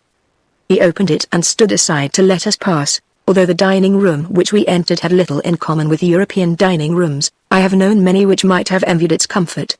Like the library, it was lighted by a great window. But I noticed that it had an outside exposure, while that of the library overlooked the garden in the center of the crown of mountains. No center table and none of those barbaric pieces of furniture that we call chairs. But a great number of buffet tables of gilded wood, like those of Venice, heavy hangings of dull and subdued colors, and cushions, to air Dionysian. In the center was a huge mat on which a feast was placed in finely woven baskets among silver pitchers and copper basins filled with perfumed water. The sight of it filled me with childish satisfaction. Lemesge stepped forward and introduced us to the two persons who already had taken their places on the mat. Mr. Sparge, he said, and by that simple phrase I understood how far our host placed himself above vain human titles. The Reverend Mr. Sparge, of Manchester, bowed reservedly and asked our permission to keep on his tall, wide-brimmed hat. He was a dry, cold man, tall and thin. He ate in pious sadness, enormously. Monsieur Bilowski, said Lemesge, introducing us to the second guest, Count Casimir Bilowski, hetman of Jitama. The latter corrected with perfect good humor as he stood up to shake hands. I felt at once a certain liking for the hetman of Jitama, who was a perfect example of an old beau. His chocolate-colored hair was parted in the center. Later I found out that the hetman dyed it with a concoction of kl. He had magnificent whiskers, also chocolate-colored, in the style of the Emperor Francis Joseph. His nose was undeniably a little red, but so fine, so aristocratic. His hands were marvelous. It took some thought to place the date of the style of the Count's costume. Bottle green with yellow facings, ornamented with a huge seal of silver and enamel. The recollection of a portrait of the Duc de Morny made me decide on 1860 or 1862, and the further chapters of this story will show that I was not far wrong. The Count made me sit down beside him. One of his first questions was to demand if I ever cut fives. 9, that depends on how I feel, I replied. Well said. I have not done so since 1866. I swore off. A row. The devil of a party. One day at Waleski's. I cut fives. Naturally I wasn't worrying any. The other had a 4. Idiot! Cried the little Baron de Chalks, who was laying staggering sums on my table. I held a bottle of champagne at his head. He ducked. It was Marshal Baylant who got the bottle. A scene. The matter was fixed up, 'cause we were both Freemasons. The Emperor made me promise not to cut fives again. I have kept my promise not to cut fives again. I have kept my promise. But there are moments when it is hard, he added in a voice steeped in melancholy. Try a little of this I Hager 1880. Excellent vintage. It is I, Lieutenant, who instructed these people in the uses of the juice of the vine. The vine of the palm trees is very good when it is properly fermented, but it gets insipid in the long run. It was powerful, that Hager 1880. We sipped it from large silver goblets. It was fresh as Rhine wine, dry as the wine of the Hermitage. And then, suddenly, it brought back recollections of the burning wines of Portugal. It seemed sweet, fruity, an admirable wine, I tell you. That wine crowned the most perfect of luncheons. There were few meats, to be sure, those few were remarkably seasoned. Profusion of cakes, pancakes served with honey, fragrant fritters, cheesecakes of sour milk and dates. And everywhere, in great enamel platters or wicker jars, fruit, masses of fruit, figs, dates, pistachios, jujubes, pomegranates, apricots, huge bunches of grapes, larger than those which bent the shoulders of the Hebrews in the land of Canaan, heavy watermelons cut in two, showing their moist, red pulp and their rows of black seeds. I had scarcely finished one of these beautiful iced fruits, when M. Lemesge rose. Gentlemen, if you are ready, he said to Morange and me. Get away from that old dotard as soon as you can, whispered the hetman of Jitama to me. The party of Trentiet Quaranty will begin soon. You shall see. You shall see. We go it even harder than at Cora Pearls, gentlemen, repeated M. Lemesge in his dry tone. We followed him. When the three of us were back again in the library, he said, addressing me. You, sir, asked a little while ago what occult power holds you here. Your manner was threatening, and I should have refused to comply had it not been for your friend, whose knowledge enables him to appreciate better than you the value of the revelations I am about to make to you. He touched a spring in the side of the wall. A cupboard appeared, stuffed with books. He took one. You are both of you, continued M. Lemesge, in the power of a woman. This woman, the Sultaness, the Queen, the absolute sovereign of our Hagar, is called Antonia. Don't start, M. Morange, you will soon understand. He opened the book and read this sentence. I must warn you before I take up the subject matter, do not be surprised to hear me call the barbarians by Greek names. What is that book? Stammered Morange, whose pallor terrified me. This book, M. Lemesge replied very slowly, weighing his words, with an extraordinary expression of triumph, is the greatest, the most beautiful, the most secret, of the dialogues of Plato. It is the Critias of Atlantis, the Critias. But it is unfinished, murmured Morange. It is unfinished in France, in Europe, everywhere else, said M. Lemesge, but it is finished here. Look for yourself at this copy. But what connection, repeated Morange, while his eyes travelled avidly over the pages, what connection can there be between this dialogue? Complete, yes, it seems to me complete. What connection with this woman, Antonia? Why should it be in her possession? Because, replied the little man imperturbably, this book is her patent of nobility, her almanach de Gotha, in a sense. Do you understand? Because it established her prodigious genealogy, because she is, repeated Morange, because she is the granddaughter of Neptune, the last descendant of the Atlantides. Chapter 9 Atlantis. M. Lemesge looked at Morange triumphantly. It was evident that he addressed himself exclusively to Morange, considering him alone worthy of his confidences. There have been many, sir, he said, both French and foreign officers who have been brought here at the caprice of our sovereign, Antonia. You are the first to be honored by my disclosures. But you were the pupil of Beliau, and I owe so much to the memory of that great man that it seems to me I may do him homage by imparting to one of his disciples the unique results of my private research." He struck the bell. Ferragi appeared. "Coffee for these gentlemen," ordered M. Lemesge. He handed us a box, gorgeously decorated in the most flaming colors, full of Egyptian cigarettes. "I never smoke," he explained. "But Antonia sometimes comes here. These are her cigarettes. Help yourselves, gentlemen. I have always had a horror of that pale tobacco which gives a barber of the Rue de la Michodière the illusion of oriental voluptuousness. But, in their way, these musk-scented cigarettes were not bad, and it was a long time since I had used up my stock of Caporal. Here are the back numbers of La Vie Parisienne," said M. Lemesge to me. "Amuse yourself with them, if you like, while I talk to your friend, sir," I replied brusquely. "It is true that I never studied with Beliou. Nevertheless, you must allow me to listen to your conversation. I shall hope to find something in it to amuse me." "As you wish," said the little old man. We settled ourselves comfortably. M. Lemesge sat down before the desk, shot his cuffs, and commenced as follows.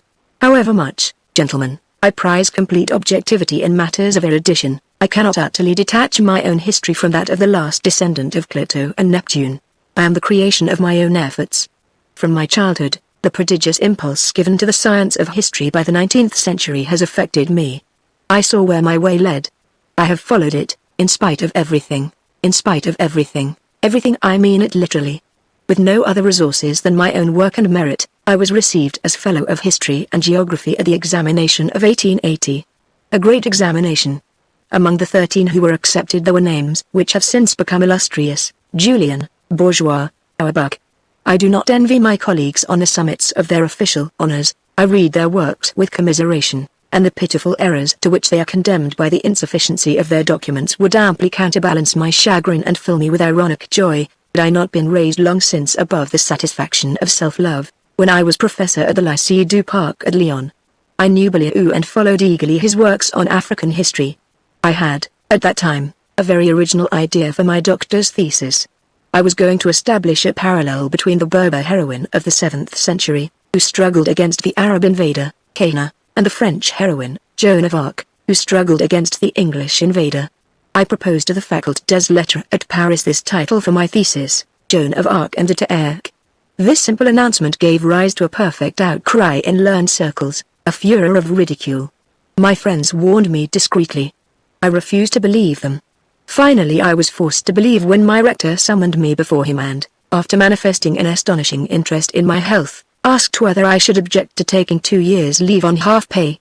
I refused indignantly. The rector did not insist, but 15 days later, a ministerial decree, with no other legal procedure, assigned me to one of the most insignificant and remote lycées of France, at Montana-de-Marsan. Realize my exasperation and you will excuse the excesses to which I delivered myself in that strange country. What is there to do in lands, if you neither eat nor drink? I did both violently. My pay melted away in foie gras, in woodcocks, in fine wines. The result came quickly enough. In less than a year my joints began to crack like the over-oiled axle of a bicycle that has gone a long way upon a dusty track. A sharp attack of gout nailed me to my bed. Fortunately, in that blessed country, the cure is in reach of the suffering. So I departed to Dax, at vacation time, to try the waters. I rented a room on the bank of the Adour, overlooking the Promenade des Bagnots. A charwoman took care of it for me. She worked also for an old gentleman, a retired examining magistrate, president of the Roger Ducas Society, which was a vague scientific backwater, in which the scholars of the neighborhood applied themselves with prodigious incompetence to the most whimsical subjects. One afternoon I stayed in my room on account of a very heavy rain. The good woman was energetically polishing the copper latch of my door. She used a paste called Tripoli, which she spread upon a paper and rubbed and rubbed. The peculiar appearance of the paper made me curious. I glanced at it. Great heavens! Where did you get this paper? She was perturbed. At my master's, he has lots of it. I tore this out of a notebook. Here are 10 francs. Go and get me the notebook. A quarter of an hour later, she was back with it. By good luck it lacked only 1 page, the one with which she had been polishing my door. This manuscript, this notebook, have you any idea what it was? Merely the voyage to Atlantis of the mythologist Denis de Milet, which is mentioned by Diodorus and the loss of which I had so often heard Beliou deplore. 10. This inestimable document contained numerous quotations from the Crishers. It gave an abstract of the illustrious dialogue, the sole existent copy of which you held in your hands a little while ago. It established past controversy the location of the stronghold of the Atlantides, and demonstrated that this site, which is denied by science, was not submerged by the waves, as is supposed by the rare and timorous defenders of the Atlantide hypothesis. He called it the Central Mysian Range. You know, there is no longer any doubt as to the identification of the Mysices of Herodotus with the people of Imashkak, the Teerk. But the manuscript of Dennis unquestionably identifies the historical Mysices with the Atlantides of the supposed legend. I learned, therefore, from Dennis, not only that the central part of Atlantis, cradle and home of the dynasty of Neptune, had not sunk in the disaster described by Plato as engulfing the rest of the Atlantide Isle, but also that it corresponded to the Teerk Haga, and that, in this Haga, at least in his time, the noble dynasty of Neptune was supposed to be still existent. The historians of Atlantis put the date of the cataclysm which destroyed all or part of that famous country at 9,000 years before Christ. If Dennis de Millet, who wrote scarcely 3,000 years ago, believed that in his time, the dynastic Ish of Neptune was still ruling its dominion, you will understand that I thought immediately what has lasted 9,000 years may last 11,000. From that instant I had only one aim, to find the possible descendants of the Atlantides, and, since I had many reasons for supposing them to be debased and ignorant of their original splendor, to inform them of their illustrious descent. You will easily understand that I imparted none of my intentions to my superiors at the university, to solicit their approval or even their permission, considering the attitude they had taken toward me, would have been almost certainly to invite confinement in a cell. So I raised what I could on my own account, and departed without trumpet or drummer or an. On the 1st of October I reached Insala. Stretched at my ease beneath the palm tree, at the oasis, I took infinite pleasure in considering how, that very day, the principal of Montana de Marsan, beside himself, struggling to control 20 horrible urchins howling before the door of an empty classroom, would be telegraphing wildly in all directions in search of his lost history professor. Lemest stopped and looked at us to mark his satisfaction. I admit that I forgot my dignity and I forgot the affectation he had steadily assumed of talking only to Mohanj. You will pardon me, sir, if your discourse interests me more than I had anticipated. But you know very well that I lack the fundamental instruction necessary to understand you. You speak of the dynasty of Neptune. What is this dynasty, from which, I believe, you trace the descent of Antinia? What is her role in the story of Atlantis? Lemest smiled with condescension, meantime winking at Mohanj with the eye nearest to him.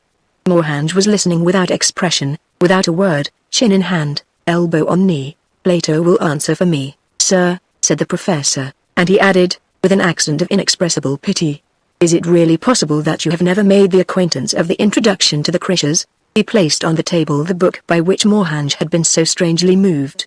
He adjusted his spectacles and began to read. It seemed as if the magic of Plato vibrated through and transfigured this ridiculous little old man. Having drawn by lot the different parts of the earth, the gods obtained, some a larger, and some, a smaller share. It was thus that Neptune, having received in the division the Isle of Atlantis, came to place the children he had had by a mortal in one part of that isle. It was not far from the sea, a plain situated in the midst of the isle, the most beautiful, and, they say, the most fertile of plains. About 50 stades from that plain, in the middle of the isle, was a mountain. There dwelt one of those men who, in the very beginning, was born of the earth, Ivana, with his wife, Leucip. They had only one daughter, Plato. She was marriageable when her mother and father died, and Neptune, being enamored of her, married her. Neptune fortified the mountain where she dwelt by isolating it. He made alternate girdles of sea and land, the one smaller, the others greater, 2 of earth and 3 of water, and centered them round the isle in such a manner that they were at all parts equally distant. Lemest broke off his reading. Does this arrangement recall nothing to you? He queried. Mohanj. I stammered. You remember our route yesterday, our abduction? The 2 corridors that we had to cross before arriving at this mountain? The girdles of earth and of water? 2 tunnels, 2 enclosures of earth? Ha! Chuckled Lemest. He smiled as he looked at me. I understood that this smile meant, can he be less obtuse than I had supposed? As if with a mighty effort, Mohanj broke the silence. I understand well enough, I understand. The 3 girdles of water. But then, you are supposing, sir, an explanation the ingeniousness of which I do not contest. You are supposing the exact hypothesis of the Saharan Sea. I suppose it, and I can prove it, replied the irascible little old chap, banging his fist on the table. I know well enough what Skirmer and the rest have advanced against it. I know it better than you do. I know all about it, sir. I can present all the proofs for your consideration. And in the meantime, this evening at dinner, you will no doubt enjoy some excellent fish. And you will tell me if these fish, caught in the lake that you can see from this window, seem to you freshwater fish. You must realize, he continued, the mistake of those who, believing in Atlantis, have sought to explain the cataclysm in which they suppose the island to have sunk. Without exception, they have thought that it was swallowed up. Actually, there has not been an immersion. There has been an immersion. New lands have emerged from the Atlantic wave. The desert has replaced the sea, the Sebgas, the salt lakes, the Triton lakes. The sandy sits are the desolate vestiges of the free sea water over which, in former days, the fleets swept with a fair wind towards the conquest of Attica. Sand swallows up civilization better than water. Today there remains nothing of the beautiful isle that the sea and winds kept gay and verdant but this chalky mass. Nothing has endured in this rocky basin, cut off forever from the living world, but the marvelous oasis that you have at your feet. These red fruits, this cascade, this blue lake, sacred witnesses to the golden age that is gone. Last evening, in coming here, you had to cross the 5 enclosures, the 3 belts of water, dry forever, the 2 girdles of earth through which I hollowed the passages you traversed on camelback, where, formerly, the triremes floated. The only thing that, in this immense catastrophe, has preserved its likeness to its former state, is this mountain, the mountain where Neptune shut up his well-beloved Clito, the daughter of Ivana and Leucippe, mother of Atlas, and the ancestress of Antinia, the sovereign under whose dominion you are about to enter forever. Sir, Moorhange with the most exquisite courtesy, it would be only a natural anxiety which would urge us to inquire the reasons and the end of this dominion. But behold to what extent your revelation interests me, I defer this question of private interest. Of late, in 2 caverns, it has been my fortune to discover Typhina inscriptions of this name, Antinia. My comrade is witness that I took it for a Greek name. I understand now, thanks to you and the divine Plato, that I need no longer feel surprised to hear a barbarian called by a Greek name. But I am no less perplexed as to the etymology of the word. Can you enlighten me? I shall certainly not fail you there, sir, said M. Lemesge. I may tell you, too, that you are not the first to put to me that question. Most of the explorers that I have seen enter here in the past 10 years have been attracted in the same way, intrigued by this Greek work reproduced in Typhina. I have even arranged a fairly exact catalogue of these inscriptions and the caverns where they are to be met with. All, or almost all, are accompanied by this legend, Antinia. Here commences her domain. I myself have had repainted with ochre such as were beginning to be effaced. But, to return to what I was telling you before, none of the Europeans who have followed this epigraphic mystery here, have kept their anxiety to solve this etymology once they found themselves in Antinia's palace. They all become otherwise preoccupied. I might make many disclosures as to the little real importance which purely scientific interests possess even for scholars, and the quickness with which they sacrifice them to the most mundane considerations their own lives. For instance, let us take that up another time, sir, if it is satisfactory to you, said Moorhange, always admirably polite. This digression had only one point, sir, to show you that I do not count you among these unworthy scholars. You are really eager to know the origin of this name, Antinia, and that before knowing what kind of woman it belongs to and her motives for holding you and this gentleman as her prisoners. I stared hard at the little old man. But he spoke with profound seriousness. So much the better for you, my boy, I thought. Otherwise it wouldn't have taken me long to send you through the window to air your ironies at your ease. The law of gravity ought not to be topsy-turvy here at Ihaga. You, no doubt, formulated several hypotheses when you first encountered the name, Antinia, continued M. Lemesge, imperturbable under my fixed gaze, addressing himself to Moorhange. Would you object to repeating them to me? Not at all, sir, said Moorhange, and, very composedly, he enumerated the etymological suggestions I have given previously. The little man with the cherry-colored shirt front rubbed his hands. Very good, he admitted with an accent of intense jubilation. Amazingly good, at least for one with only the modicum of Greek that you possess. But it is all none the less false, super false. It is because I suspected as much that I put my question to you, said Moorhange blandly. I will not keep you longer in suspense, said M. Lemesge. The word, Antinia, is composed as follows. T is nothing but a Typhina addition to an essentially Greek name. T is the Borba feminine article. We have several examples of this combination. Take Tipaza, the North African town. The name means the whole, from T and from Tai finer word. So, Tanya signifies the new, from T and from Tai finer word, and the prefix, an. Queried Morhang, is it possible, sir, that I have put myself to the trouble of talking to you for a solid hour about the Krishas with such trifling effect? It is certain that the prefix an, alone, has no meaning. You will understand that it has one, when I tell you that we have here a very curious case of apocope. You must not read an, you must read Atlan. Atl has been lost, by apocope, and has survived. To sum up, Antinia is composed in the following manner, Tai finer word, and its meaning, the new Atlantis, is dazzlingly apparent from this demonstration. I looked at Morhange. His astonishment was without bounds. The Borba prefix T had literally stunned him. Have you had occasion, sir, to verify this very ingenious etymology? He was finally able to gasp out, you have only to glance over these few books, said M. Lemesge disdainfully. He opened successively 5, 10, 20 cupboards. An enormous library was spread out to our view. Everything, it is all here, murmured Morhange, with an astonishing inflection of terror and admiration. Everything that is worth consulting, at any rate, said M. Lemesge. All the great books, whose loss the so-called learned world deplores today. And how has it happened, sir? You distress me. I thought you familiar with certain events. You are forgetting, then, the passage where Pliny the Elder speaks of the library of Carthage and the treasures which were accumulated there? In 146, when that city fell under the blows of the knave, Scipio, the incredible collection of illiterates who bore the name of the Roman Senate had only the profoundest contempt for these riches. They presented them to the native kings. This is how Mount Abel received this priceless heritage. It was transmitted to his son and grandson, Hiempsal, Juba I, Juba II, the husband of the admirable Cleopatra Selene, the daughter of the great Cleopatra and Mark Antony. Cleopatra Selene had a daughter who married an Atlantide king. This is how Antinia, the daughter of Neptune, counts among her ancestors the immortal queen of Egypt. That is how, by following the laws of inheritance, the remains of the library of Carthage, enriched by the remnants of the library of Alexandria, are actually before your eyes. Science fled from man. While he was building those monstrous Babels of pseudo-science in Berlin, London, Paris, science was taking refuge in this desert corner of our Hagar. They may well forge their hypotheses back there, based on the loss of the mysterious works of antiquity. These works are not lost. They are here. They are here, the Hebrew, the Chaldean, the Assyrian books. Here, the great Egyptian traditions which inspired Solon, Herodotus and Plato.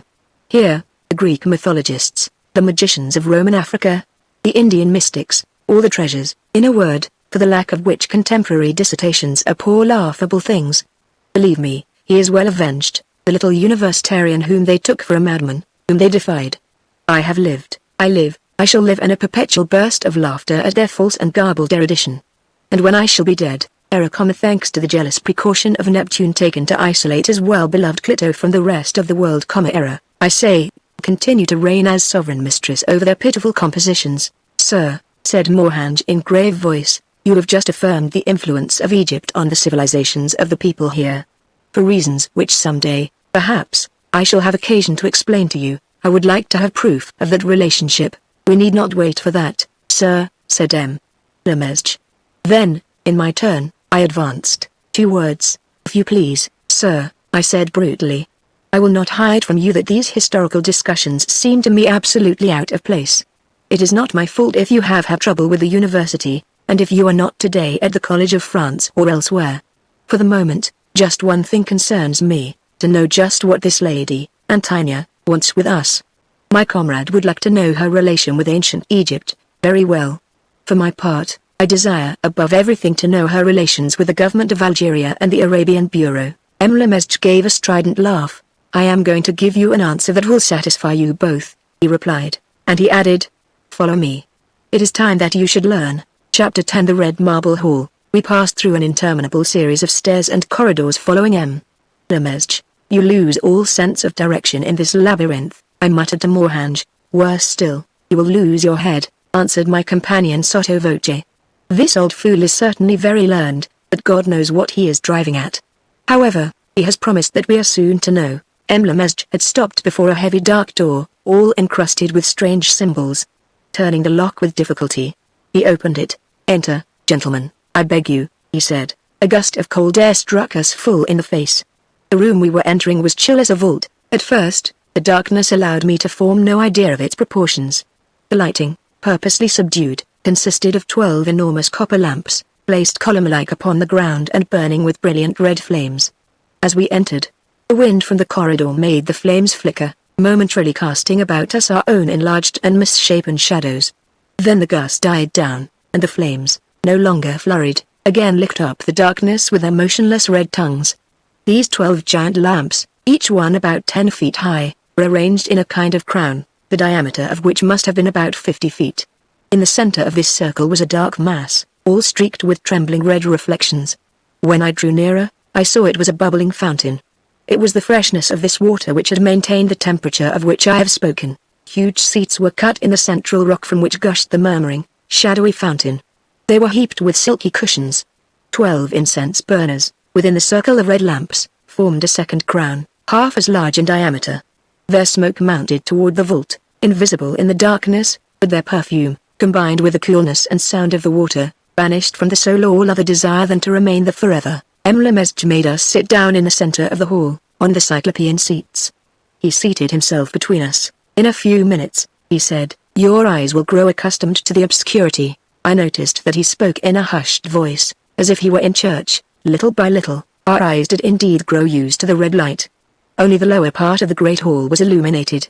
The whole vault was drowned in shadow and its height was impossible to estimate. Vaguely, I could perceive overhead a great smooth gold chandelier, flecked, like everything else, with somber red reflections. But there was no means of judging the length of the chain by which it hung from the dark ceiling. The marble of the pavement was of so high a polish, that the great torches were reflected even there. This room, I repeat, was round a perfect circle of which the fountain at our backs was the center. We sat facing the curving walls. Before long, we began to be able to see them. They were of peculiar construction, divided into a series of niches, broken, ahead of us, by the door which had just opened to give us passage, behind us, by a second door, a still darker hole which I divined in the darkness when I turned around. From one door to the other, I counted 60 niches, making, in all, 120. Each was about 10 feet high. Each contained a kind of case, larger above than below, closed only at the lower end. In all these cases, except two just opposite me, I thought I could discern a brilliant shape, a human shape certainly, something like a statue of very pale bronze. In the arc of the circle before me, I counted clearly 30 of these strange statues. What were these statues? I wanted to see. I rose. Lemesge put his hand on my arm. "In good time," he murmured in the same low voice, "all in good time." The professor was watching the door by which we had entered the hall, and from behind which we could hear the sound of footsteps becoming more and more distinct. It opened quietly to admit 3 Taerg slaves. 2 of them were carrying a long package on their shoulders. The third seemed to be their chief. At a sign from him, they placed the package on the ground and drew out from one of the niches the case which it contained. "You may approach, gentlemen," said Lemesge. He motioned the 3 Taerg to withdraw several paces. "You asked me, not long since, some proof of the Egyptian influence on this country," said Lemesge. "What do you say to that case, to begin with?" As he spoke, he pointed to the case that the servants had deposited upon the ground after they took it from its niche. Morhange uttered a thick cry. We had before us one of those cases designed for the preservation of mummies. The same shiny wood, the same bright decorations, the only difference being that here Typhino writing replaced the hieroglyphics. The form, narrow at the base, broader above, ought to have been enough to enlighten us. I have already said that the lower half of this large case was closed, giving the whole structure the appearance of a rectangular wooden shoe. Lemesge knelt and fastened on the lower part of the case, a square of white cardboard, a large label, that he had picked up from his desk, a few minutes before, on leaving the library. "You may read," he said simply, still in the same low tone. I knelt also, for the light of the great candelabra was scarcely sufficient to read the label where, nonetheless, I recognized the professor's handwriting. It bore these few words, in a large round hand. Number 53. Major Sir Archibald Russell. Born at Richmond, July 5, 1860. Died at Arhaga, December 3, 1896. I leapt to my feet. "Major Russell!" I exclaimed. "Not so loud, not so loud," said Lemesge. No one speaks out loud here, the Major Russell, I repeated, obeying his injunction as if in spite of myself, who left Khartoum last year, to explore Sokoto. The same, replied the professor, and... Where is Major Russell? He is there, replied M. Lemesge. The professor made a gesture. Pierre approached. A poignant silence reigned in the mysterious hall, broken only by the fresh splashing of the fountain. The three Negroes were occupied in undoing the package that they had put down near the painted case. Weighed down with wordless horror, Mohanj and I stood watching. Soon, a rigid form, a human form, appeared. A red gleam played over it. We had before us, stretched out upon the ground, a statue of pale bronze, wrapped in a kind of white veil, a statue like those all around us, upright in their niches. It seemed to fix us with an impenetrable gaze. Sir Archibald Russell, murmured M. Lemesge slowly. Mohanj approached, speechless, but strong enough to lift up the white veil. For a long, long time he gazed at the sad bronze statue. A mummy, a mummy? He said finally. You deceive yourself, sir, this is no mummy. Accurately speaking, no, replied M. Lemesge. This is not a mummy. Nonetheless, you have before you the mortal remains of Sir Archibald Russell. I must point out to you, here, my dear sir, that the processes of embalming used by Atlantida differ from the processes employed in ancient Egypt. Here, there is no natron, nor bands, nor spices. The industry of our Haga, in a single effort, has achieved a result obtained by European science only after long experiments. Imagine my surprise, when I arrived here and found that they were employing a method I supposed known only to the civilized world. M. Lemesge struck a light tap with his finger on the forehead of Sir Archibald Russell. It rang like metal. It is bronze, I said. That is not a human forehead, it is bronze. M. Lemesge shrugged his shoulders. It is a human forehead, he affirmed curtly, and not bronze. Bronze is darker, sir. This is the great unknown metal of which Plato speaks in the Critias, and which is something between gold and silver. It is the special metal of the mountains of the Atlantides. It is aurichalch. Bending again, I satisfied myself that this metal was the same as that with which the walls of the library were overcast. It is aurichalch, continued M. Lemesge. You look as if you had no idea how a human body can look like a statue of aurichalch. Come, Captain Mohanj, you whom I gave credit for a certain amount of knowledge, have you never heard of the method of Dr. Variat, by which a human body can be preserved without embalming? Have you never read the book of that practitioner? 11. He explains a method called electroplating. The skin is coated with a very thin layer of silver salts, to make it a conductor. The body then is placed in a solution of copper sulfate, and the polar currents do their work. The body of this estimable English major has been metallized in the same manner, except that a solution of aurichalch sulfate, very rare substance, has been substituted for that of copper sulfate. Thus, instead of the statue of a poor slave, a copper statue, you have before you a statue of metal more precious than silver or gold. In a word, a statue worthy of the granddaughter of Neptune. M. Lemesge waved his arm. The black slaves seized the body. In a few seconds, they slid the aurichalch ghost into its painted wooden sheath. That was set on end and slid into its niche, beside the niche where an exactly similar sheath was labeled number 52. Upon finishing their task, they retired without a word. A draught of cold air from the door again made the flames of the copper torches flicker and threw great shadows about us.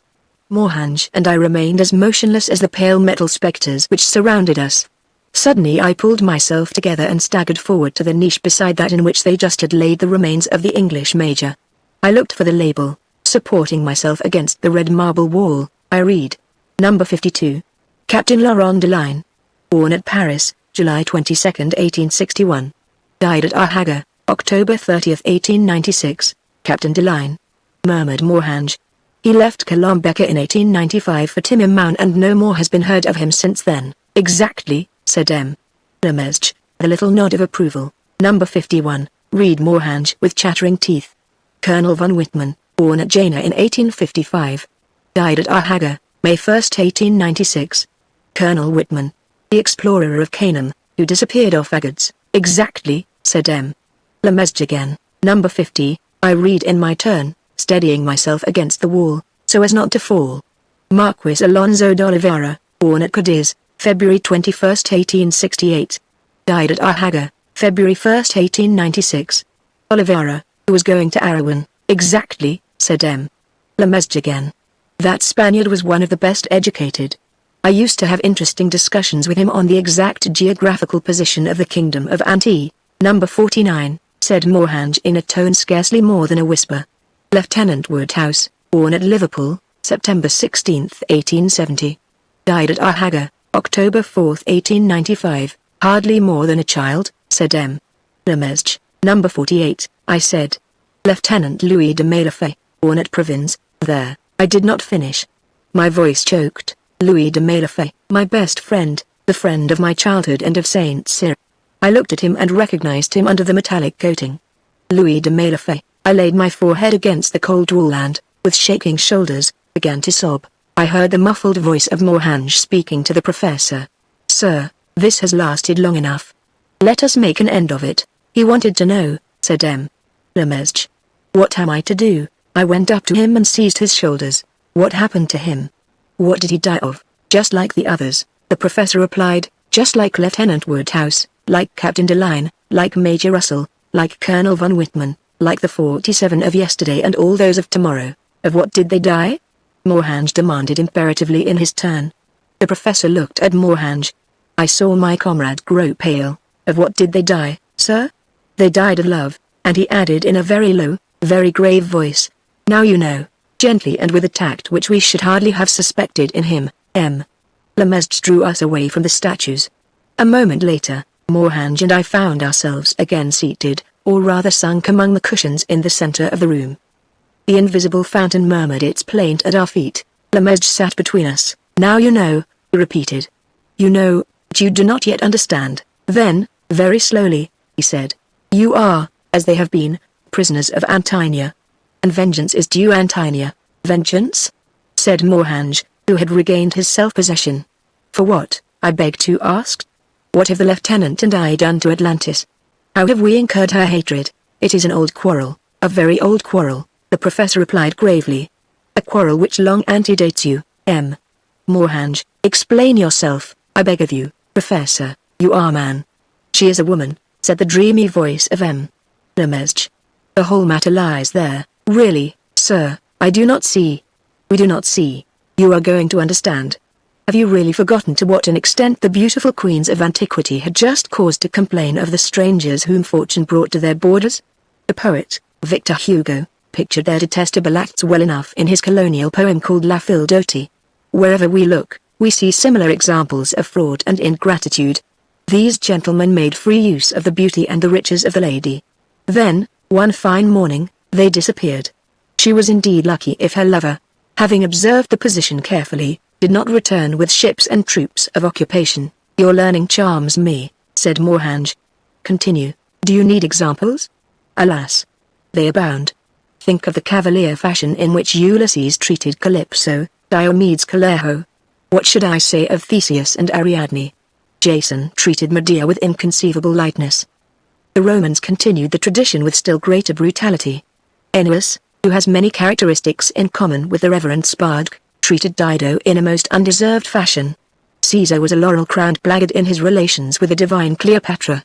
Titus, that hypocrite Titus, after having lived a whole year in Idumea at the expense of the plaintive Berenice, took her back to Rome only to make game of her. It is time that the sons of Japhet paid this formidable reckoning of injuries to the daughters of Shem. A woman has taken it upon herself to re-establish the great Hegelian law of equilibrium for the benefit of her sex. Separated from the Aryan world by the formidable precautions of Neptune, she draws the youngest and bravest to her. Her body is condescending, while her spirit is inexorable. She takes what these bold young men can give her. She lends them her body, while her soul dominates them. She is the first sovereign who has never been made the slave of passion, even for a moment. She has never been obliged to regain her self-mastery, for she never has lost it.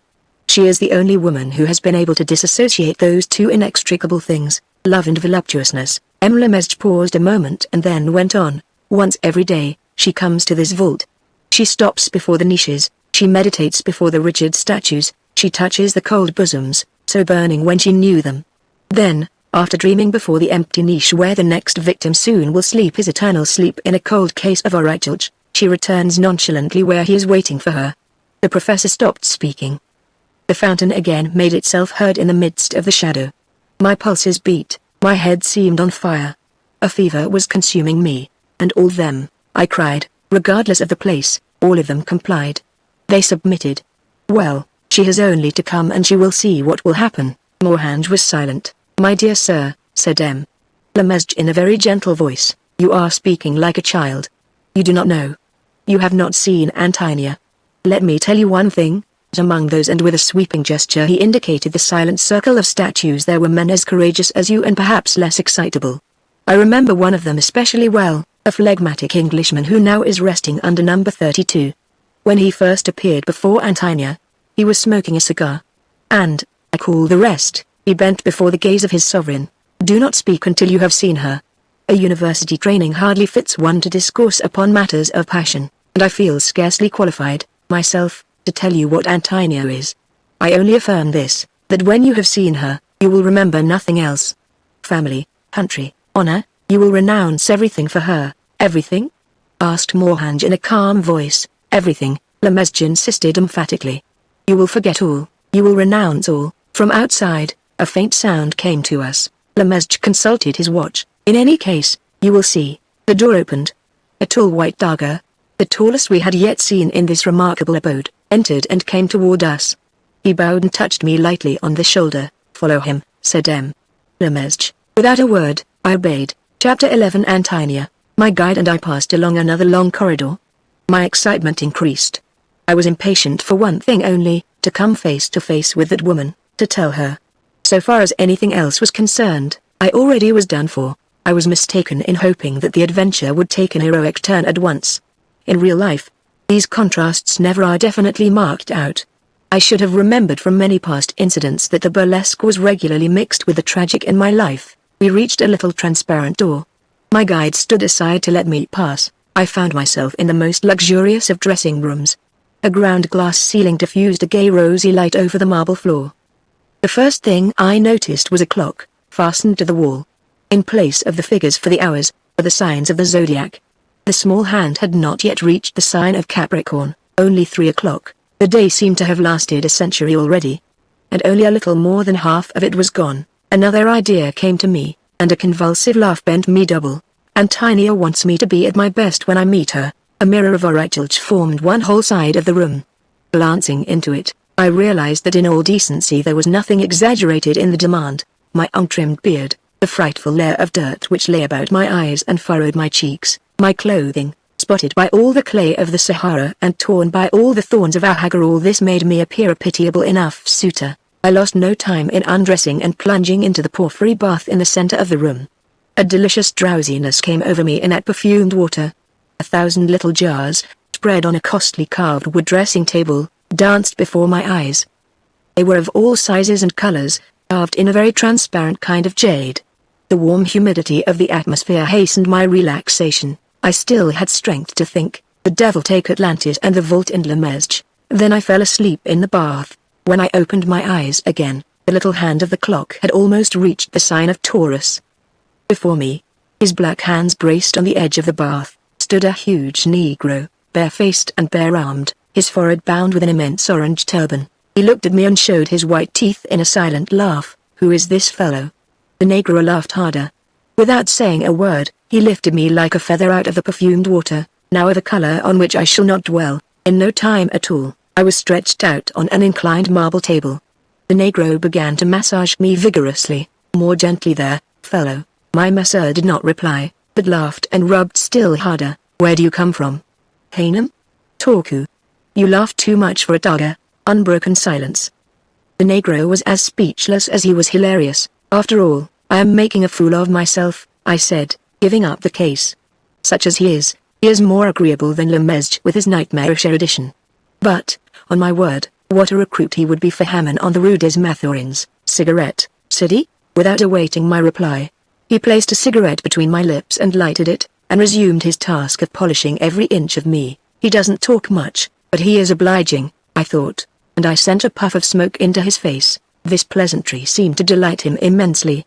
He showed his pleasure by giving me great slaps. When he had dressed me down sufficiently, he took a little jar from the dressing table and began to rub me with a rose-colored ointment. Weariness seemed to fly away from my rejuvenated muscles. A stroke on a copper gong. My masseur disappeared. A stunted old negress entered, dressed in the most tawdry tinsel. She was talkative as a magpie. At first I did not understand a word in the interminable string she unwound, while she took first my hands, then my feet, and polished the nails with determined grimaces. Another stroke on the gong. The old woman gave place to another Negro, grave, this time, and dressed all in white with a knitted skull cap on his oblong head. It was the barber, and a remarkably dexterous one. He quickly trimmed my hair, and, on my word, it was well done. Then, without asking me what style I preferred, he shaved me clean. I looked with pleasure at my face, once more visible, and tiny must like the American type, I thought. What an affront to the memory of her worthy grandfather, Neptune. The gay Negro entered and placed a package on the divan. The barber disappeared. I was somewhat astonished to observe that the package, which my new valet opened carefully, contained a suit of white flannels exactly like those French officers wear in Algeria in summer. The wide trousers seemed made to my measure. The tunic fitted without a wrinkle, and my astonishment was unbounded at observing that it even had 2 gilt galons, the insignia of my rank, braided on the cuffs. For shoes, there were slippers of red Morocco leather, with gold ornaments. The underwear, olive silk, seemed to have come straight from the Rue de la Paix. Dinner was excellent, I murmured, looking at myself in the mirror with satisfaction. The apartment is perfectly arranged. Yes, but I could not repress a shudder when I suddenly recalled that room of red marble. The clock struck 4:30. Someone rapped gently on the door. The tall white dogger, who had brought me, appeared in the doorway. He stepped forward, touched me on the arm and signed for me to follow. Again I followed him. We passed through interminable corridors. I was disturbed, but the warm water had given me a certain feeling of detachment. And above all, more than I wished to admit, I had a growing sense of lively curiosity. If, at that moment, someone had offered to lead me back to the route across the white plain near Sheikh Salah, would I have accepted? Hardly. I tried to feel ashamed of my curiosity. I thought of Malefe. He, too, followed this corridor. And now he is down there, in the red marble hall. I had no time to linger over this reminiscence. I was suddenly bowled over, thrown to the ground, as if by a sort of meteor. The corridor was dark, I could see nothing. I heard only a mocking growl. The white tiger had flattened himself back against the wall. Good, I mumbled, picking myself up. The deviltries are beginning. We continued on our way. A glow different from that of the rose night lights soon began to light up the corridor. We reached a high bronze door, in which a strange lacy design had been cut in filigree. A clear gong sounded, and the double doors opened part way. The tiger remained in the corridor, closing the doors after me. I took a few steps forward mechanically, then paused, rooted to the spot, and rubbed my eyes. I was dazzled by the sight of the sky. Several hours of shaded light had unaccustomed me to daylight. It poured in through one whole side of the huge room. The room was in the lower part of this mountain, which was more honeycombed with corridors and passages than an Egyptian pyramid. It was on a level with the garden which I had seen in the morning from the balcony, and seemed to be a continuation of it. The carpet extended out under the great palm trees and the birds flew about the forest of pillars in the room. By contrast, the half of the room untouched by direct light from the oasis seemed dark. The sun, setting behind the mountain, painted the garden paths with rose and flamed with red upon the traditional flamingo which stood with one foot raised at the edge of the sapphire lake. Suddenly I was bowled over a second time. I felt a warm, silky touch, a burning breath on my neck. Again the mocking growl which had so disturbed me in the corridor. With a wrench, I pulled myself free and sent a chance blow at my assailant. The cry, this time of pain and rage, broke out again. It was echoed by a long peal of laughter. Furious, I turned to look for the insolent onlooker, thinking to speak my mind. And then my glance stood still. Antonia was before me, in the dimmest part of the room, under a kind of arch lit by the mauve rays from a dozen incense lamps. 4 women lay on a heap of many-colored cushions and rare white Persian rugs. I recognized the first 3 as Arab women, of a splendid regular beauty, dressed in magnificent robes of white silk embroidered in gold. The 4th, very dark-skinned, almost negroid, seemed younger. A tunic of red silk enhanced the dusk of her face, her arms and her bare feet. The 4 were grouped about a sort of throne of white rugs, covered with a gigantic lion's skin, on which, half raised on one elbow, lay Antonia. Whenever I saw her after that, I wondered if I had really looked at her before, so much more beautiful did I find her. More beautiful? Inadequate word. Inadequate language. But is it really the fault of the language or of those who abuse the word? One could not stand before her without recalling their woman for whom Ephracta was overcame Atlas, of her for whom Sapor usurped the scepter of Ozymandias, for whom Momulo subjugated Susa and Tentarus, for whom Antony fled, O tremblant cur humane, siege meis to vibras, cur stans letrenti alti irretordas bras. An Egyptian cloth fell over her abundant blue-black curls. Its 2 points of heavy, gold-embroidered cloth extended to her slim hips. The golden serpent, emerald-eyed, was clasped about her little round, determined forehead, darting its double tongue of rubies over her head. She wore a tunic of black chiffon shot with gold, very light, very full, slightly gathered in by a white muslin scarf embroidered with iris in black pearls. That was Antonia's costume. But what was she beneath all this? A slim young girl, with long green eyes and the slender profile of a hawk. A more intense Adonis. A child queen of Sheba, but with a look, a smile, such as no Oriental ever had. A miracle of irony and freedom. I did not see her body. Indeed, I should not have thought of looking at it, had I had the strength. And that, perhaps, was the most extraordinary thing about that first impression. In that unforgettable moment nothing would have seemed to me more horribly sacrilegious than to think of the 50 victims in the red marble hall, of the 50 young men who had held that slender body in their arms. She was still laughing at me. King Hiram, she called. I turned and saw my enemy. On the capital of one of the columns, 20 feet above the floor, a splendid leopard was crouched. He still looked surly from the blow I had dealt him. King Hiram, Antonia repeated. Come here. The beast relaxed like a spring released. He fawned at his mistress's feet. I saw his red tongue licking her bare little ankles. Ask the gentleman's pardon, she said. The leopard looked at me spitefully. The yellow skin of his muzzle puckered about his black moustache. FFTT, he grumbled like a great cat. Go, Antonia ordered imperiously. The beast crawled reluctantly toward me. He laid his head humbly between his paws and waited. I stroked his beautiful spotted forehead. You must not be vexed, said Antonia. He is always that way with strangers. Then he must often be in bad humor, I said simply. Those were my first words. They brought a smile to Antonia's lips. She gave me a long, quiet look. Agida, she said to one of the Targa women, you will give 25 pounds in gold to Seg Ben Sheikh. You are a lieutenant? She asked, after a pause. Yes, where do you come from? From France. I might have guessed that, she said ironically. But from what part of France? From what we call the Lot-Etgrin. From what town? From Duas. She reflected a moment. Duas. There is a little river there, the Dropt, and a fine old chateau. You know Duras? I murmured, amazed. You go there from Bordeaux by a little branch railway? She went on. It is a shut-in road, with vine-covered hills crowned by the feudal ruins. The villages have beautiful names. Munsiga, Sauveterre-de-Guyenne, La Tresne, Creon. Creon, as in Antigone. You have been there? She looked at me. Don't speak so coldly, she said. Sooner or later we will be intimate, and you may as well lay aside formality now. This threatening promise suddenly filled me with great happiness. I thought of Lemesge's words, don't talk until you have seen her. When you have seen her, you will renounce everything for her. Have I been in Duras? She went on with a burst of laughter. You are joking. Imagine Neptune's granddaughter in the first-class compartment of a local train. She pointed to an enormous white rock which towered above the palm trees of the garden. That is my horizon, she said gravely. She picked up one of several books which lay scattered about her on the lion's skin. The timetable of the Chemin de Fer de l'Ouest, she said. Admirable reading for one who never budges. Here it is 5:30 in the afternoon. A train, a local, arrived 3 minutes ago at Sergiers in the Charenton for Eura. It will start on in 6 minutes. In 2 hours it will reach La Rochelle. How strange it seems to think of such things here. So far away. So much commotion there. Here, nothing changes. You speak French well, I said. She gave a little nervous laugh. I have to. And German, too, and Italian, and English and Spanish. My way of living has made me a great bigot. But I prefer French, even to Targ and Arabian. It seems as if I had always known it. And I am not saying that to please you. There was a pause. I thought of her grandmother, of whom Plutarch said, there were few races with which she needed an interpreter. Cleopatra spoke their own languages to the Ethiopians, to the troglodytes, the Hebrews, the Arabs, the Medes and the Persians.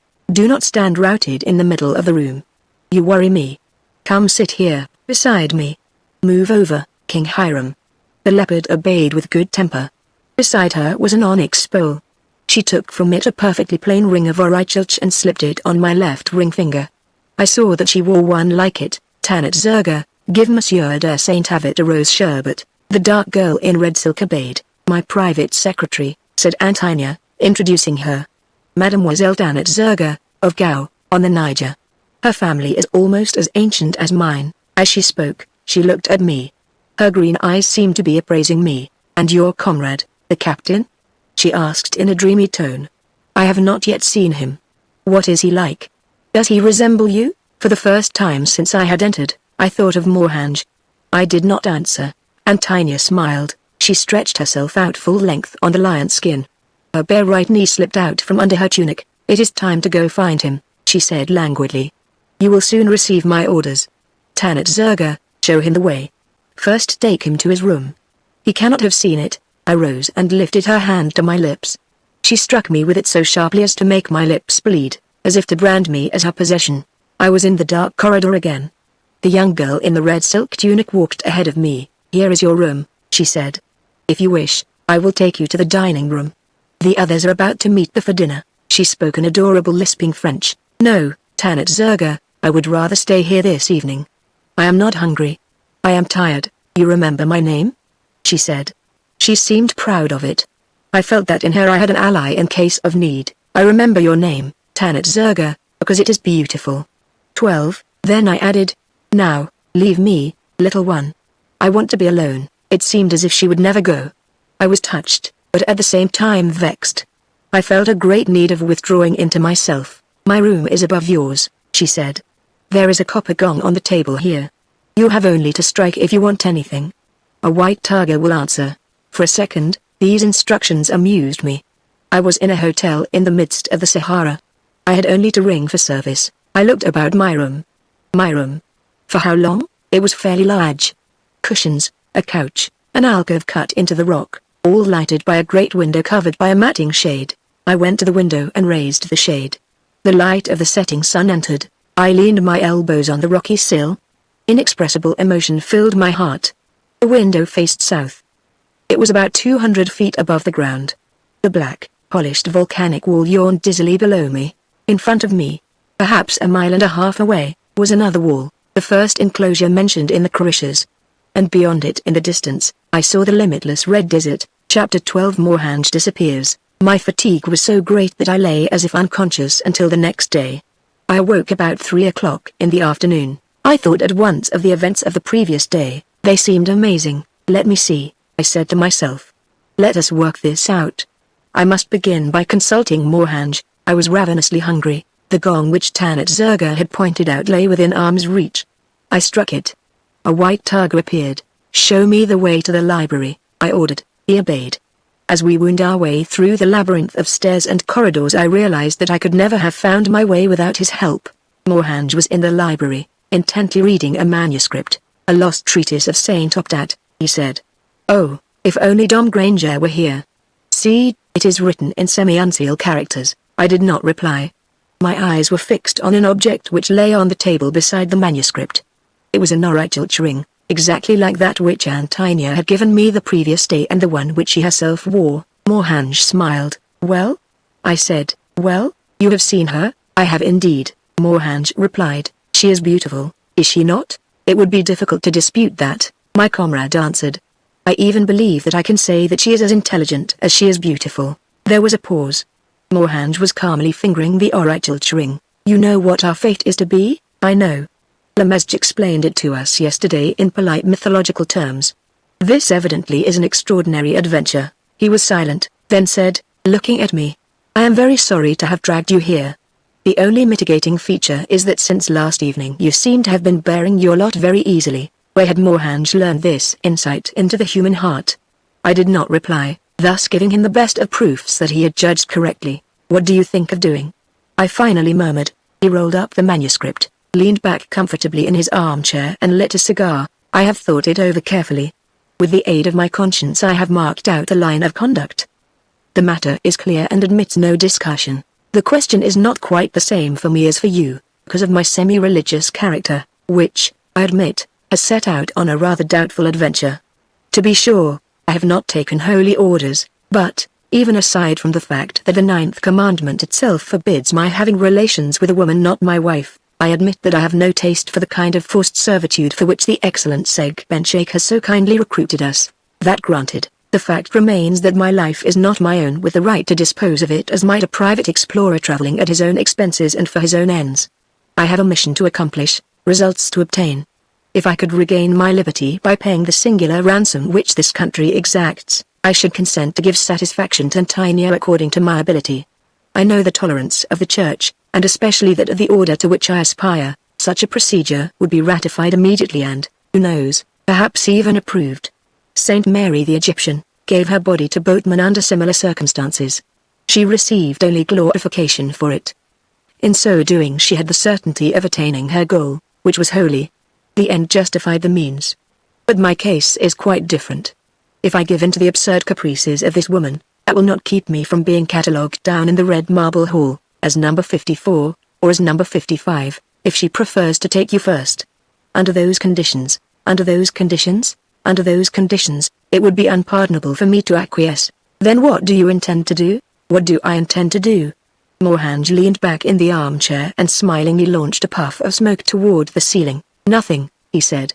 And that is all that is necessary. Man has this superiority over woman. He is so constructed that he can refuse advances. Then he added with an ironical smile. A man cannot be forced to accept unless he wishes to. I nodded. I tried the most subtle reasoning on Atlantida. He continued. It was breath wasted. But, I said at the end of my arguments, why not Lemesge? She began to laugh. Why not the Reverend Spark? She replied.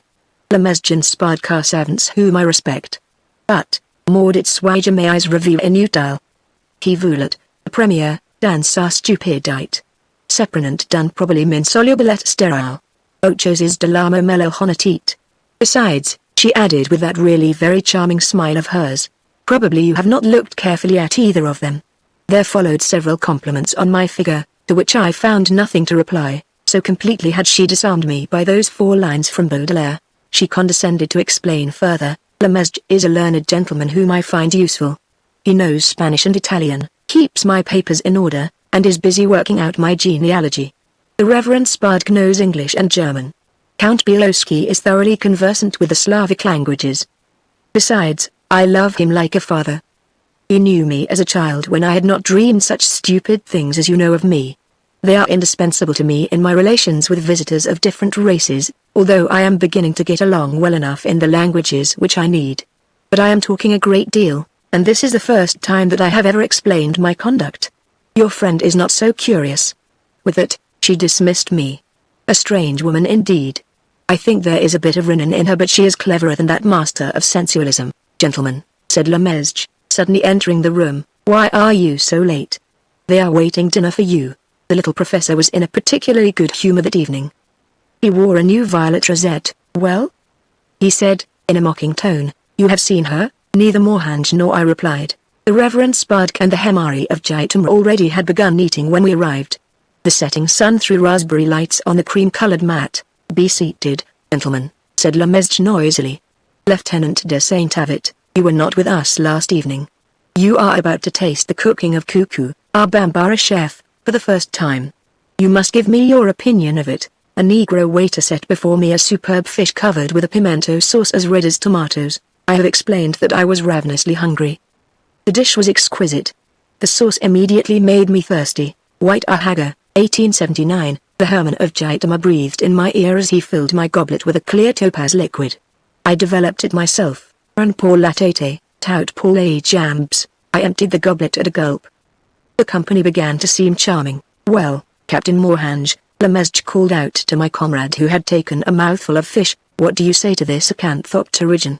It was caught today in the lake in the oasis.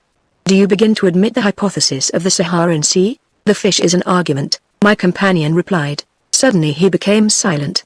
The door had opened. A white tiger entered. The diners stopped talking. The veiled man walked slowly toward Mohanj and touched his right arm. Very well, said Mohanj. He got up and followed the messenger. The picture of Ahaga, 1879, stood between me and Count Bielowski. I filled my goblet, a goblet which held a pint, and gulped it down. The hetman looked at me sympathetically. Ha, ha, laughed Lemesge, nudging me with his elbow.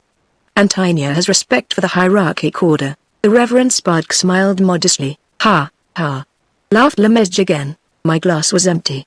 For a moment I was tempted to hurl it at the head of the fellow in history. But what of it? I filled it and emptied it again. Morange will miss this delicious roast of mutton, said the professor, more and more hilarious, as he awarded himself a thick slice of meat. He won't regret it, said the hetman crossly. This is not roast, it is ram's horn. Really Cuckoo is beginning to make fun of us. Blame it on the Reverend. A shrill voice of Lemesge cut in. I have told him often enough to hunt other proselytes and leave our cook alone. Professor, Spark began with dignity. I maintain my contention, cried Lemesge, who seemed to me to be getting a bit overloaded. I call the gentleman to witness, he went on, turning to me. He has just come. He is unbiased. Therefore I ask him, has one the right to spoil a Bambara cook by addling his head with theological discussions for which he has no predisposition? Alas. The pastor replied sadly. You are mistaken. He has only too strong a propensity to controversy. Cuckoo is a good-for-nothing who uses Cola's cow as an excuse for doing nothing and letting our scallops burn, declared the hetman. Long live the Pope! He cried, filling the glasses all around. I assure you that this Bambara worries me, Spark went on with great dignity. Do you know what he has come to? He denies transubstantiation. He is within an inch of the heresy of Zwingli and Ecolampades. Cuckoo denies transubstantiation, sir, said Lemesge, very much excited. Cooks should be left in peace. Jesus, whom I consider as good a theologian as you, understood that, and it never occurred to him to call Martha away from her oven to talk nonsense to her. Exactly so, said the hetman approvingly. He was holding a jar between his knees and trying to draw its cork. Oh, Coates rotis, wines from the Coat roti. He murmured to me as he finally succeeded. Touch glasses, Cuckoo denies transubstantiation, the pastor continued, sadly emptying his glass. Said the hetman of Jitama in my ear, let them talk on. Don't you see that they are quite drunk? His own voice was thick. He had the greatest difficulty in the world in filling my goblet to the brim. I wanted to push the pitcher away. Then an idea came to me. At this very moment, Morange. Whatever he may say. She is so beautiful. I reached out for the glass and emptied it once more. Lemesge and the pastor were now engaged in the most extraordinary religious controversy, throwing at each other's heads the Book of Common Prayer, the Declaration of the Rights of Man, and the Unigenitus. Little by little, the hetman began to show that ascendancy over them, which is the characteristic of a man of the world even when he is thoroughly drunk. The superiority of education over instruction. Count Bielowski had drunk 5 times as much as the professor or the pastor. But he carried his wine 10 times better. Let us leave these drunken fellows, he said with disgust. Come on, old man. Our partners are waiting in the gaming room. Ladies and gentlemen, said the hetman as we entered. Permit me to present a new player to you, my friend, Lieutenant de Saint Avit. Let it go at that, he murmured in my ear. They are the servants. But I like to fool myself, you see. I saw that he was very drunk indeed. The gaming room was very long and narrow. A huge table, almost level with the floor and surrounded with cushions on which a dozen natives were lying, was the chief article of furniture. 2 engravings on the wall gave evidence of the happiest broad-mindedness in taste, one of Da Vinci's St. John the Baptist, and the Maison des Derniers Cartouches of Alphonse de Neuville. On the table were earthenware goblets. A heavy jar held palm liqueur. I recognized acquaintances among those present. I Masseur, the manicure, the barber, and 2 or 3 Taerk who had lowered their veils and were gravely smoking long pipes. While waiting for something better, all were plunged in the delights of a card game that looked like rams. 2 of Antonia's beautiful ladies in waiting, Agida and Séduire, were among the number. Their smooth beaster skins gleamed beneath veils shot with silver. I was sorry not to see the red silk tunic of Danit Zerga. Again, I thought of Morange, but only for an instant. The chips, Cuckoo, demanded the hetman. We are not here to amuse ourselves. The Zwinglian cook placed a box of many-colored chips in front of him. Count Bielowski set about counting them and arranging them in little piles with infinite care. The white are worth a louis, he explained to me. The red, 100 francs. The yellow, 500. The green, 1,000. Oh, it's the devil of a game that we play here. You will see. I open with 10,000, said the Zwinglian cook. 12,000, said the hetman. 13, said Séduire with a slow smile, as she seated herself on the count's knee and began to arrange her chips lovingly in little piles. 14, I said. 15, said the sharp voice of Rosita. The old manicure, 17, proclaimed the hetman. 20,000. The cook broke in. He hammered on the table and, casting a defiant look at us, repeated. I take it at 20,000. The hetman made an impatient gesture. That devil, Cuckoo. You can't do anything against the beast. You will have to play carefully, Lieutenant. Cuckoo had taken his place at the end of the table. He threw down the cards with an air which abashed me. I told you so, the way it was at Anna Dislian's, the hetman murmured proudly. Make your bets, gentlemen, yelped the Negro. Make your bets. Wait, you beast, called Belowski. Don't you see that the glasses are empty? Here, Akimbo. The goblets were filled immediately by the jolly Masseur. Cut, said Cuckoo, addressing Sidieux.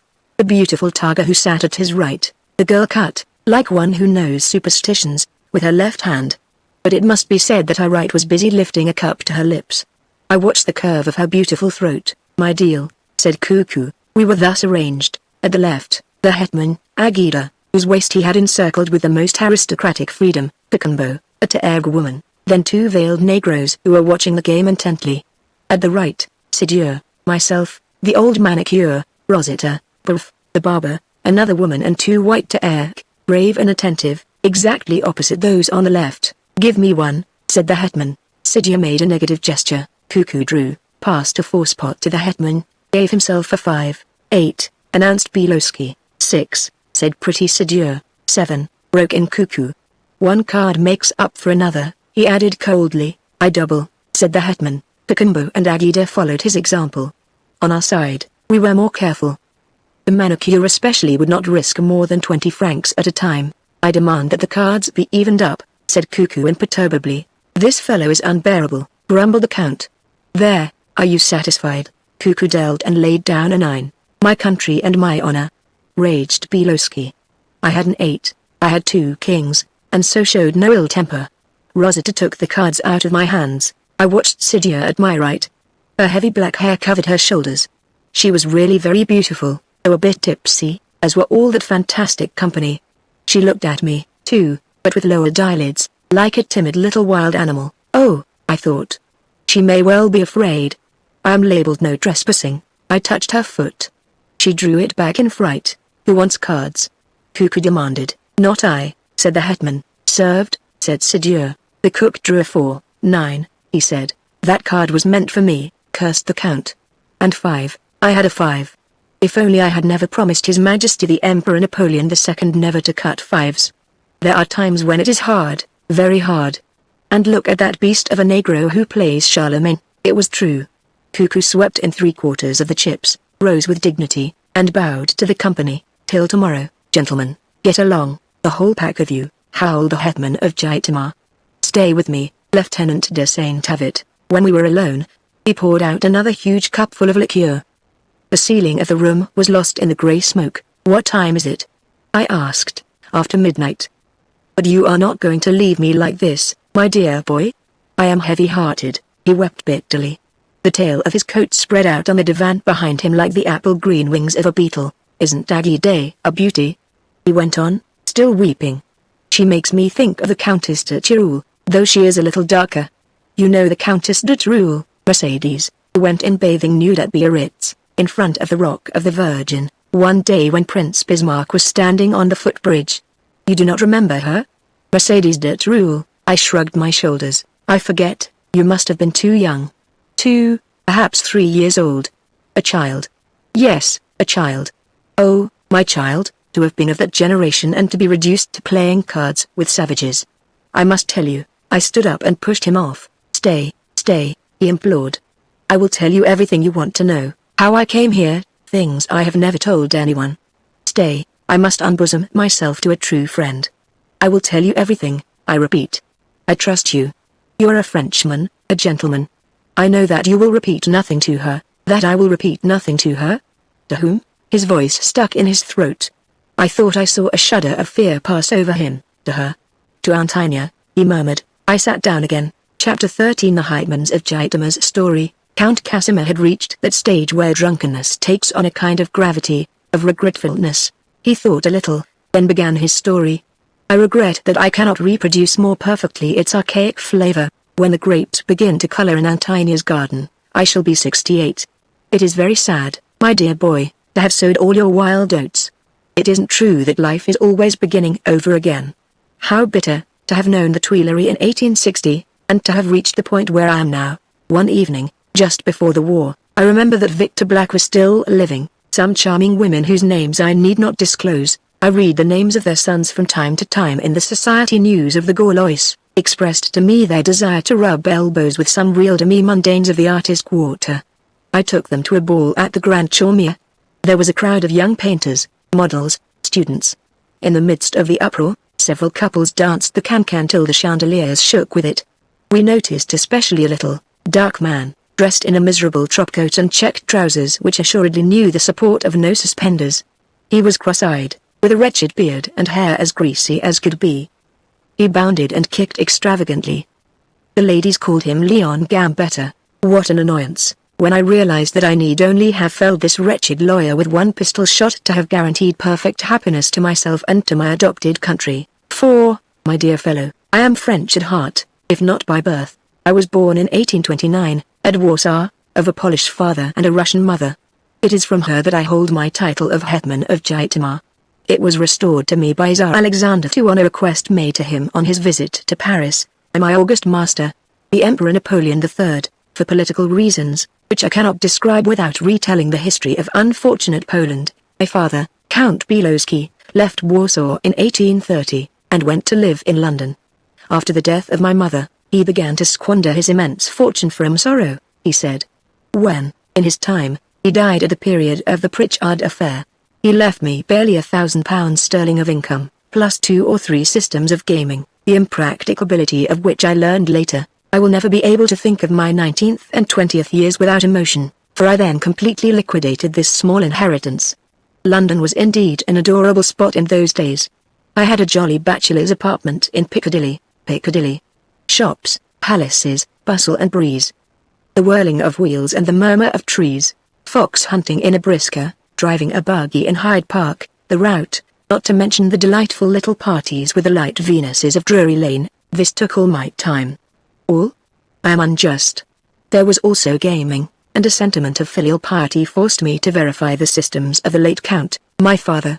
It was gaming which was the cause of the event I must describe to you, by which my life was to be so strangely changed. My friend, Lord Malmesbury, had said to me 100 times, I must take you to see an exquisite creature who lives in Oxford Street, number 277, Miss Howard. One evening I went with him. It was the 22nd of February, 1848. The mistress of the house was really marvellously beautiful, and the guests were charming. Besides Malmesbury, I observed several acquaintances, Lord Clebden, Lord Chesterfield, Sir Francis Mountjoy, Major in the 2nd Life Guards, and Count d'Orsay. They played cards and then began to talk politics. Events in France played the main part in the conversation, and they discussed endlessly the consequences of the revolt that had broken out in Paris that same morning, in consequence of the interdiction of the banquet in the 12th arrondissement, of which word had just been received by telegram. Up to that time, I had never bothered myself with public affairs. So I don't know what moved me to affirm with the impetuosity of my 19 years that the news from France meant the Republic next day and the Empire the day after. The company received my sally with a discreet laugh, and their looks were centered on a guest who made the 5th at a billiard table where they had just stopped playing. The guest smiled, too. He rose and came towards me. I observed that he was of middle height, perhaps even shorter, buttoned tightly into a blue frock coat, and that his eye had a far-off, dreamy look. All the players watched this scene with delighted amusement. Whom have I the honor of addressing? He asked in a very gentle voice. Count Bielowski, I answered coolly to show him that the difference in our ages was not sufficient to justify the interrogation. Well, my dear Count, may your prediction indeed be realized, and I hope that you will not neglect the Tuileries, said the guest in the blue coat, with a smile, and he added, finally consenting to present himself. Prince Louis Napoleon Bonaparte. I played no active role in the coup d'état, and I do not regret it. It is a principle with me that a stranger should not meddle with the internal affairs of a country. The prince understood this discretion, and did not forget the young man who had been of such good omen to him. I was one of the first whom he called to the Élysée. My fortune was definitely established by a defamatory note on Napoleon the Little.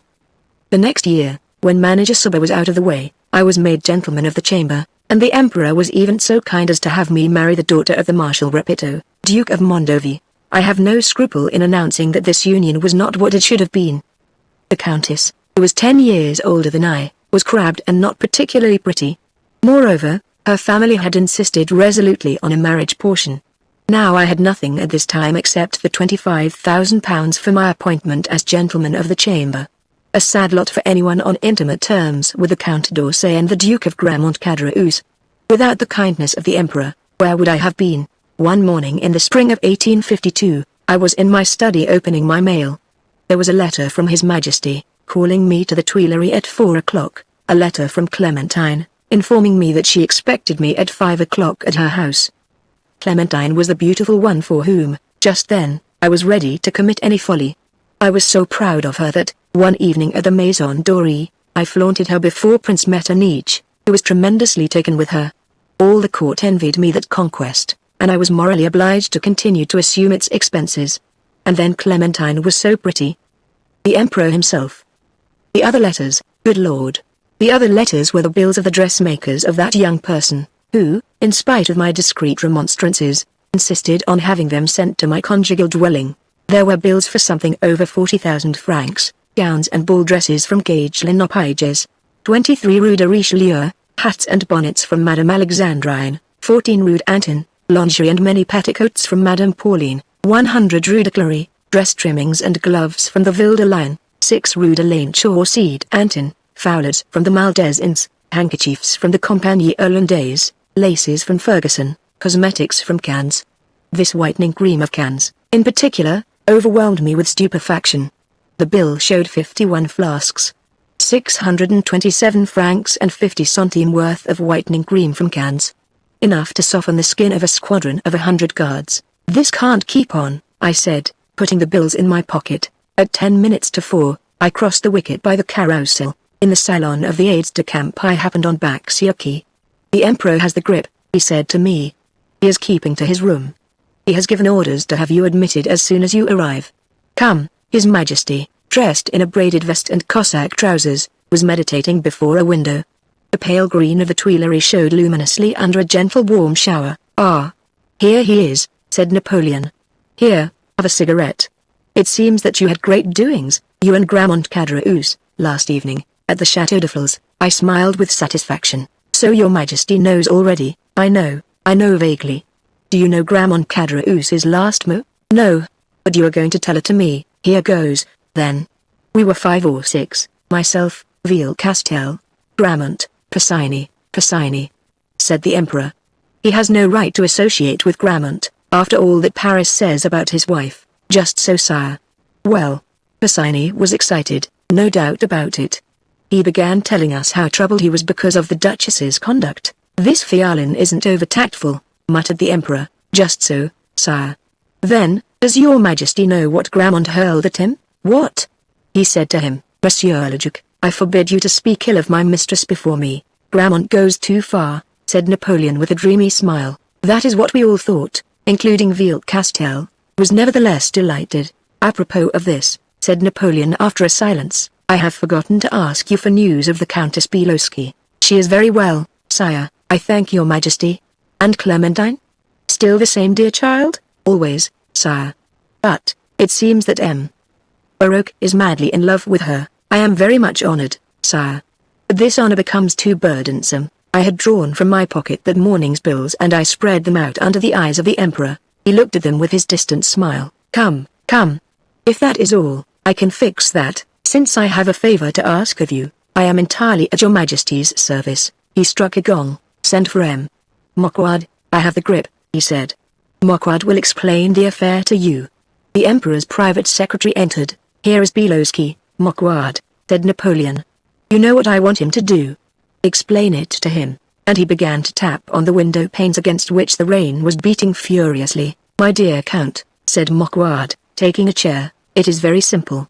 You have doubtless heard of a young explorer of promise, M. Henry du Veilleria. I shook my head as a sign of negation, very much surprised at this beginning. M. du Veilleria, continued Mocquard, has returned to Paris after a particularly daring trip to South Africa and the Sahara.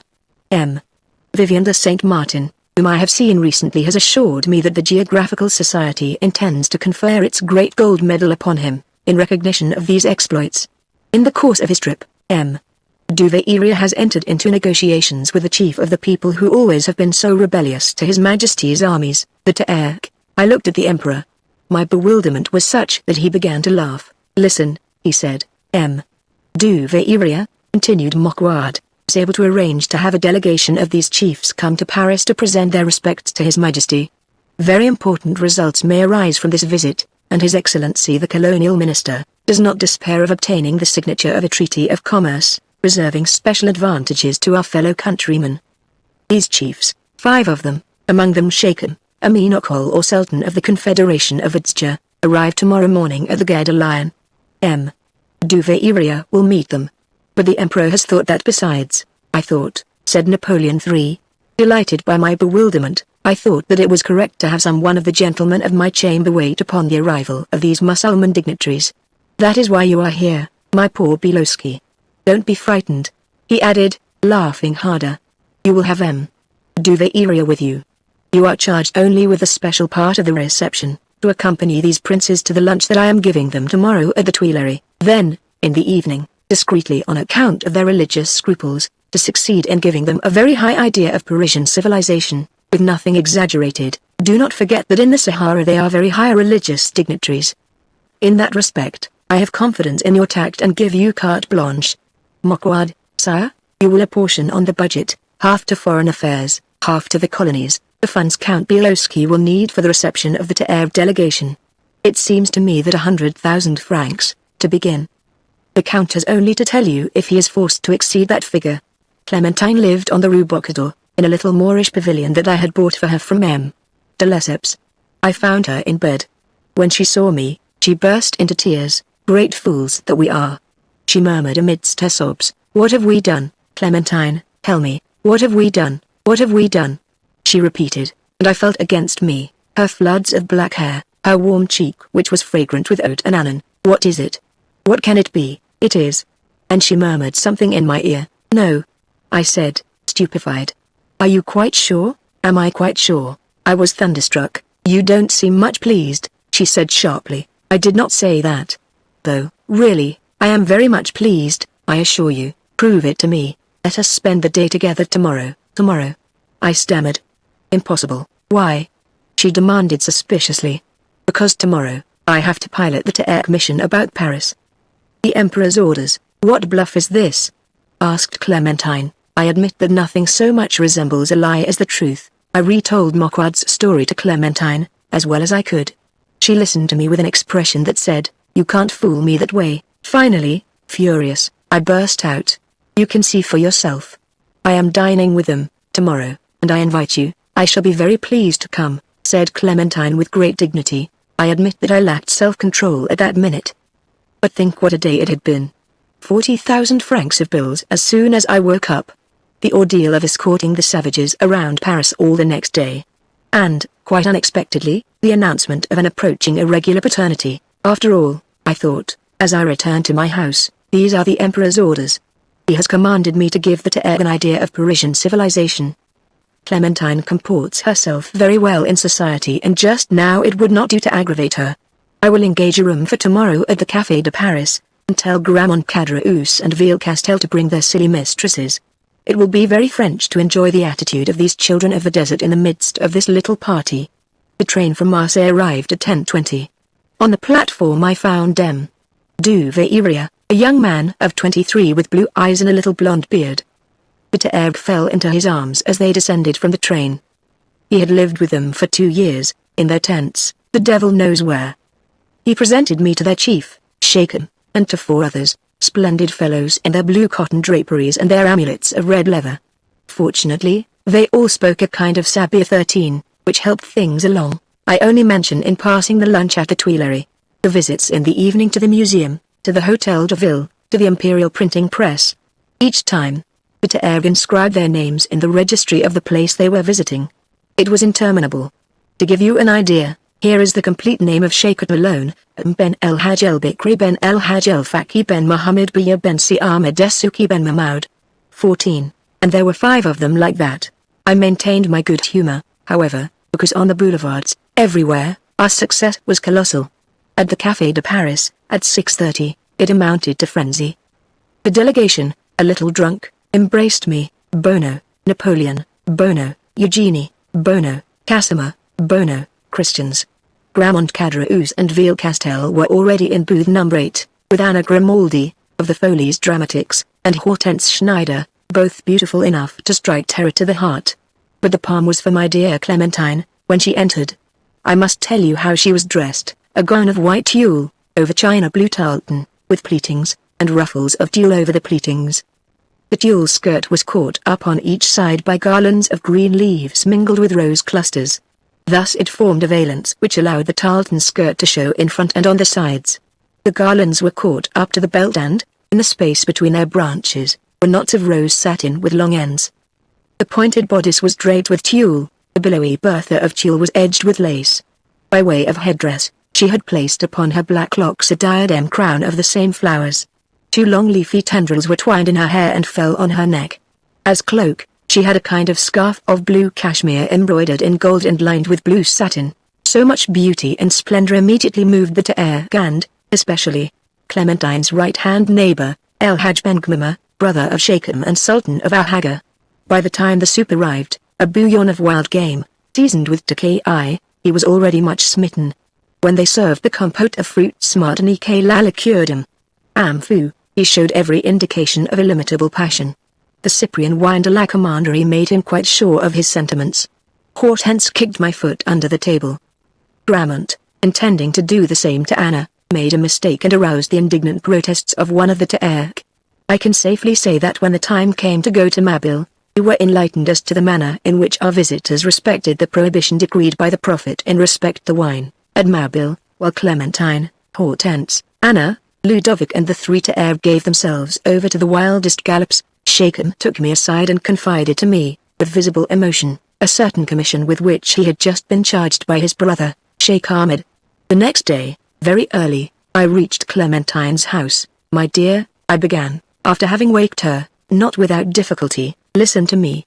I want to talk to you seriously. She rubbed her eyes a bit crossly. How did you like that young Arabian gentleman who was so taken with you last night? Why, well enough, she said, blushing. Do you know that in his country, he is the sovereign prince and reigns over territories 5 or 6 times greater than those of our august master, the Emperor Napoleon III? He murmured something of that kind to me, she said, becoming interested. Well, would it please you to mount on a throne, like our august sovereign? The Empress Eugenie, Clementine, looked startled. His own brother, Shakem, has charged me in his name to make this offer. Clementine, dumb with amazement, did not reply. Empress. She finally stammered. The decision rests with you. They must have your answer before midday. If it is yes, we lunch together at Voisin's, and the bargain is made. I saw that she had already made up her mind, but she thought it well to display a little sentiment. And you, she groaned. To leave you thus. Never, no foolishness, dear child, I said gently. You don't know perhaps that I am ruined. Yes, completely. I don't even know how I am going to pay for your complexion cream. She sighed, she added, however, and the child? What child? Our child. Our child, that is so. Why, you will have to put it down to profit and loss. I am even convinced that Sheikh Ahmed will find that it resembles him. You can turn everything into a joke, she said between laughing and crying. The next morning, at the same hour, the Marseille Express carried away the 5 Ta'er and Clementine. The young woman, radiant, was leaning on the arm of Sheikh Ahmed, who was beside himself with joy. Have you many shops in your capital? She asked him languidly, and he, smiling broadly under his veil, replied. Isef, Bono, Umis, Bono. At the last moment, Clementine had a pang of emotion. Listen, Casimir, you have always been kind to me. I am going to be a queen. If you weary of it here, promise me, swear to me. The sheikh had understood. He took a ring from his finger and slipped it onto mine. Sidi Casimir, comrade, he affirmed. You come find us. Take Sidi Ahmed's ring and show it. Everybody at Al-Haga comrades. Bono Al-Haga, Bono. When I came out of the Geda Lion, I had the feeling of having perpetrated an excellent joke. The hetman of Jaitama was completely drunk. I had had the utmost difficulty in understanding the end of his story, because he interjected, every other moment, couplets from Jacques Offenbach's best score, Dans un bois passé un jeune homme. Antoine Humphreys Etbeau. Charmaine Tenet un pomme. Vous voyez d'ici le tableau, who was disagreeably surprised by the fall of Sedan. It was Casimir, poor old Casimir. 5,000 louis to pay by the 5th of September, and not the first sou, no, not the first sou. I take my hat and my courage and go to the Tuileries. No more emperor there, no. But the empress was so kind. I found her alone. People scatter quickly under such circumstances! Alone, with a senator, M. Meremy, the only literary man I have ever known who was at the same time a man of the world. Madame, he was saying to her, you must give up all hope. M. Thighs, whom I just met on the Pont Royal, would listen to nothing. Madame, I said in my turn, your majesty always will know where her true friends are, and I kissed her hand. Ivo, Kale Desses, out de drolls de façons, poor Anjola, poor Anjola, poor Anjola Legarsons. I returned to my home in the Rue de Lille. On the way I encountered the rabble going from the Corps Legislatif to the Hotel de Ville. My mind was made up. Madame, I said to my wife, my pistols, what is the matter? She asked, frightened. All is lost. But there is still a chance to preserve my honor. I am going to be killed on the barricades. Ah. Casimir, she sobbed, falling into my arms. I have misjudged you. Will you forgive me? I forgive you, Ollie, I said with dignified emotion. I have not always been right myself. I tore myself away from this mad scene. It was 6 o'clock. On the Rue de Bac, I hailed a cab on its mad career. 20 francs tip, I said to the coachman, if you get to the Gare de Lyon in time for the Marseille train. 6:37. The hetman of Gaitama could say no more. He had rolled over on the cushions and slept with clenched fists. I walked unsteadily to the great window. The sun was rising, pale yellow, behind the sharp blue mountains. Chapter 14. Hours of waiting. It was at night that Saint Avet liked to tell me a little of his enthralling history. He gave it to me in short installments, exact and chronological, never anticipating the episodes of a drama whose tragic outcome I knew already. Not that he wished to obtain more effect that way. I felt that he was far removed from any calculation of that sort. Simply from the extraordinary nervousness into which he was thrown by recalling such memories. One evening, the mail from France had just arrived. The letters that Châtelaine had handed us lay upon the little table, not yet opened. By the light of a lamp, a pale halo in the midst of the great black desert, we were able to recognize the writing of the addresses. Oh! The victorious smile of Saint Avet when, pushing aside all those letters, I said to him in a trembling voice, go on. He acquiesced without further words. Nothing can give you any idea of the fever I was in from the day when the hetman of Gaitama told me of his adventures to the day when I found myself in the presence of Antonia. The strangest part was that the thought that I was, in a way, condemned to death, did not enter into this fever. On the contrary, it was stimulated by my desire for the event which would be the signal of my downfall, the summons from Antonia. But this summons was not speedy in coming. And from this delay, arose my unhealthy exasperation. Did I have any lucid moments in the course of these hours? I do not think so. I do not recall having even said to myself, what, aren't you ashamed? Captive in an unheard of situation, you not only are not trying to escape, but you even bless your servitude and look forward to your ruin. I did not even color my desire to remain there, to enjoy the next step in the adventure, by the pretext I might have given unwillingness to escape without Morange. If I felt a vague uneasiness at not seeing him again, it was not because of a desire to know that he was well and safe. Well and safe, I knew him to be, moreover. The Terg slaves of Antonia's household were certainly not very communicative. The women were hardly more loquacious. I heard, it is true, from Séduire and Agueda, that my companion liked pomegranates or that he could not endure couscous of bananas. But if I asked for a different kind of information, they fled, in fright, down the long corridors. With Tanit Zerga, it was different. This child seemed to have a distaste for mentioning before me anything bearing in any way upon Antonia. Nevertheless, I knew that she was devoted to her mistress with a dog-like fidelity. But she maintained an obstinate silence if I pronounced her name or, persisting, the name of Morange. As for the Europeans, I did not care to question these sinister puppets. Besides, all three were difficult of approach. The hetman of Gaitama was sinking deeper and deeper into alcohol. What intelligence remained to him? He seemed to have dissolved the evening when he had invoked his youth for me. I met him from time to time in the corridors that had become all at once too narrow for him, humming in a thick voice a couplet from the music of La Reine Hortense, de Marfil Isabelle, Sois le plus à l'instant, car elle est la plus belle, et toi, Le plus valent. As for Pastor Spark, I would cheerfully have killed the old skinflint.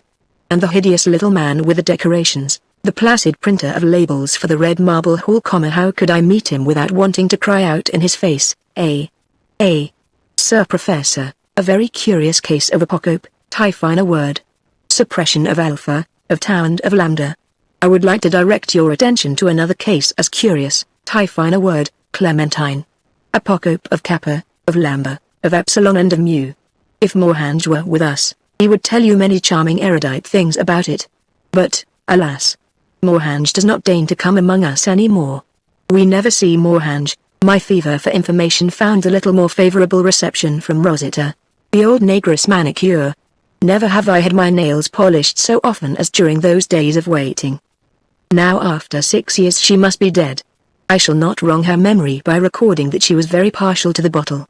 The poor old soul was defenseless against those that I brought her and that I emptied with her, through politeness, unlike the other slaves, who are brought from the south toward Turkey by the merchants of Rat. She was born in Constantinople and had been brought into Africa by her master when he became Kaimakam of Radames.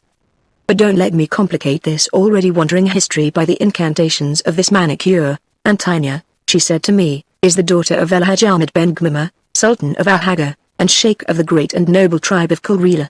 She was born in the year 1281 of Ogia era. She has never wished to marry anyone. Her wish has been respected, for the will of women is sovereign in this Ahaga where she rules today. She is a cousin of Sidi al-Sin Usi, and, if she speaks the word, Christian blood will flow from Jared to Twat, and from Chad to Senegal. If she had wished it, she might have lived beautiful and respected in the land of the Christians. But she prefers to have them come to her. Seg Ben Sheikh, I said. Do you know him? He is entirely devoted to her. Nobody here knows Seg Ben Sheikh very well, because he is continually traveling. It is true that he is entirely devoted to Antonia. Seg Ben Sheikh is the Sin Usi, and Antonia is the cousin of the chief of the Sin Usi. Besides, he owes his life to her. He is one of the men who assassinated the great Keba Flatters. On account of that, Auken, a Menocal of the Adschitaerk, fearing French reprisals, wanted to deliver Seg Ben Sheikh to them. When the whole Sahara turned against him, he found asylum with Antonia. Seg Ben Sheikh will never forget it, for he is brave and observes the law of the Prophet. To thank her, he led to Antonia, who was then 20 years old, 3 French officers of the first troops of occupation in Tunis. They are the ones who are numbered, in the red marble hall, 1, 2, and 3, and Seg Ben Sheikh has always fulfilled his duties successfully. Seg Ben Sheikh is well trained, and he knows the vast Sahara as I know my little room at the top of the mountain. At first, he made mistakes. That is how, on his first trips, he brought back old Lemesge and Marabout Spark. What did Antonia say when she saw them? Antonia? She laughed so hard that she spared them. Seg Ben Sheikh was vexed to see her laugh so. Since then, he has never made a mistake. He has never made a mistake, no. I have cared for the hands and feet of all that he has brought here. All were young and handsome. But I think that your comrade, whom they brought to me the other day, after you were here, is the handsomest of all. Why, I asked, turning the conversation, why, since she spared them their lives, did she not free the pastor and them? Lemesge? She has found them useful, it seems, said the old woman. And then, whoever once enters here, can never leave. Otherwise, the French would soon be here and, when they saw the hall of red marble, they would massacre everybody. Besides, of all those whom Seg Ben Sheikh has brought here, no one, save one, has wished to escape after seeing Antonia. She keeps them a long time? That depends upon them and the pleasure that she takes in them. 2 months, 3 months, on the average. It depends. A big Belgian officer, formed like a colossus, didn't last a week.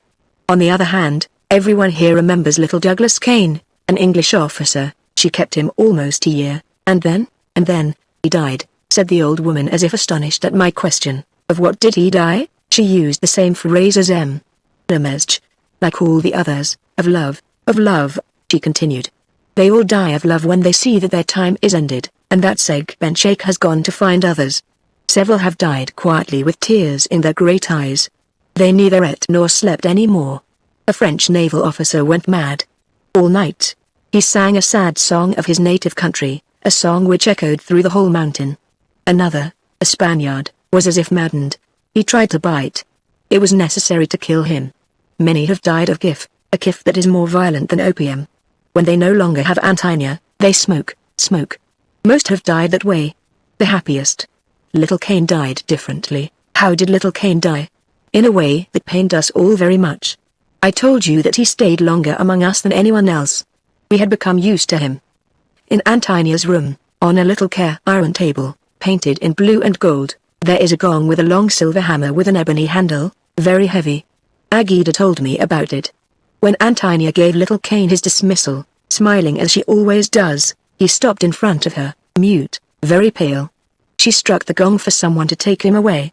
A Targa slave came.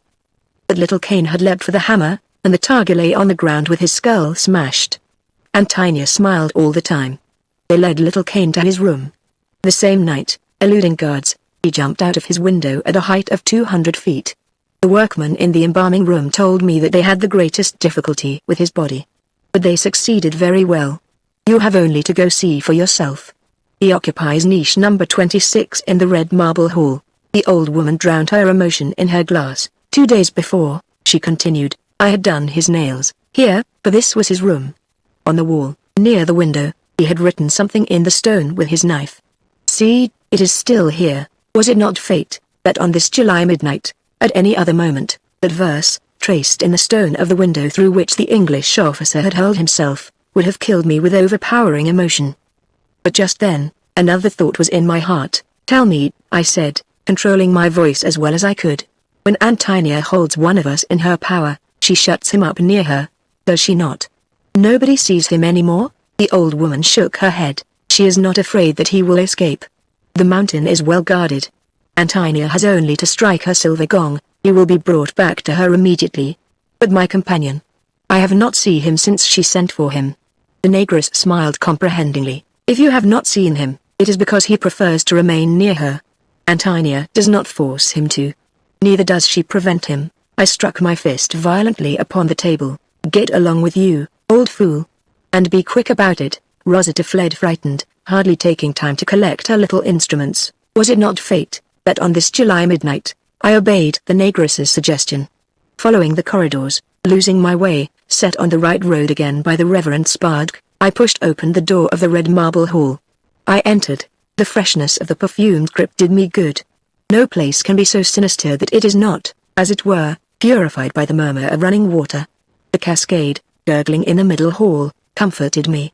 One day before an attack I was lying with my section in deep grass, waiting for the moment, the blast of the bugle, which would demand that we leap forward into the hail of bullets. A stream was at my feet. I listened to its fresh rippling. I admired the play of light and shade in the transparent water, the little beasts, the little black fish, the green grass, the yellow wrinkled sand. The mystery of water always has carried me out of myself. Here, in this magic hall, my thoughts were held by the dark cascade. It felt friendly. It kept me from faltering in the midst of these rigid evidences of so many monstrous sacrifices. Number 26.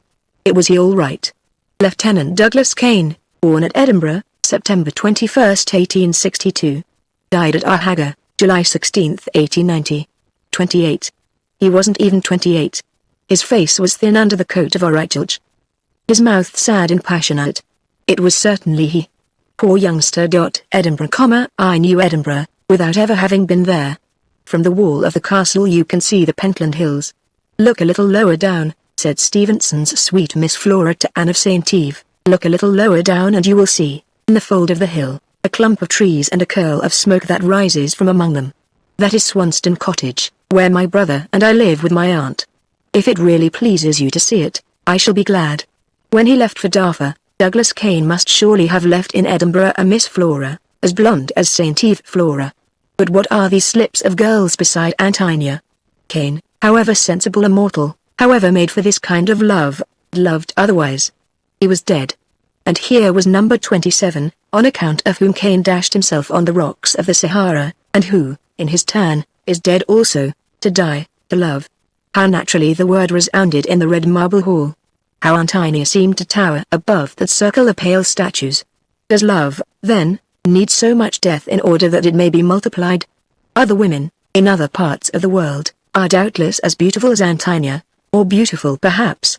I hold you to witness that I have not said much about her beauty. Why then, this obsession, This fever, this consumption of all my being. Why am I ready, for the sake of pressing this quivering form within my arms for one instant, to face things that I dare not think of for fear I should tremble before them? Here is number 53, the last. Morhange will be 54. I shall be 55. In 6 months, 8, perhaps, what difference anyway? I shall be hoisted into this niche, an image without A's, a dead soul, a finished body. I touched the heights of bliss, of exaltation that can be felt. What a child I was, just now. I lost my temper with a Negro manicure. I was jealous of Morhange, on my word. Why not, since I was at it, be jealous of those here present, then of the others, the absent, who will come, one by one, to fill the black circle of the still empty niches. Morhange, I know, is at this moment with Atlantida, and it is to me a bitter and splendid joy to think of his joy. But some evening, in 3 months, 4 perhaps, the embalmers will come here. Niche 54 will receive its prey. Then a Targa slave will advance toward me. I shall shiver with superb ecstasy. He will touch my arm. And it will be my turn to penetrate into eternity by the bleeding door of love. When I emerged from my meditation, I found myself back in the library, where the falling night obscured the shadows of the people who were assembled there. I recognized them. Lemesge, the pastor, the hetman, Agida, 2 Taerg slaves, still more, all joining in the most animated conference. I drew nearer, astonished, even alarmed to see together so many people who ordinarily felt no kind of sympathy for each other. An unheard of occurrence had thrown all the people of the mountain into uproar. 2 Spanish explorers, come from Rio de Janeiro, had been seen to the west, in a Darahat. As soon as Segbenchake was informed, he had prepared to go to meet them. At that instant he had received the order to do nothing. Henceforth it was impossible to doubt. For the first time, Atlantida was in love. Chapter 15 The Lament of Tanit Zerga. Arau, Arau. I roused myself vaguely from the half-sleep to which I had finally succumbed. I half-opened my eyes.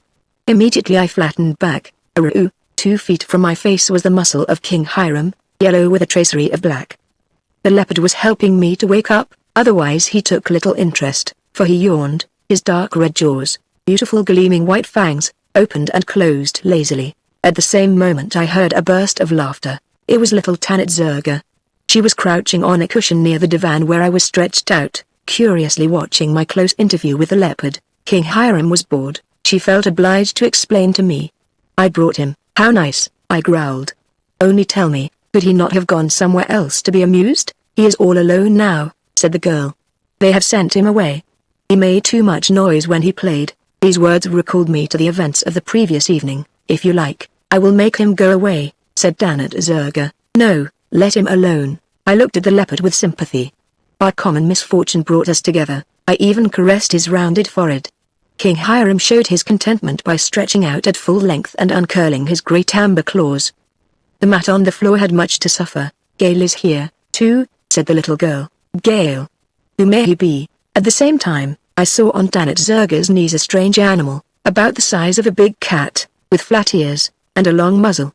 Its pale grey fur was rough. It was watching me with queer little pink eyes. It is my mongoose, explained Tanit Zerga. Come now, I said sharply. Is that all? I must have looked so crabbed and ridiculous that Tanit Zerga began to laugh. I laughed, too. Gale is my friend, she said when she was serious again. I saved her life. It was when she was quite little. I will tell you about it someday. See how good-natured she is. So saying, she dropped the mongoose on my knees. It is very nice of you, Tanit Zerga, I said, to come and pay me a visit. I passed my hand slowly over the animal's back. What time is it now? A little after 9. See, the sun is already high. Let me draw the shade. The room was in darkness. Gale's eyes grew redder. King Hiram's became green. It is very nice of you, I repeated, pursuing my idea. I see that you are free today. You never came so early before. A shade passed over the girl's forehead. Yes, I am free, she said, almost bitterly. I looked at Tanit Zerga more closely. For the first time I realized that she was beautiful. Her hair, which she wore falling over her shoulders, was not so much curly as it was gently waving. Her features were of remarkable fineness, the nose very straight, a small mouth with delicate lips, a strong chin. She was not black, but copper-colored. Her slender graceful body had nothing in common with the disgusting thick sausages which the carefully cared-for bodies of the blacks become. A large circle of copper made a heavy decoration around her forehead and hair. She had 4 bracelets, still heavier, on her wrists and anklets, and, for clothing, a green silk tunic, slashed in points, braided with gold. Green, bronze, gold. You are a Sonhai, Tanit Zerga? I asked gently. She replied with almost ferocious pride. I am a Sonhai, strange little thing, I thought. Evidently this was a subject on which Tanit Zerga did not intend the conversation to turn. I recalled how, almost painfully, she had pronounced that they, when she had told me how they had driven away King Hiram. I am a Sonhai, she repeated. I was born at Gao, on the Niger, the ancient Sonhai capital. My fathers reigned over the great Manding Empire. You need not scorn me because I am here as a slave. In a ray of sunlight, Gale, seated on his little haunches, washed his shining mustaches with his forepaws, and King Hiram, stretched out on the mat, groaned plaintively in his sleep. He is dreaming, said Tanit Zerga, a finger on her lips. There was a moment of silence. Then she said, you must be hungry. And I do not think that you will want to eat with the others. I did not answer. You must eat, she continued. If you like, I will go get something to eat for you and me. I will bring King Hiram's and Gale's dinner here, too. When you are sad, you should not stay alone. And the little green and gold fairy vanished, without waiting for my answer. That was how my friendship with Tanit Zerga began. Each morning she came to my room with the two beasts. She rarely spoke to me of Antinia, and when she did, it was always indirectly. The question that she saw ceaselessly hovering on my lips seemed to be unbearable to her. I felt her avoiding all the subjects towards which I, myself, dared not direct the conversation. To make sure of avoiding them, she prattled, like a nervous little parakeet. I was sick and this sister of charity in green and bronze silk tended me with such care as never was before. The two wild beasts, the big and the little, were there, each side of my couch, and, during my delirium, I saw their mysterious, sad eyes fixed on me. In her melodious voice, Tanit Zerga told me wonderful stories, and among them, the one she thought most wonderful, the story of her life. It was not till much later, very suddenly, that I realized how far this little barbarian had penetrated into my own life. Wherever thou art at this hour, dear little girl, from whatever peaceful shores thou watchest my tragedy, cast a look at thy friend, pardon him for not having accorded thee, from the very first, the gratitude that thou deservedst so richly. I remember from my childhood, she said, the vision of a yellow and rose-colored sun rising through the morning mists over the smooth waves of a great river, the river where there is water, the Niger, it was. But you are not listening to me. I'm listening to you, I swear it, little Tanit Zerga. You are sure I am not wearying you? You want me to go on, little Tanit Zerga, go on. Well, with my little companions, of whom I was very fond, I played at the edge of the river where there is water, under the jujube trees, brothers of the sigsig, the spines of which pierce the head of your prophet and which we call the tree of paradise because our prophet told us that under it would live those chosen of paradise. 15. And which is sometimes so big, that a horseman cannot traverse its shade in a century. We wove beautiful garlands with mimosa, the pink flowers of the caper bush and white cockles. Then we threw them in the green water to ward off evil spirits, and we laughed like mad things when a great snorting hippopotamus raised his swollen head and we bombarded him in glee until he had to plunge back again with a tremendous splash. That was in the mornings. Then there fell on Gao the death-like lull of the red siesta. When that was finished, we came back to the edge of the river to see the enormous crocodiles with bronze goggle eyes creep along little by little, among the clouds of mosquitoes and dayflies on the banks, and work their way traitorously into the yellow ooze of the mud flats. Then we bombarded them, as we had done the hippopotamus in the morning, and to face the sun setting behind the black branches of the duldules, we made a circle, stamping our feet, then clapping our hands, as we sang the Sonhai hymn. Such were the ordinary occupations of free little girls. But you must not think that we were only frivolous, and I will tell you, if you like, how I, who am talking to you, I saved a French chieftain who must be vastly greater than yourself, to judge by the number of gold ribbons he had on his white sleeves. Tell me, little Tanit Zerga, I said, my eyes elsewhere. You have no right to smile, she said a little aggrieved, and to pay no attention to me. But never mind. It is for myself that I tell these things, for the sake of recollection. Above Gao, the Niger makes a bend. There is a little promontory in the river, thickly covered with large gum trees. It was an evening in August and the sun was sinking. Not a bird in the forest but had gone to rest, motionless until the morning. Suddenly we heard an unfamiliar noise in the west, boom boom, boom boom, boom barab, boom boom, growing louder boom boom, boom barabment. Suddenly, there was a great flight of water birds, egrets, pelicans, wild ducks and teal, which scattered over the gum trees, followed by a column of black smoke, which was scarcely flurried by the breeze that was springing up. It was a gunboat, turning the point, sending out a wake that shook the overhanging bushes on each side of the river. One could see that the red, white and blue flag on the stern had drooped till it was dragging in the water, so heavy was the evening. She stopped at the little point of land. A small boat was let down, manned by 2 native soldiers who rowed, and 3 chiefs who soon leapt ashore. The oldest, a French marabout, with a great white burnous, who knew our language marvelously, asked to speak to Sheikh Sunny Azkia. When my father advanced and told him that it was he, the marabout told him that the commandant of the club at Timbuktu was very angry, that a mile from there the gunboat had run on an invisible pile of logs, that she had sprung a leak and that she could not so continue her voyage towards Ansango.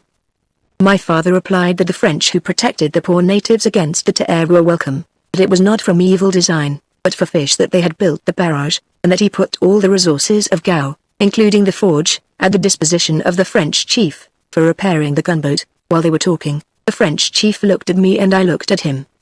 He was already middle-aged, tall, with shoulders a little bent, and blue eyes as clear as the stream whose name I bear. "Come here, little one," he said in his gentle voice. "I am the daughter of Sheikh Sunny Azkia, and I do only what I wish," I replied, vexed at his informality. "You are right," he answered smiling, "for you are pretty.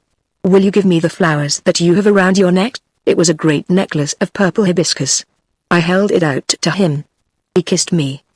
The peace was made. Meantime, under the direction of my father, the native soldiers and strong men of the tribe had hauled the gunboat into a pocket of the river. "There is work there for all day tomorrow, Colonel," said the chief mechanic, after inspecting the leaks. "We won't be able to get away before the day after tomorrow. And, if we're to do that, these lazy soldiers mustn't loaf on the job." "What an awful bore," groaned my new friend, but his ill humor did not last long, so ardently did my little companions and I seek to distract him. He listened to our most beautiful songs, and, to thank us, made us taste the good things that had been brought from the boat for his dinner. He slept in our great cabin, which my father gave up to him, and for a long time, before I went to sleep, I looked through the cracks of the cabin where I lay with my mother, at the lights of the gunboat trembling in red ripples on the surface of the dark waves. That night, I had a frightful dream.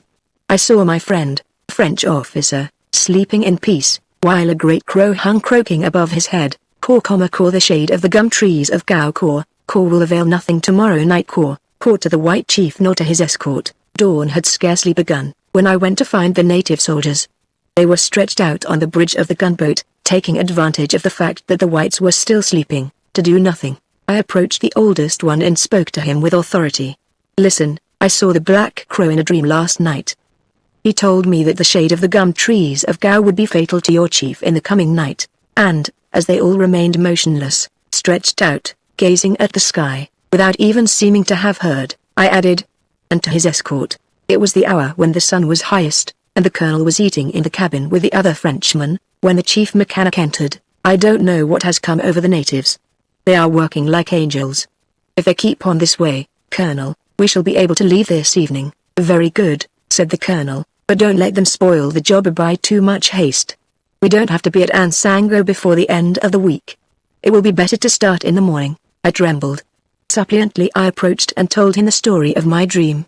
He listened with a smile of astonishment. Then, at the last, he said gravely, "It is agreed, little Tanit Zerga. We will leave this evening if you wish it," and he kissed me. The darkness had already fallen when the gunboat, now repaired, left the harbor. My friend stood in the midst of the group of Frenchmen who waved their caps as long as we could see them. Standing alone on the rickety jetty, I waited, watching the water flow by, until the last sound of the steam-driven vessel, Umbarab, had died away into the night. 16. Tanit Zerga paused. That was the last night of Gao. While I was sleeping and the moon was still high above the forest, a dog yelped, but only for an instant. Then came the cry of men, then of women, the kind of cry that you can never forget if you have once heard it. When the sun rose, it found me, quite naked, running and stumbling towards the north with my little companions, beside the swiftly moving camels of the Te'er who escorted us. Behind, followed the women of the tribe, my mother among them, 2 by 2, yoke upon their necks. There were not many men. Almost all lay with their throats cut under the ruins of the thatch of Gao beside my father, brave Sunny Askia. Once again Gao had been raised by a band of Oelimadan, who had come to massacre the French on their gunboat. The Tuareg hurried us, for they were afraid of being pursued. We traveled thus for 10 days, and, as the militant hemp disappeared, the march became more frightful. Finally, near Izakarine, in the country of Kaidal, the Tuareg sold us to a caravan of Trots and Moors who were going from Bamruk to Rat. At first, because they went more slowly, it seemed good fortune. But, before long, the desert was an expanse of rough pebbles, and the women began to fall. As for the men, the last of them had died far back under the blows of the stick for having refused to go farther. I still had the strength to keep going, and even as far in the lead as possible, so as not to hear the cries of my little playmates. Each time one of them fell by the way, unable to rise again, they saw one of the drivers descend from his camel and drag her into the bushes a little way to cut her throat. But one day, I heard a cry that made me turn around. It was my mother. She was kneeling, holding out her poor arms to me. In an instant I was beside her. But a great Moor, dressed in white, separated us. A red Moroccan case hung around his neck from a black chaplet. He drew a cutlass from it. I can still see the blue steel on the brown skin. Another horrible cry. An instant later, driven by a club, I was trotting ahead, swallowing my little tears, trying to regain my place in the caravan. Near the wells of Aziou, the Moors were attacked by a party of Tuareg of Kultazhelit, serfs of the great tribe of Kulrila, which rules over Ahaga. They, in their turn, were massacred to the last man. That is how I was brought here, and offered as homage to Tanya, who was pleased with me and ever since has been kind to me. That is why it is no slave who soothes your fever today with stories that you do not even listen to, but the last descendant of the great Songhai emperors, of Sunny Ali, the destroyer of men and of countries, of Muhammad Askia, who made the pilgrimage to Mecca, taking with him 1,500 cavaliers and 300,000 mithqal of gold in the days when our power stretched without rival from Chad to Twat and to the Western Sea, and when Gao raised her cupola, sister of the sky, above the other cities, higher above her rival cupolas than is the tamarisk above the humble plants of sorghum. Chapter 16 The Silver Hammer, J'ernim Defense plus et J'ernivux Quala, Reconnaître la place où Erdois Limola, Andramuk. It was this sort of a night when what I am going to tell you now happened. Toward 5 o'clock the sky clouded over and a sense of the coming storm trembled in the stifling air. I shall always remember it. It was the 5th of January, 1897. King Hiram and Gale lay heavily on the matting of my room. Leaning on my elbows beside Tanit Zerga in the rock-hewn window, I spied the advanced tremors of lightning. One by one they rose, streaking the now total darkness with their bluish stripes. But no burst of thunder followed. The storm did not attain the peaks of Ahaga. It passed without breaking, leaving us in our gloomy bath of sweat. I am going to bed, said Tanit Zerga. I have said that our room was above mine. Its bay window was some 30 feet above that before which I lay. She took Gale in her arms. But King Hiram would have none of it. Digging his forepaws into the matting, he whined in anger and uneasiness. Leave him, I finally said to Tanit Zerga. For once he may sleep here. So it was that this little beast incurred his large share of responsibility in the events which followed. Left alone, I became lost in my reflections. The night was black. The whole mountain was shrouded in silence. It took the louder and louder growls of the leopard to rouse me from my meditation. King Hiram was braced against the door, digging at it with his drawn claws. He, who had refused to follow Tanit Zerga a while ago, now wanted to go out. He was determined to go out. Be still, I said to him. Enough of that. Lie down. I tried to pull him away from the door. I succeeded only in getting a staggering blow from his paw. Then I sat down on the divan. My quiet was short. Be honest with yourself, I said. Since Mohanj abandoned you, since the day when you saw Antonia, you have had only one idea. What good is it to beguile yourself with the stories of Tanit Zerga, charming as they are? This leopard is a pretext, perhaps a guide. Oh, you know that mysterious things are going to happen tonight. How have you been able to keep from doing anything as long as this? Immediately I made a resolve. If I open the door, I thought, King Hiram will leap down the corridor and I shall have great difficulty in following him. I must find some other way. The shade of the window was worked by means of a small cord. I pulled it down. Then I tied it into a firm leash which I fastened to the metal collar of the leopard. I half opened the door. There, now you can go. But quietly, quietly. I had all the trouble in the world to curb the ardor of King Hiram who dragged me along the shadowy labyrinth of corridors. It was shortly before 9 o'clock, and the rose-colored night lights were almost burned out in the niches. Now and then, we passed one which was casting its last flickers. What a labyrinth! I realized that from here on I would not recognize the way to her room. I could only follow the leopard. At first furious, he gradually became used to towing me. He strained ahead, belly to the ground, with snuffs of joy. Nothing is more like one black corridor than another black corridor. Doubt seized me. Suppose I should suddenly find myself in the Baccarat room. But that was unjust to King Hiram. Barred too long from the dear presence, the good beast was taking me exactly where I wanted him to take me. Suddenly, at a turn, the darkness ahead lifted. A rose window, faintly glimmering red and green, appeared before us. The leopard stopped with a low growl before the door in which the rose window was cut. I recognized it as the door through which the white tiger had led me the day after my arrival, when I had been set upon by King Hiram, when I had found myself in the presence of Antonia. "We are much better friends today," I said, flattering him so that he would not give a dangerously loud growl. I tried to open the door. The light, coming through the window, fell upon the floor, green and red, a simple latch, which I turned. I shortened the leash to have better control of King Hiram, who was getting nervous. The great room where I had seen Antonia for the first time was completely dark. But the garden on which it gave shone under a clouded moon, in a sky weighted down with a storm which did not break. Not a breath of air. The lake gleamed like a sheet of pewter. I seated myself on a cushion, holding the leopard firmly between my knees.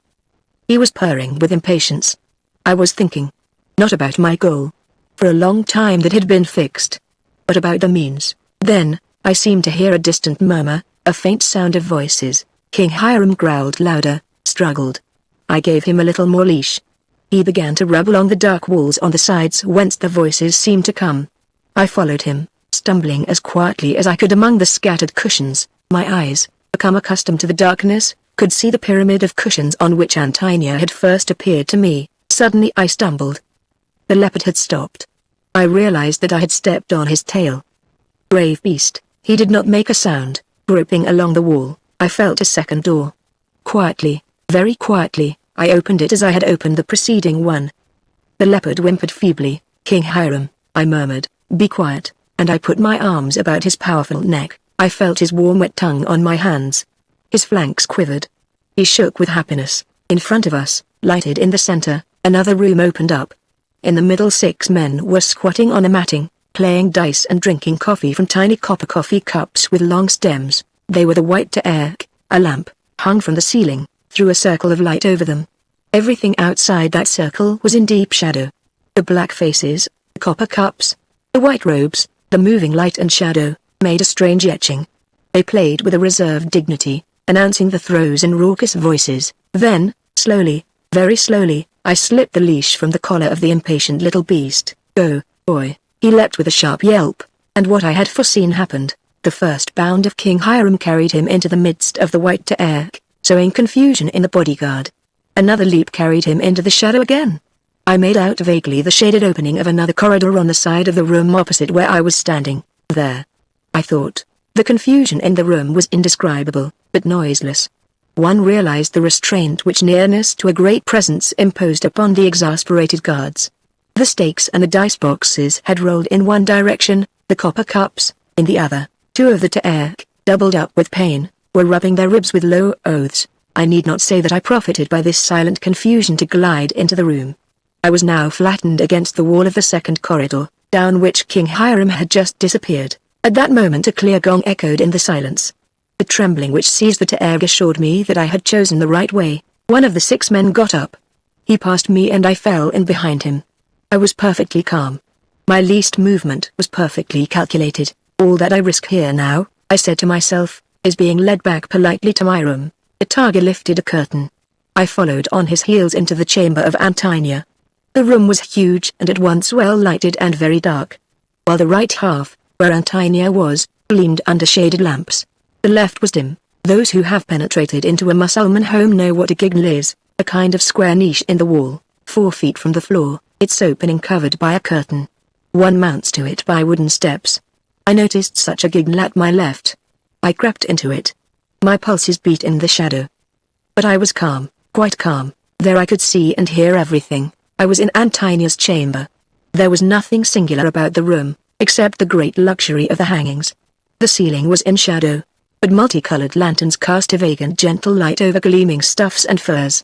Antonia was stretched out on a lion's skin, smoking. A little silver tray and pitcher lay beside her. King Hiram was flattened out at her feet, licking them madly. The Targa slave stood rigid before her, one hand on his heart, the other on his forehead, saluting. Antonia spoke in a hard voice, without looking at the man. "Why did you let the leopard pass?" "I told you that I wanted to be alone." "He knocked us over, mistress," said the Targa humbly. "The doors were not closed, then?" The slave did not answer. "Shall I take him away?" he asked, and his eyes, fastened upon King Hiram who stared at him maliciously, expressed well enough his desire for a negative reply. "Let him stay since he is here," said Antonia. She tapped nervously on the little silver tray. "What is the captain doing?" she asked. "He dined a while ago and seemed to enjoy his food." The Targa answered. "Has he said nothing?" "Yes. He asked to see his companion, the other officer." Antonia tapped the little tray still more rapidly. "Did he say nothing else?" "No, mistress," said the man. A pallor overspread the Atlantide's little forehead. "Go get him," she said brusquely. Bowing, the Targa left the room. I listened to this dialogue with great anxiety. Was this Mohanj? Had he been faithful to me, after all? Had I suspected him unjustly?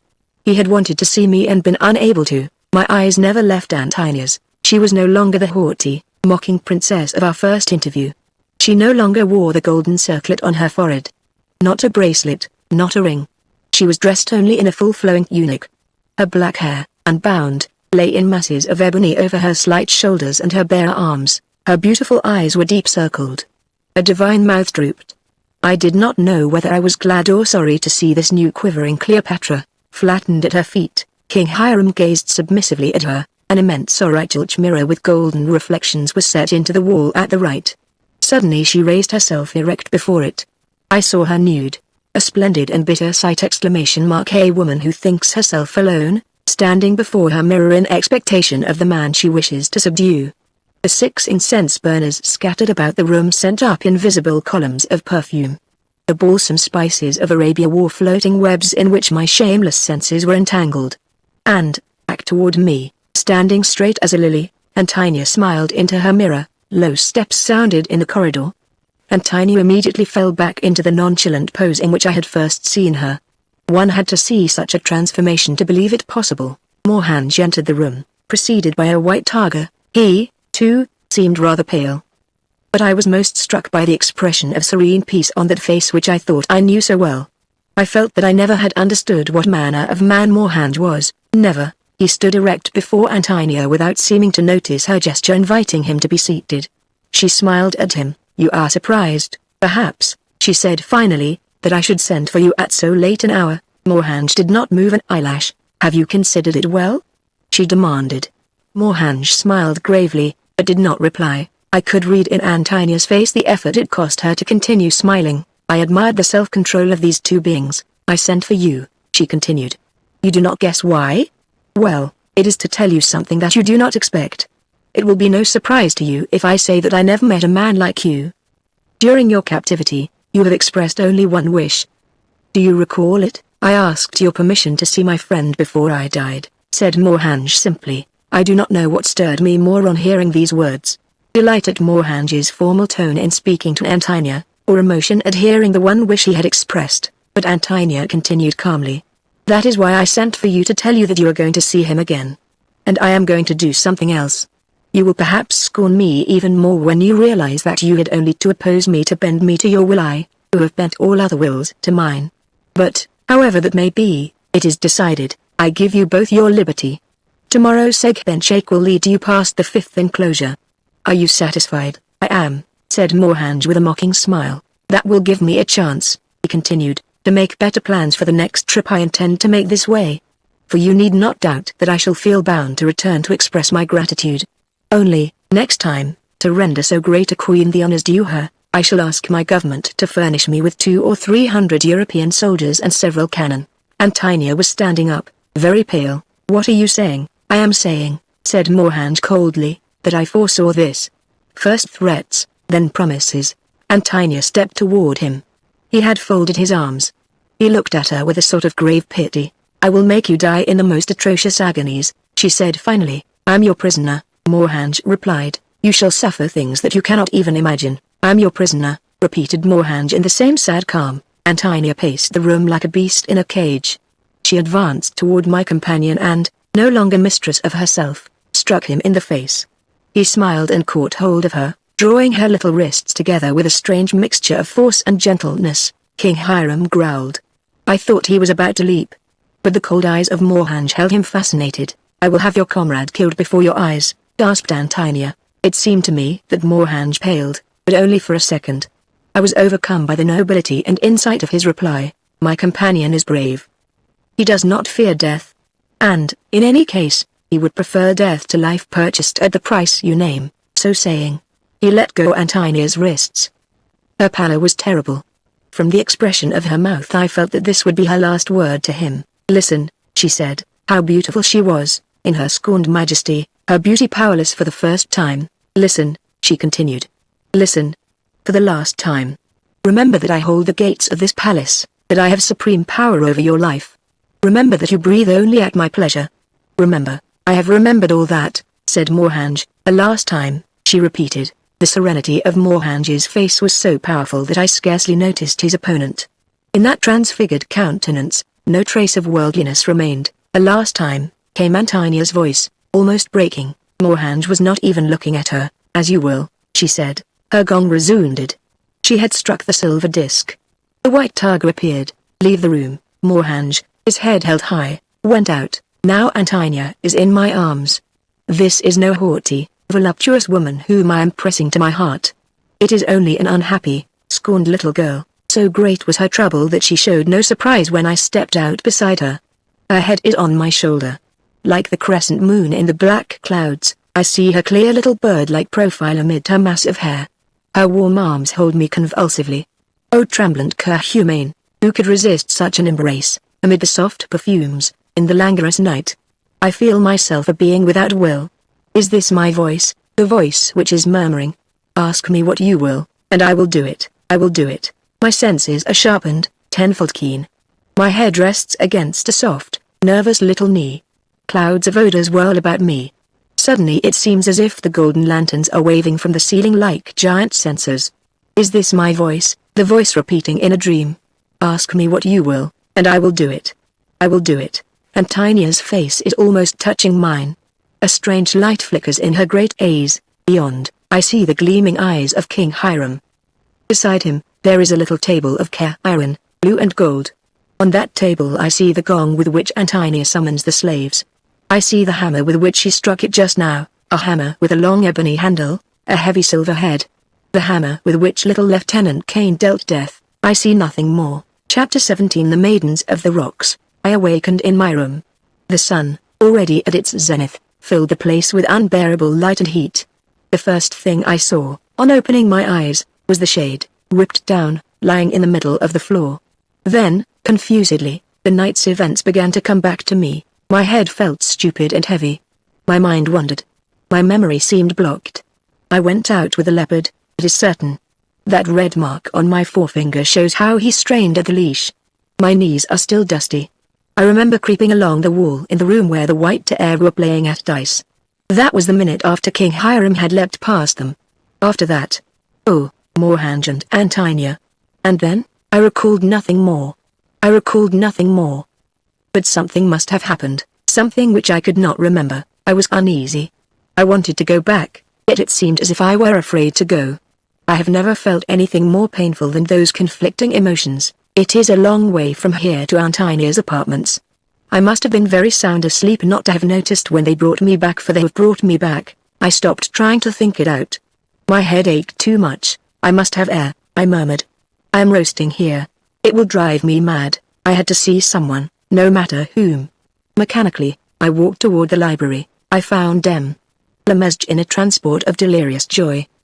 The professor was engaged in opening an enormous bale, carefully sewed in a brown blanket. You come at a good time, sir, he cried, on seeing me enter.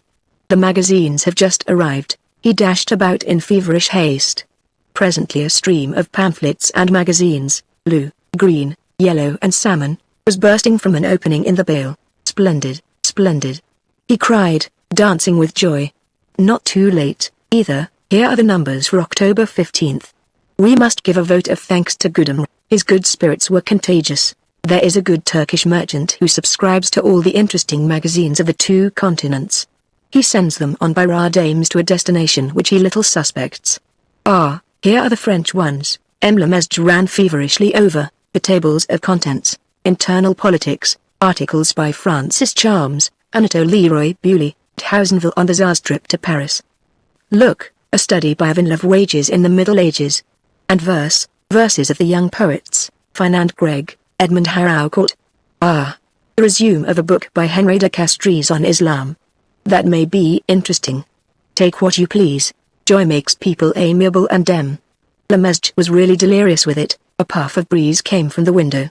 I went to the balustrade and, resting my elbows on it, began to run through a number of the Revue des Deux Mondes. I did not read, but flipped over the pages, my eyes now on the lines of swarming little black characters, now on the rocky basin which lay shivering, pale pink, under the declining sun. Suddenly my attention became fixed.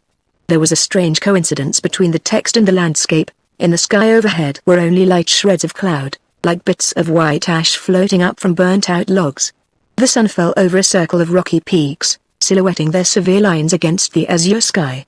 From on high, a great sadness and gentleness poured down into the lonely enclosure, like a magic drink into a deep cup. 17. I turned the pages feverishly.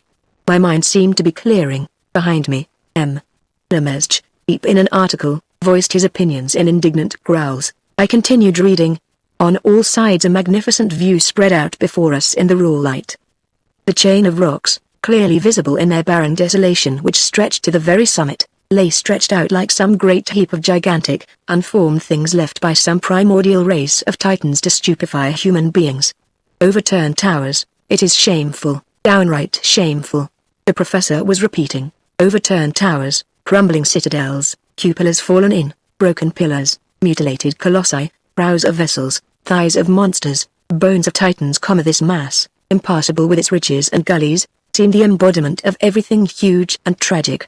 So clear were the distances, downright shameful, Lemesge kept on saying in exasperation, thumping his fist on the table. So clear were the distances that I could see, as if I had it under my eyes, infinitely enlarged, every contour of the rock which Violante had shown me through the window with the gesture of a creator. Trembling, I closed the magazine. At my feet, now red, I saw the rock which Antonia had pointed out to me the day of our first interview, huge, steep, overhanging the reddish-brown garden. That is my horizon, she had said. Lemesge's excitement had passed all bounds. It is worse than shameful, it is infamous. I almost wanted to strangle him into silence. He seized my arm. Read that, sir, and, although you don't know a great deal about the subject, you will see that this article on Roman Africa is a miracle of misinformation, a monument of ignorance. And it is signed. Do you know by whom it is signed? Leave me alone, I said brutally. Well, it is signed Gaston Boissier. Yes, sir. Gaston Boissier, Grand Officer of the Legion of Honor, lecturer at the École Normale Supérieure, permanent secretary of the French Academy, member of the Academy of Inscriptions and Literature, one of those who once ruled out the subject of my thesis. One of those. Ah, poor university, poor France. I was no longer listening. I had begun to read again. My forehead was covered with sweat. But it seemed as if my head had been cleared like a room when a window is opened. Memories were beginning to come back like doves winging their way home to the dovecote. At that moment, an irrepressible tremor shook her whole body. Her eyes dilated as if some terrible sight had filled them with horror. Antonello, she murmured. And for seconds, she was unable to say another word. I looked at her in mute anguish, and the suffering which drew her dear lips together seemed also to clutch at my heart. The vision which was in her eyes passed into mine, and I saw again the thin white face of Antonello, and the quick quivering of his eyelids, the waves of agony which seized his long worn body and shook it like a reed. I threw the magazine upon the table. That is it, I said. To cut the pages, I had used the knife with which Lemesge had cut the cords of the bale, short ebony-handled dagger, one of those daggers that the Pierre wear in a bracelet sheath against the upper left arm. I slipped it into the big pocket of my flannel dolman and walked toward the door. I was about to cross the threshold when I heard Lemesge call me, Monsieur de Saint-Avit. Monsieur de Saint-Avit, I want to ask you something, please. What is it? Nothing important. You know that I have to mark the labels for the Red Marble Hall. I walked toward the table. Well, I forgot to ask Mohanj, at the beginning, the date and place of his birth. After that, I had no chance. I did not see him again. So I am forced to turn to you. Perhaps you can tell me? I can, I said very calmly. He took a large white card from a box which contained several and dipped his pen. Number 54. Captain Jean-Marie François Mohanj. While I dictated, one hand resting on the table, I noticed on my cuff a stain, a little stain, reddish-brown. Mohanj, repeated Lemesge, finishing the lettering of my friend's name. Born at Villefranche, Rhône. What date? The 14th of October, 1859. The 14th of October, 1859. Good. Died at Ahaga, the 5th of January, 1897. There, it is done. 1,000 thanks, sir, for your kindness. You are welcome. I left Lemesge. My mind, thenceforth, was well made up, and, as I said, I was perfectly calm. Nevertheless, when I had taken leave of Lemesge, I felt the need of waiting a few minutes before executing my decision. First I wandered through the corridors, then, finding myself near my room, I went to it. It was still intolerably hot. I sat down on my divan and began to think. The dagger in my pocket bothered me. I took it out and laid it on the floor. It was a good dagger, with a diamond-shaped blade, and with a collar of orange leather between the blade and the handle. The sight of it recalled the silver hammer. I remembered how easily it fitted into my hand when I struck. Every detail of the scene came back to me with incomparable vividness. But I did not even shiver. It seemed as if my determination to kill the instigator of the murder permitted me peacefully to evoke its brutal details. If I reflected over my deed, it was to be surprised at it, not to condemn myself. Well, I said to myself, I have killed this Mohanj, who was once a baby, who, like all the others, cost his mother so much trouble with his baby sicknesses. I have put an end to his life. I have reduced to nothingness the monument of love, of tears, of trials overcome and pitfalls escaped, which constitutes a human existence. What an extraordinary adventure. That was all. No fear, no remorse, none of that Shakespearean horror after the murder, which, today, skeptic though I am and blasé and utterly disillusioned, sets me shuddering whenever I am alone in a dark room. Come, I thought. It's time. Time to finish it up. I picked up the dagger.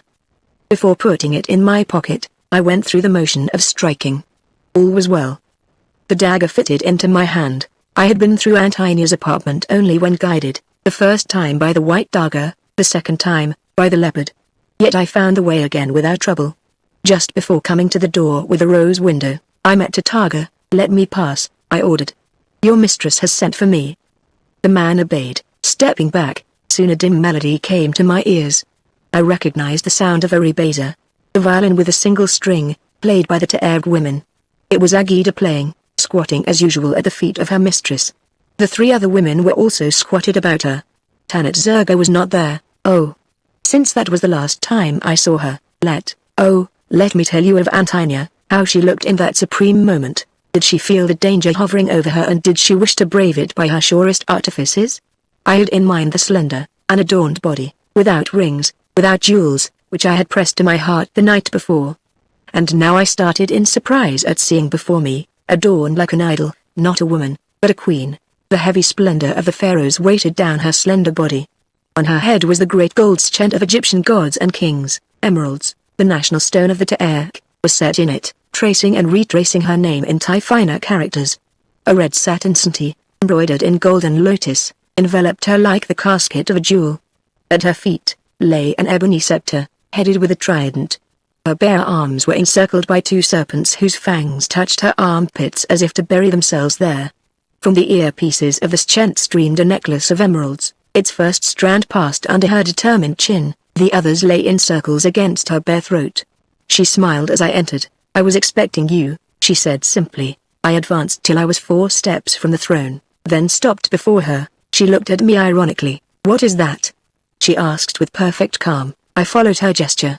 The handle of the dagger protruded from my pocket. I drew it out and held it firmly in my hand, ready to strike. The first of you who moves will be sent naked 6 leagues into the red desert and left there to die, said Antonia coldly to her women, whom my gesture had thrown into a frightened murmuring. She turned to me. That dagger is very ugly and you hold it badly. Shall I send Sidur to my room to get the silver hammer? You are more adroit with it than with a dagger, Antonia, I said in a low voice. I am going to kill you. Do not speak so formally. You were more affectionate last night. Are you embarrassed by them? She said, pointing to the women, whose eyes were wide with terror. Kill me? She went on. You are hardly reasonable. Kill me at the moment when you can reap the fruits of the murder of. Did he suffer? I asked suddenly, trembling. Very little. I told you that you used the hammer as if you had done nothing else all your life, like little Cain, I murmured. She smiled in surprise. Oh, you know that story? Yes, like little Cain. But at least Cain was sensible. You. I do not understand. I do not understand myself. Very well. She looked at me with amused curiosity. Antonia, I said, what is it? I did what you told me to. May I in turn ask one favor, ask you one question? What is it? It was dark, was it not, in the room where he was? Very dark. I had to lead you to the bed where he lay asleep. He was asleep. You are sure? I said so. He did not die instantly. Did he? No. I know exactly when he died. 2 minutes after you struck him and fled with a shriek. Then surely he could not have known. Known what? That it was I who held the hammer. He might not have known it, indeed, Antonia said. But he did know. How? He did know. Because I told him, she said, staring at me with magnificent audacity. And, I murmured, he believed it. With the help of my explanation, he recognized your shriek. If he had not realized that you were his murderer, the affair would not have interested me, she finished with a scornful little smile. 4 steps, I said, separated me from Antonia. I sprang forward. But, before I reached her, I was struck to the floor. King Hiram had leapt at my throat. At the same moment I heard the calm, haughty voice of Antonia. Call the men, she commanded. A second later I was released from the leopard's clutch. The 6 white Teerk had surrounded me and were trying to bind me. I am fairly strong and quick. I was on my feet in a second. One of my enemies lay on the floor, 10 feet away, felled by a well-placed blow on their jaw. Another was gasping under my knee. That was the last time I saw Antonia. She stood erect, both hands resting on her ebony scepter, watching the struggle with a smile of contemptuous interest. Suddenly I gave a loud cry and loosed the hold I had on my victim. A cracking in my left arm, one of the Teerk had seized it and twisted until my shoulder was dislocated. When I completely lost consciousness, I was being carried down the corridor by 2 white phantoms, so bound that I could not move a muscle, chattering the fireflies. Through the great open window, waves of pale moonlight surged into my room. A slender white figure was standing beside the bed where I lay. You, Tanit Zerga. I murmured. She laid a finger on her lips. S.H. Yes, it is I. I tried to raise myself up on the bed. A terrible pain seized my shoulder. The events of the afternoon came back to my poor harassed mind. Oh, little one, if you knew. I know, she said. I was weaker than a baby. After the overstrain of the day had come a fit of utter nervous depression. A lump rose in my throat, choking me. If you knew, if you only knew. Take me away, little one. Get me away from here. Not so loud, he whispered. There is a white tiger on guard at the door. Take me away. Save me, I repeated. That is what I came for, she said simply. I looked at her.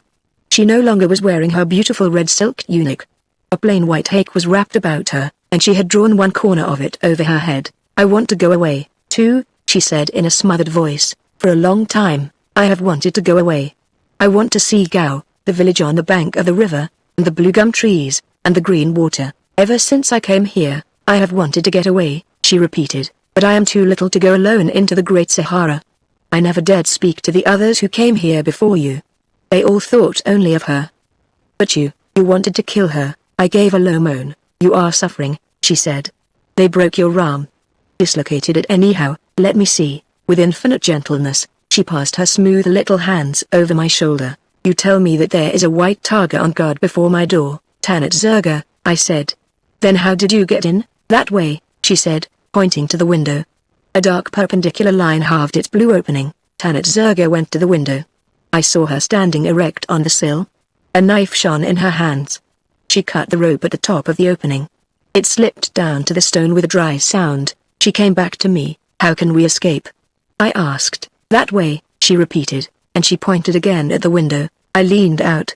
My feverish gaze fell upon the shadowy depths, searching for those invisible rocks, the rocks upon which little Cain had dashed himself. That way, I exclaimed, shuddering. Why, it is 200 feet from here to the ground. The rope is 250, she she replied. It is a good strong rope which I stole in the oasis. They used it in felling trees. It is quite new. Climb down that way, Tanit Zerga. With my shoulder, I will let you down, she said firmly. Feel how strong my arms are. Not that I shall rest your weight on them. But see, on each side of the window is a marble column. By twisting the rope around one of them, I can let you slip down and scarcely feel your weight. And look, she continued, I have made a big knot every 10 feet.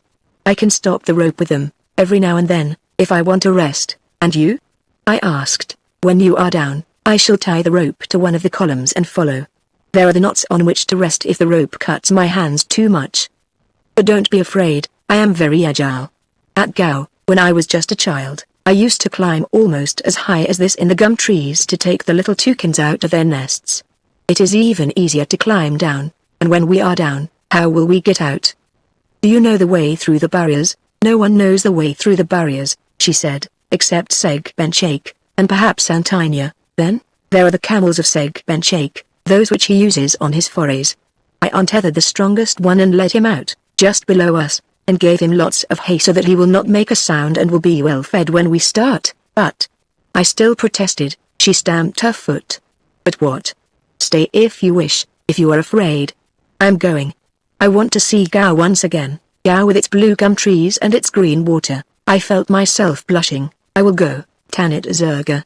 I would rather die of thirst in the midst of the desert than stay here. Let us start, Tut, she said.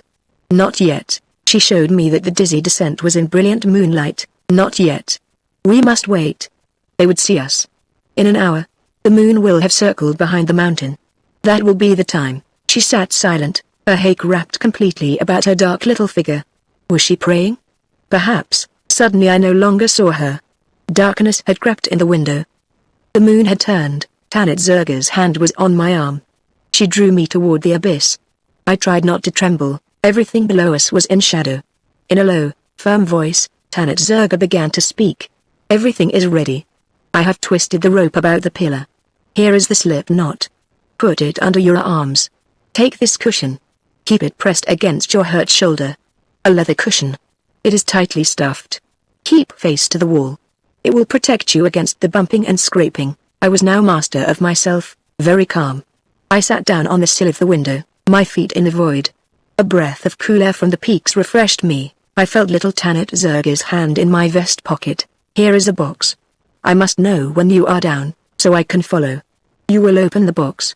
There are fireflies in it. I shall see them and follow you. She held my hand a moment. Now go, she murmured. I went. I remember only one thing about that descent. I was overcome with vexation when the rope stopped and I found myself, feet dangling, against the perfectly smooth wall. What is the little fool waiting for? I said to myself. I have been hung here for a quarter of an hour. Ah. At last. Oh, here I am stopped again.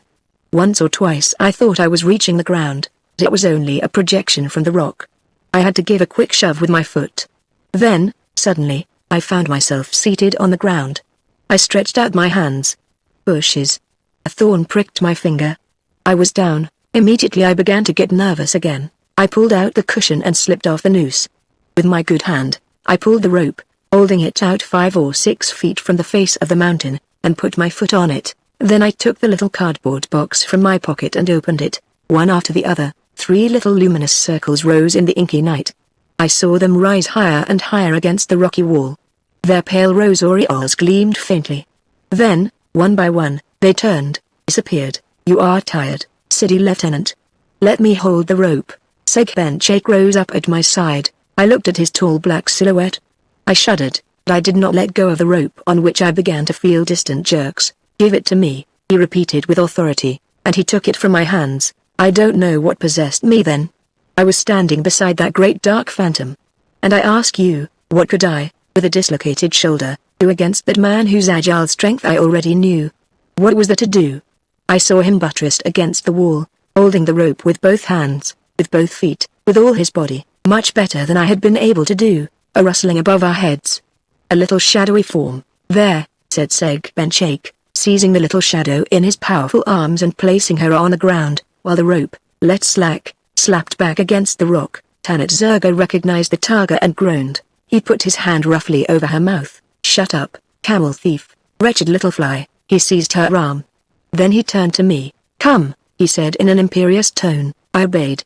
During our short walk, I heard Tanit Zerga's teeth chattering with terror. We reached a little cave. Go in, said the tiger. He lighted a torch. The red light showed a superb Maori peacefully chewing his cud. The little one is not stupid, said Segbenchake, pointing to the animal. She knows enough to pick out the best and the strongest. But she is rattle-brained. He held the torch nearer the camel. She is rattle-brained. He continued. She only saddled him. No water, no food. At this hour, 3 days from now, all 3 of you would have been dead on the road. And on what a road? Tanit Zerga's teeth no longer chattered. She was looking at the tiger with a mixture of terror and hope. Come here, City Lieutenant, said Segbenchake, so that I can explain to you. When I was beside him, he said. On each side there is a skin of water. Make that water last as long as possible, for you are going to cross a terrible country. It may be that you will not find a well for 300 miles. There, he went on, in the saddlebags, are cans of preserved meat. Not many, for water is much more precious. Here also is a carbine, your carbine, City. Try not to use it except to shoot antelopes. And there is this, he spread out a roll of paper. I saw his inscrutable face bent over it, his eyes were smiling, he looked at me. Once out of the enclosures, what way did you plan to go? He asked. Toward Idleys, to retake the route where you met the captain and me, I said. Segbenchake shook his head. I thought as much, he murmured. Then he added coldly. Before sunset tomorrow, you and the little one would have been caught and massacred. Toward the north is Ahaga, he continued, and all Ahaga is under the control of Antinia.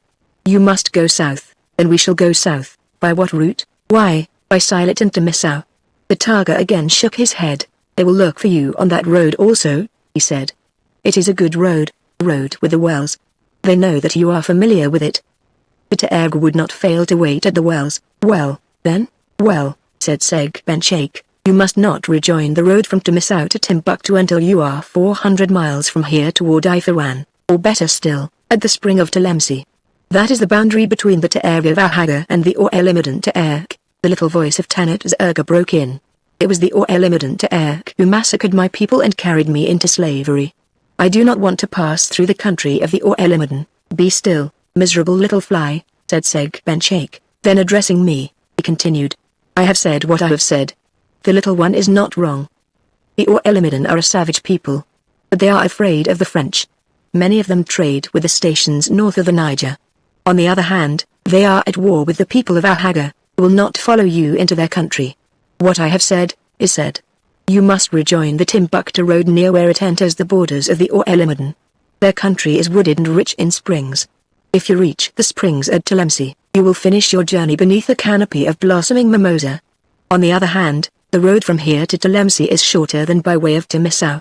It is quite straight. Yes, it is direct, I said, but, in following it, you have to cross the Tainas Ruft. Segbenchake waved his hand impatiently. Segbenchake knows that, he said. He knows what the Tainas Ruft is. He who has traveled over all the Sahara knows that he would shudder at crossing the Tainas Ruft and the Tassili from the south. He knows that the camels that wander into the country either die or become wild, for no one will risk his life to go look for them. It is the terror that hangs over that region that may save you. For you have to choose. You must run the risk of dying of thirst on the tracks of the Tainas Ruft or have your throat cut along some other route. You can stay here, he added. My choice is made, Segbenchake, I announced. Good. He replied, again opening out the roll of paper. This trail begins at the second barrier of earth, to which I will lead you. It ends at Ifawan. I have marked the wells, but do not trust to them too much, for many of them are dry. Be careful not to stray from the route.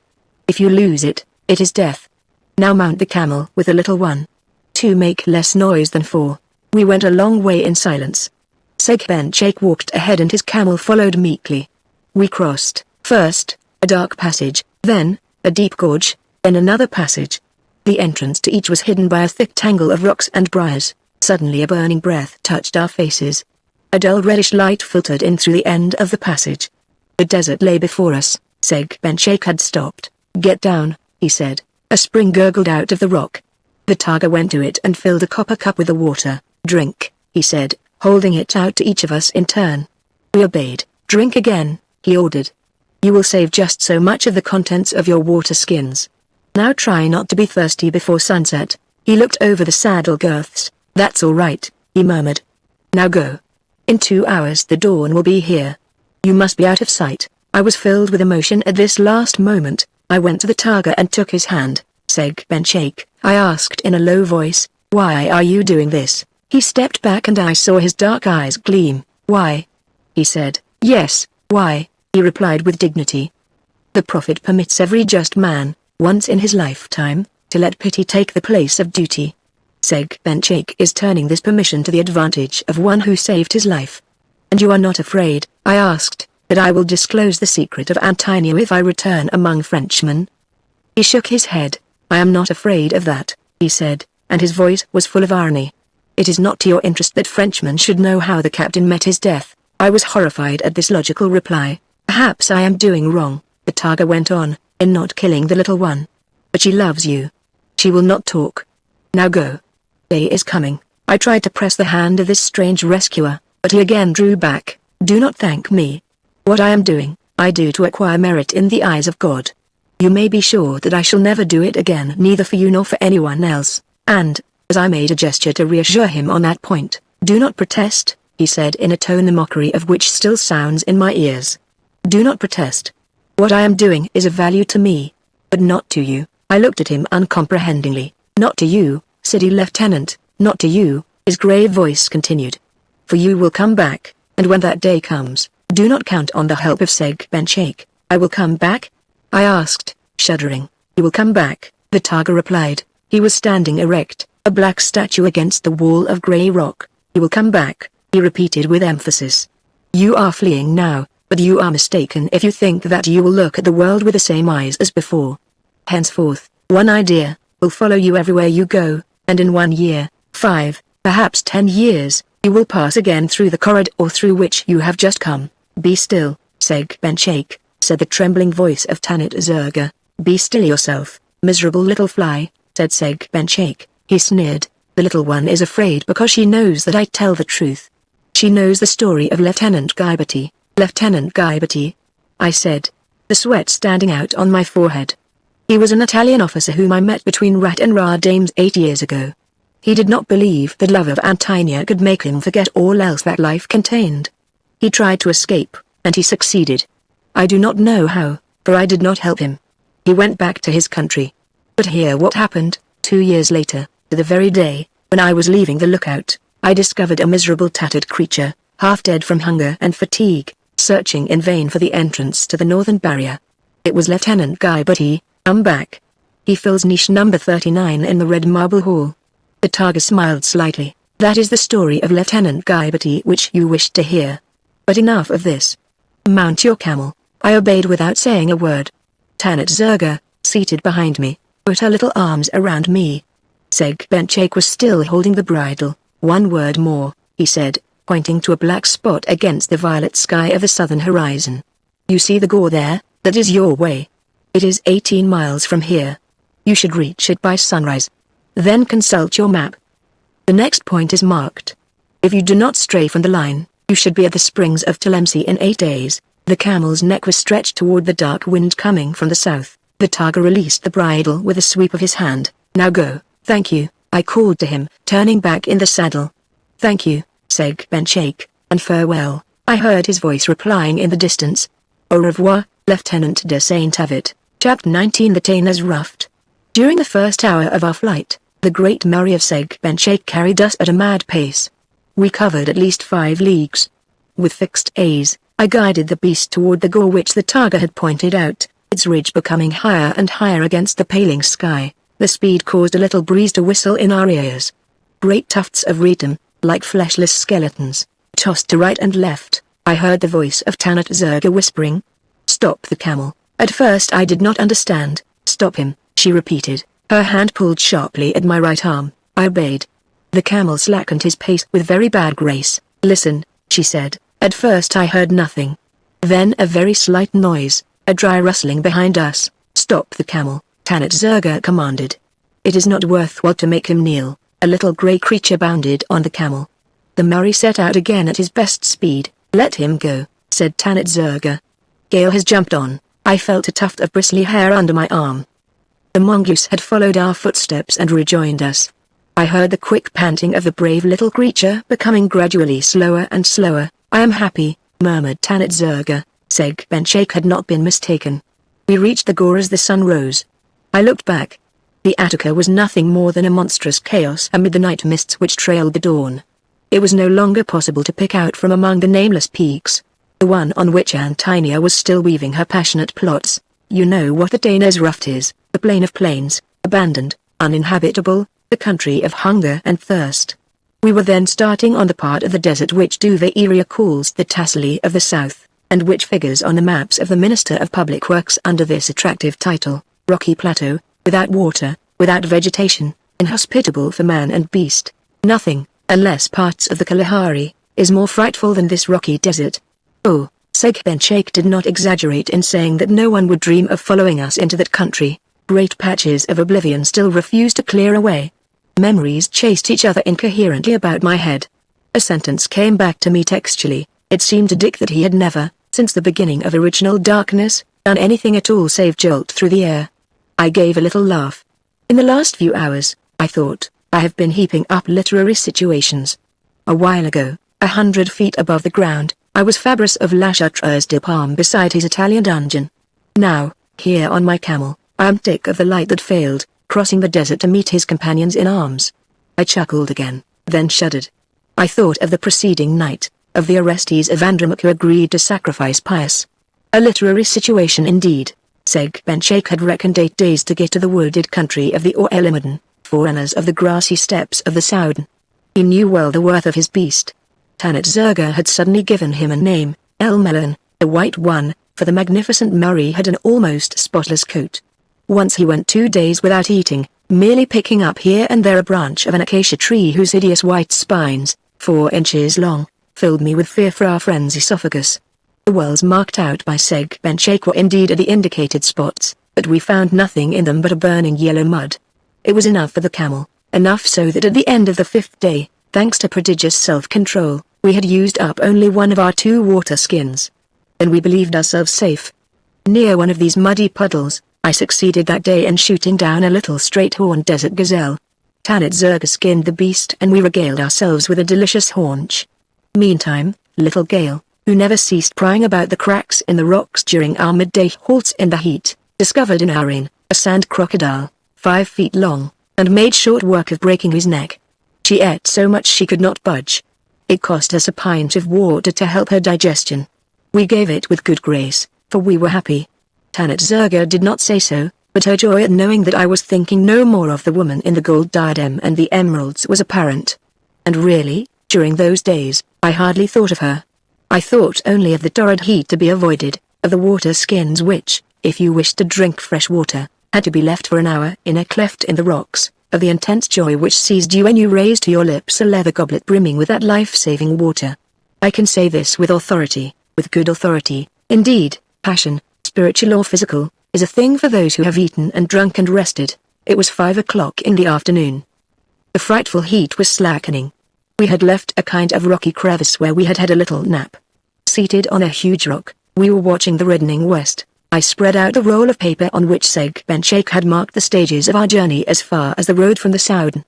I realized again with joy that his itinerary was exact and that I had followed it scrupulously. The evening of the day after tomorrow, I said, we shall be setting out on the stage which will take us, by the next dawn, to the waters at Tlemcen. Once there, we shall not have to worry any more about water. Tanit Zerga's eyes danced in her thin face. And Gao? She asked. We will be only a week from the Niger. And Seg Benchake said that at Tlemcen, one reached a road overhung with mimosa. I know the mimosa, she said. They are the little yellow balls that melt in your hand. But I like the caper flowers better. You will come with me to Gao. My father, Sonny Azkir, was killed, as I told you, at the Orelimadan. But my people must have rebuilt the villages. They are used to that. You will see how you will be received. I will go, Tanit Zerga, I promise you. But you also, you must promise me. What? Oh, I guess. You must take me for a little fool if you believe me capable of speaking of things which might make trouble for my friend. She looked at me as she spoke. Privation and great fatigue had chiseled the brown face where her great eyes shone. Since then, I have had time to assemble the maps and compasses, and to fix forever the spot where, for the first time, I understood the beauty of Tanit Zerga's eyes. There was a deep silence between us. It was she who broke it. Night is coming. We must eat so as to leave as soon as possible. She stood up and went toward the rocks. Almost immediately, I heard her calling in an anguished voice that sent a chill through me. Come. Oh, come see. With a bound, I was at her side. The camel, she murmured. The camel. I looked, and a deadly shudder seized me. Stretched out at full length, on the other side of the rocks, his pale flanks knotted up by convulsive spasms, Elmelin lay in anguish. I need not say that we rushed to him in feverish haste. Of what Elmelin was dying, I did not know. I never have known. All the Mara are that way. They are at once the most enduring and the most delicate of beasts. They will travel for 6 months across the most frightful deserts, with little food, without water, and seem only the better for it. Then, one day when nothing is the matter, they stretch out and give you the slip with disconcerting ease. When Tanit Zerga and I saw that there was nothing more to do, we stood there without a word, watching his slackening spasms. When he breathed his last, we felt that our life, as well as his, had gone. It was Tanit Zerga who spoke first. How far are we from the Soudan road? She asked. We are 120 miles from the springs of Tlemcen, I replied. We could make 30 miles by going toward Ifawan. The wells are not marked on that route. Then we must walk toward the springs of Tlemcen, she said. 120 miles, that makes 7 days? 7 days at the least, Tanit Zerga. How far is it to the first well? 35 miles. The little girl's face contracted somewhat. But she braced up quickly. We must set out at once. Set out on foot, Tanit Zerga. She stamped her foot. I marveled to see her so strong. We must go, she repeated. We are going to eat and drink and make Gale eat and drink, for we cannot carry all the tins, and the water skin is so heavy that we should not get 3 miles if we tried to carry it. We will put a little water in one of the tins after emptying it through a little hole. That will be enough for tonight's stage, which will be 18 miles without water. Tomorrow we will set out for another 18 miles and we will reach the wells marked on the paper by Seg Ben Sheikh. Oh, I murmured sadly, if my shoulder were only not this way, I could carry the water skin. It is as it is, said Tanit Zerga. You will take your carbine and 2 tins of meat. I shall take 2 more and the one filled with water. Come. We must leave in an hour if we wish to cover the 18 miles. You know that when the sun is up, the rocks are so hot we cannot walk. I leave you to imagine in what sad silence we passed that hour which we had begun so happily and confidently. Without the little girl, I believe I should have seated myself upon a rock and waited. Gale only was happy. We must not let her eat too much, said Tanit Zerga. She would not be able to follow us. And tomorrow she must work. If she catches another rain, it will be for us. You have walked in the desert. You know how terrible the first hours of the night are. When the moon comes up, huge and yellow, a sharp dust seems to rise in suffocating clouds. You move your jaws mechanically as if to crush the dust that finds its way into your throat like fire. Then usually a kind of lassitude, of drowsiness, follows. You walk without thinking. You forget where you are walking. You remember only when you stumble. Of course you stumble often. But anyway it is bearable. The night is ending, you say, and with it the march. All in all, I am less tired than at the beginning. The night ends. But then comes the most terrible hour of all. You are perishing of thirst and shaking with cold. All the fatigue comes back at once. The horrible breeze which precedes the dawn is no comfort. Quite the contrary.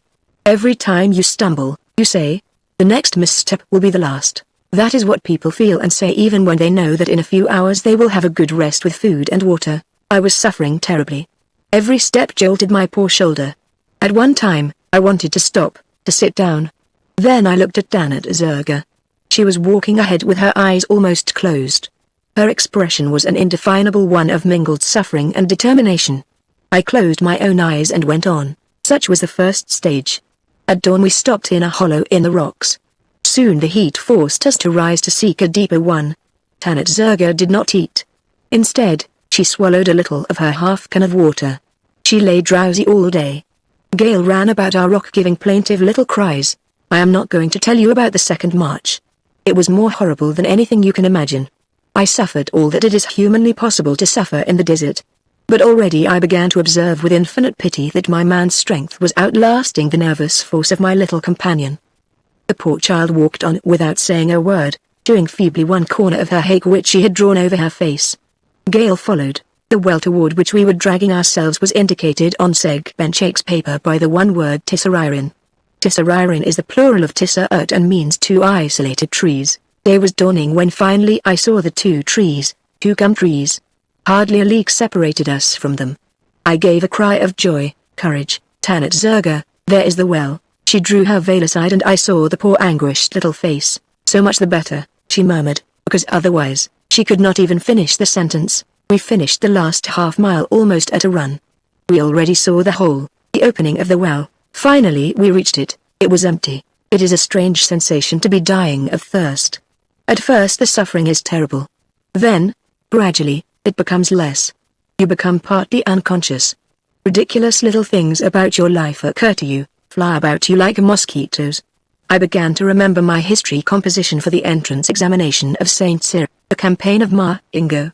Obstinately I repeated to myself, I have already said that the battery unmasked by Marmont at the moment of Kellerman's charge included 18 pieces. No, I remember now, it was only 12 pieces. I am sure it was 12 pieces, I kept on repeating. 12 pieces, then I fell into a sort of coma. I was recalled from it by feeling a red-hot iron on my forehead. I opened my eyes. Tanit Zerga was bending over me. It was her hand which burned so. Get up, she said. We must go on, Tanit Zerga. The desert is on fire. The sun is at the zenith. It is noon. We must go on, she repeated. Then I saw that she was delirious. She was standing erect.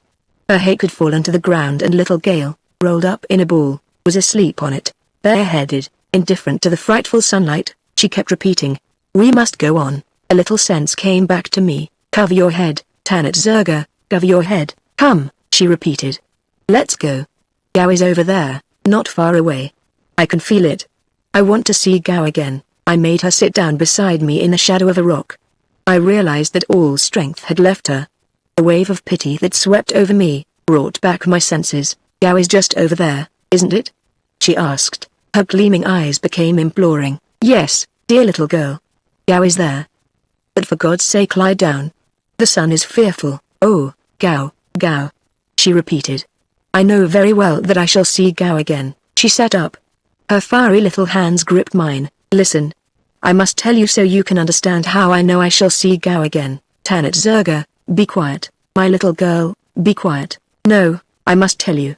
A long time ago, on the bank of the river where there is water, at Gao, where my father was a prince, there was.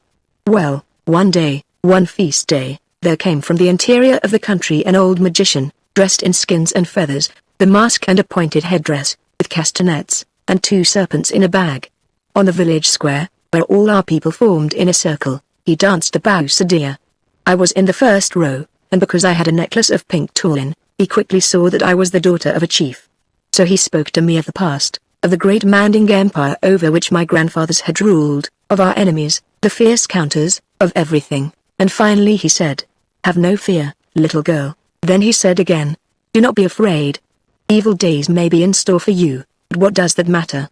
For one day you will see Gao gleaming on the horizon, no longer a servile Gao reduced to the rank of a little Negro town, but the splendid Gao of other days, the great capital of the country of the blacks, Gao reborn, with its mosque of 7 towers and 14 cupolas of turquoise, with its houses with cool courts, its fountains, its watered gardens, all blooming with great red and white flowers.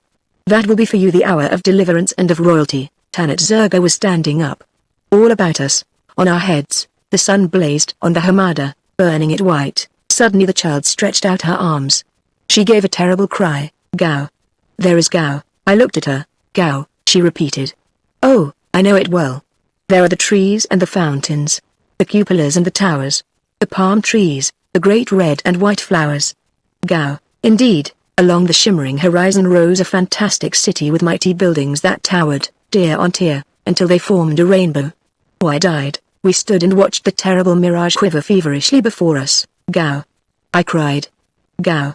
And almost immediately I uttered another cry, of sorrow and of horror. Tanit Zerga's little hand relaxed in mine.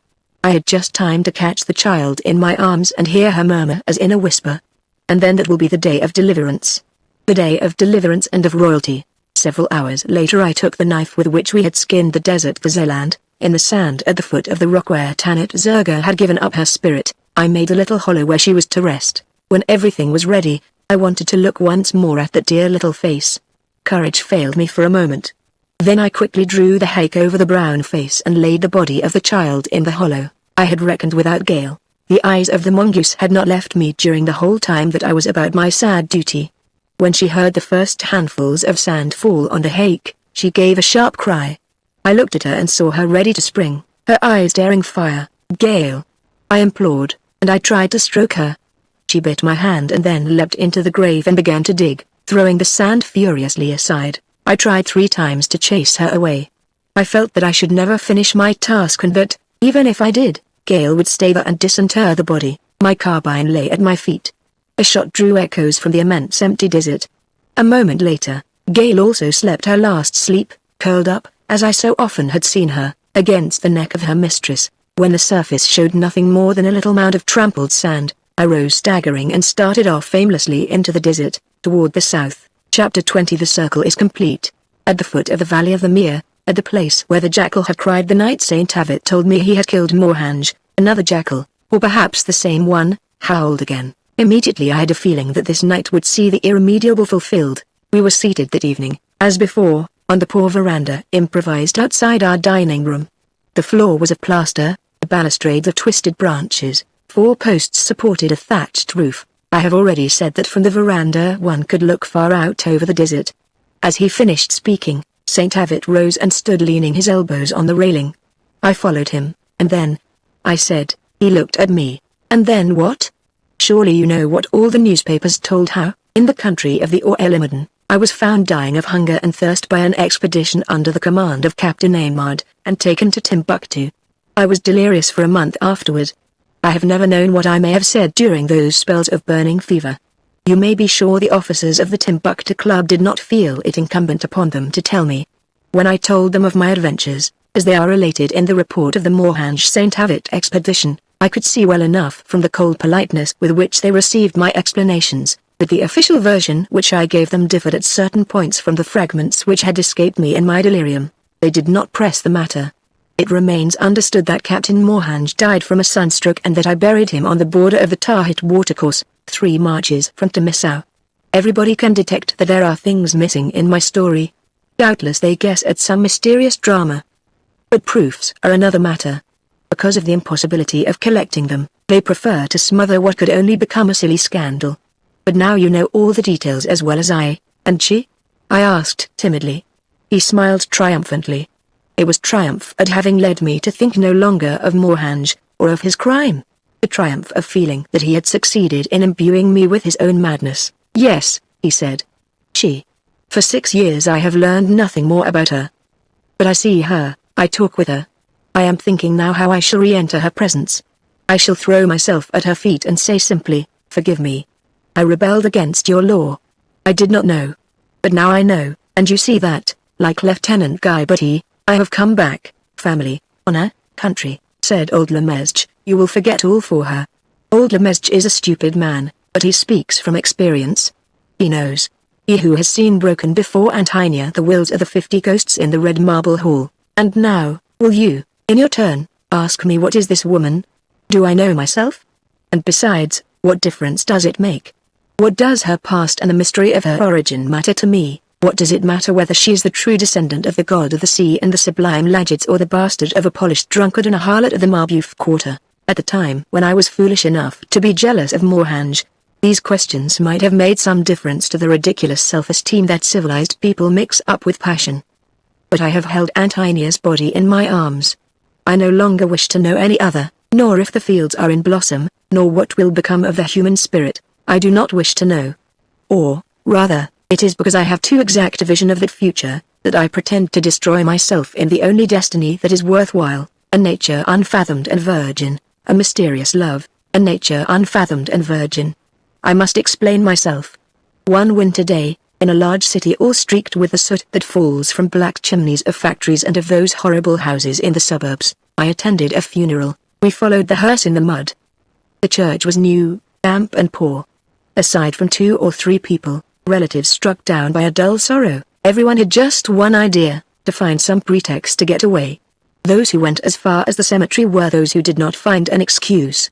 I see the grey walls and the cypresses, those trees of sun and shade, so beautiful in the country of southern France against the low purple hills. I see the horrible undertaker's men in greasy jackets and shiny top hats. I see. No, I'll stop, it's too horrible. Near the wall, in a remote plot, a grave had been dug in frightful yellow pebbly clay. It was there that they left the dead man whose name I no longer remember. While they were lowering the casket, I looked at my hands, those hands which in that strangely lighted country had pressed the hands of Antonia. A great pity for my body seized me, a great fear of what threatened it in these cities of mud. So, I said to myself, it may be that this body, this dear body, will come to such an end. No, no, my body, precious above all other treasures, I swear to you that I will spare you that ignominy. You shall not rot under a registered number in the filth of a suburban cemetery. Your brothers in love, the 15 knights of Aurichalch, await you, mute and grave, in the red marble hall. I shall take you back to them. A mysterious love. Shame to him who retails the secrets of his loves.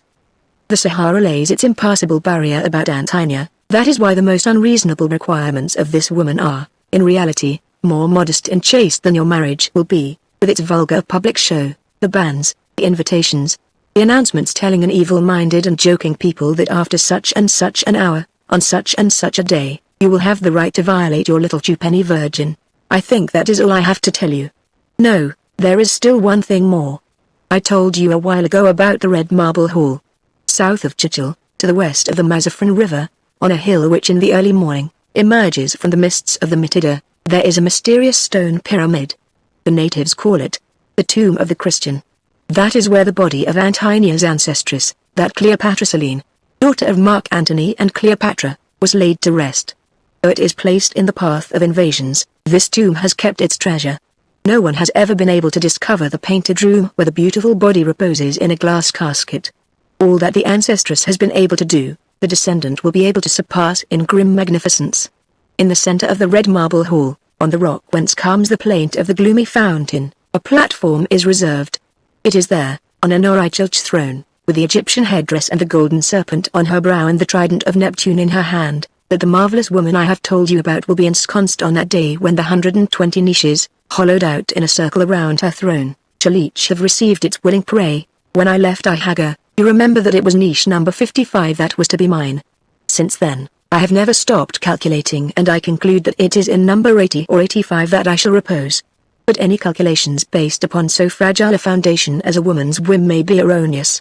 That is why I am getting more and more nervous. I must hurry, I tell myself. I must hurry, I repeated, as if I were in a dream. He raised his head with an indefinable expression of joy. His hand trembled with happiness when he shook mine. You will see, he repeated excitedly, you will see, ecstatically. He took me in his arms and held me there a long moment. An extraordinary happiness swept over both of us, while, alternately laughing and crying like children, we kept repeating, we must hurry. We must hurry. Suddenly there sprang up a slight breeze that made the tufts of thatch in the roof rustle. The sky, pale lilac, grew paler still, and, suddenly, a great yellow rent tore it in the east. Dawn broke over the empty desert. From within the stockade came dull noises, a bugle call, the rattle of chains. The post was waking up. For several seconds we stood there silent, our eyes fixed on the southern route by which one reaches Timasinin, Igir and Arhaga. A rap on the dining-room door behind us made us start. Come in, said André de Saint-Avit in a voice which had become suddenly hard. The quartermaster, Chaitlane, stood before us. What do you want of me at this hour? Saint-Avit asked brusquely. The non-com stood at attention. Excuse me, Captain. But a native was discovered near the post, last night, by the patrol. He was not trying to hide. As soon as he had been brought here, he asked to be led before the commanding officer. It was midnight and I didn't want to disturb you. Who is this native? Ataga, Captain. Ataga? Go get him. Chaitlane stepped aside. Escorted by one of our native soldiers, a man stood behind him. They came out on the terrace. The new arrival, 6 feet tall, was indeed Ataga. The light of dawn fell upon his blue-black cotton robes. One could see his great dark eyes flashing. When he was opposite my companion, I saw a tremor, immediately suppressed, run through both men. They looked at each other for an instant in silence, then, bowing, and in a very calm voice, Ataga spoke. Peace be with you, Lieutenant de Saint-Avit. In the same calm voice, André answered him. Peace be with you, Seg Ben Shake.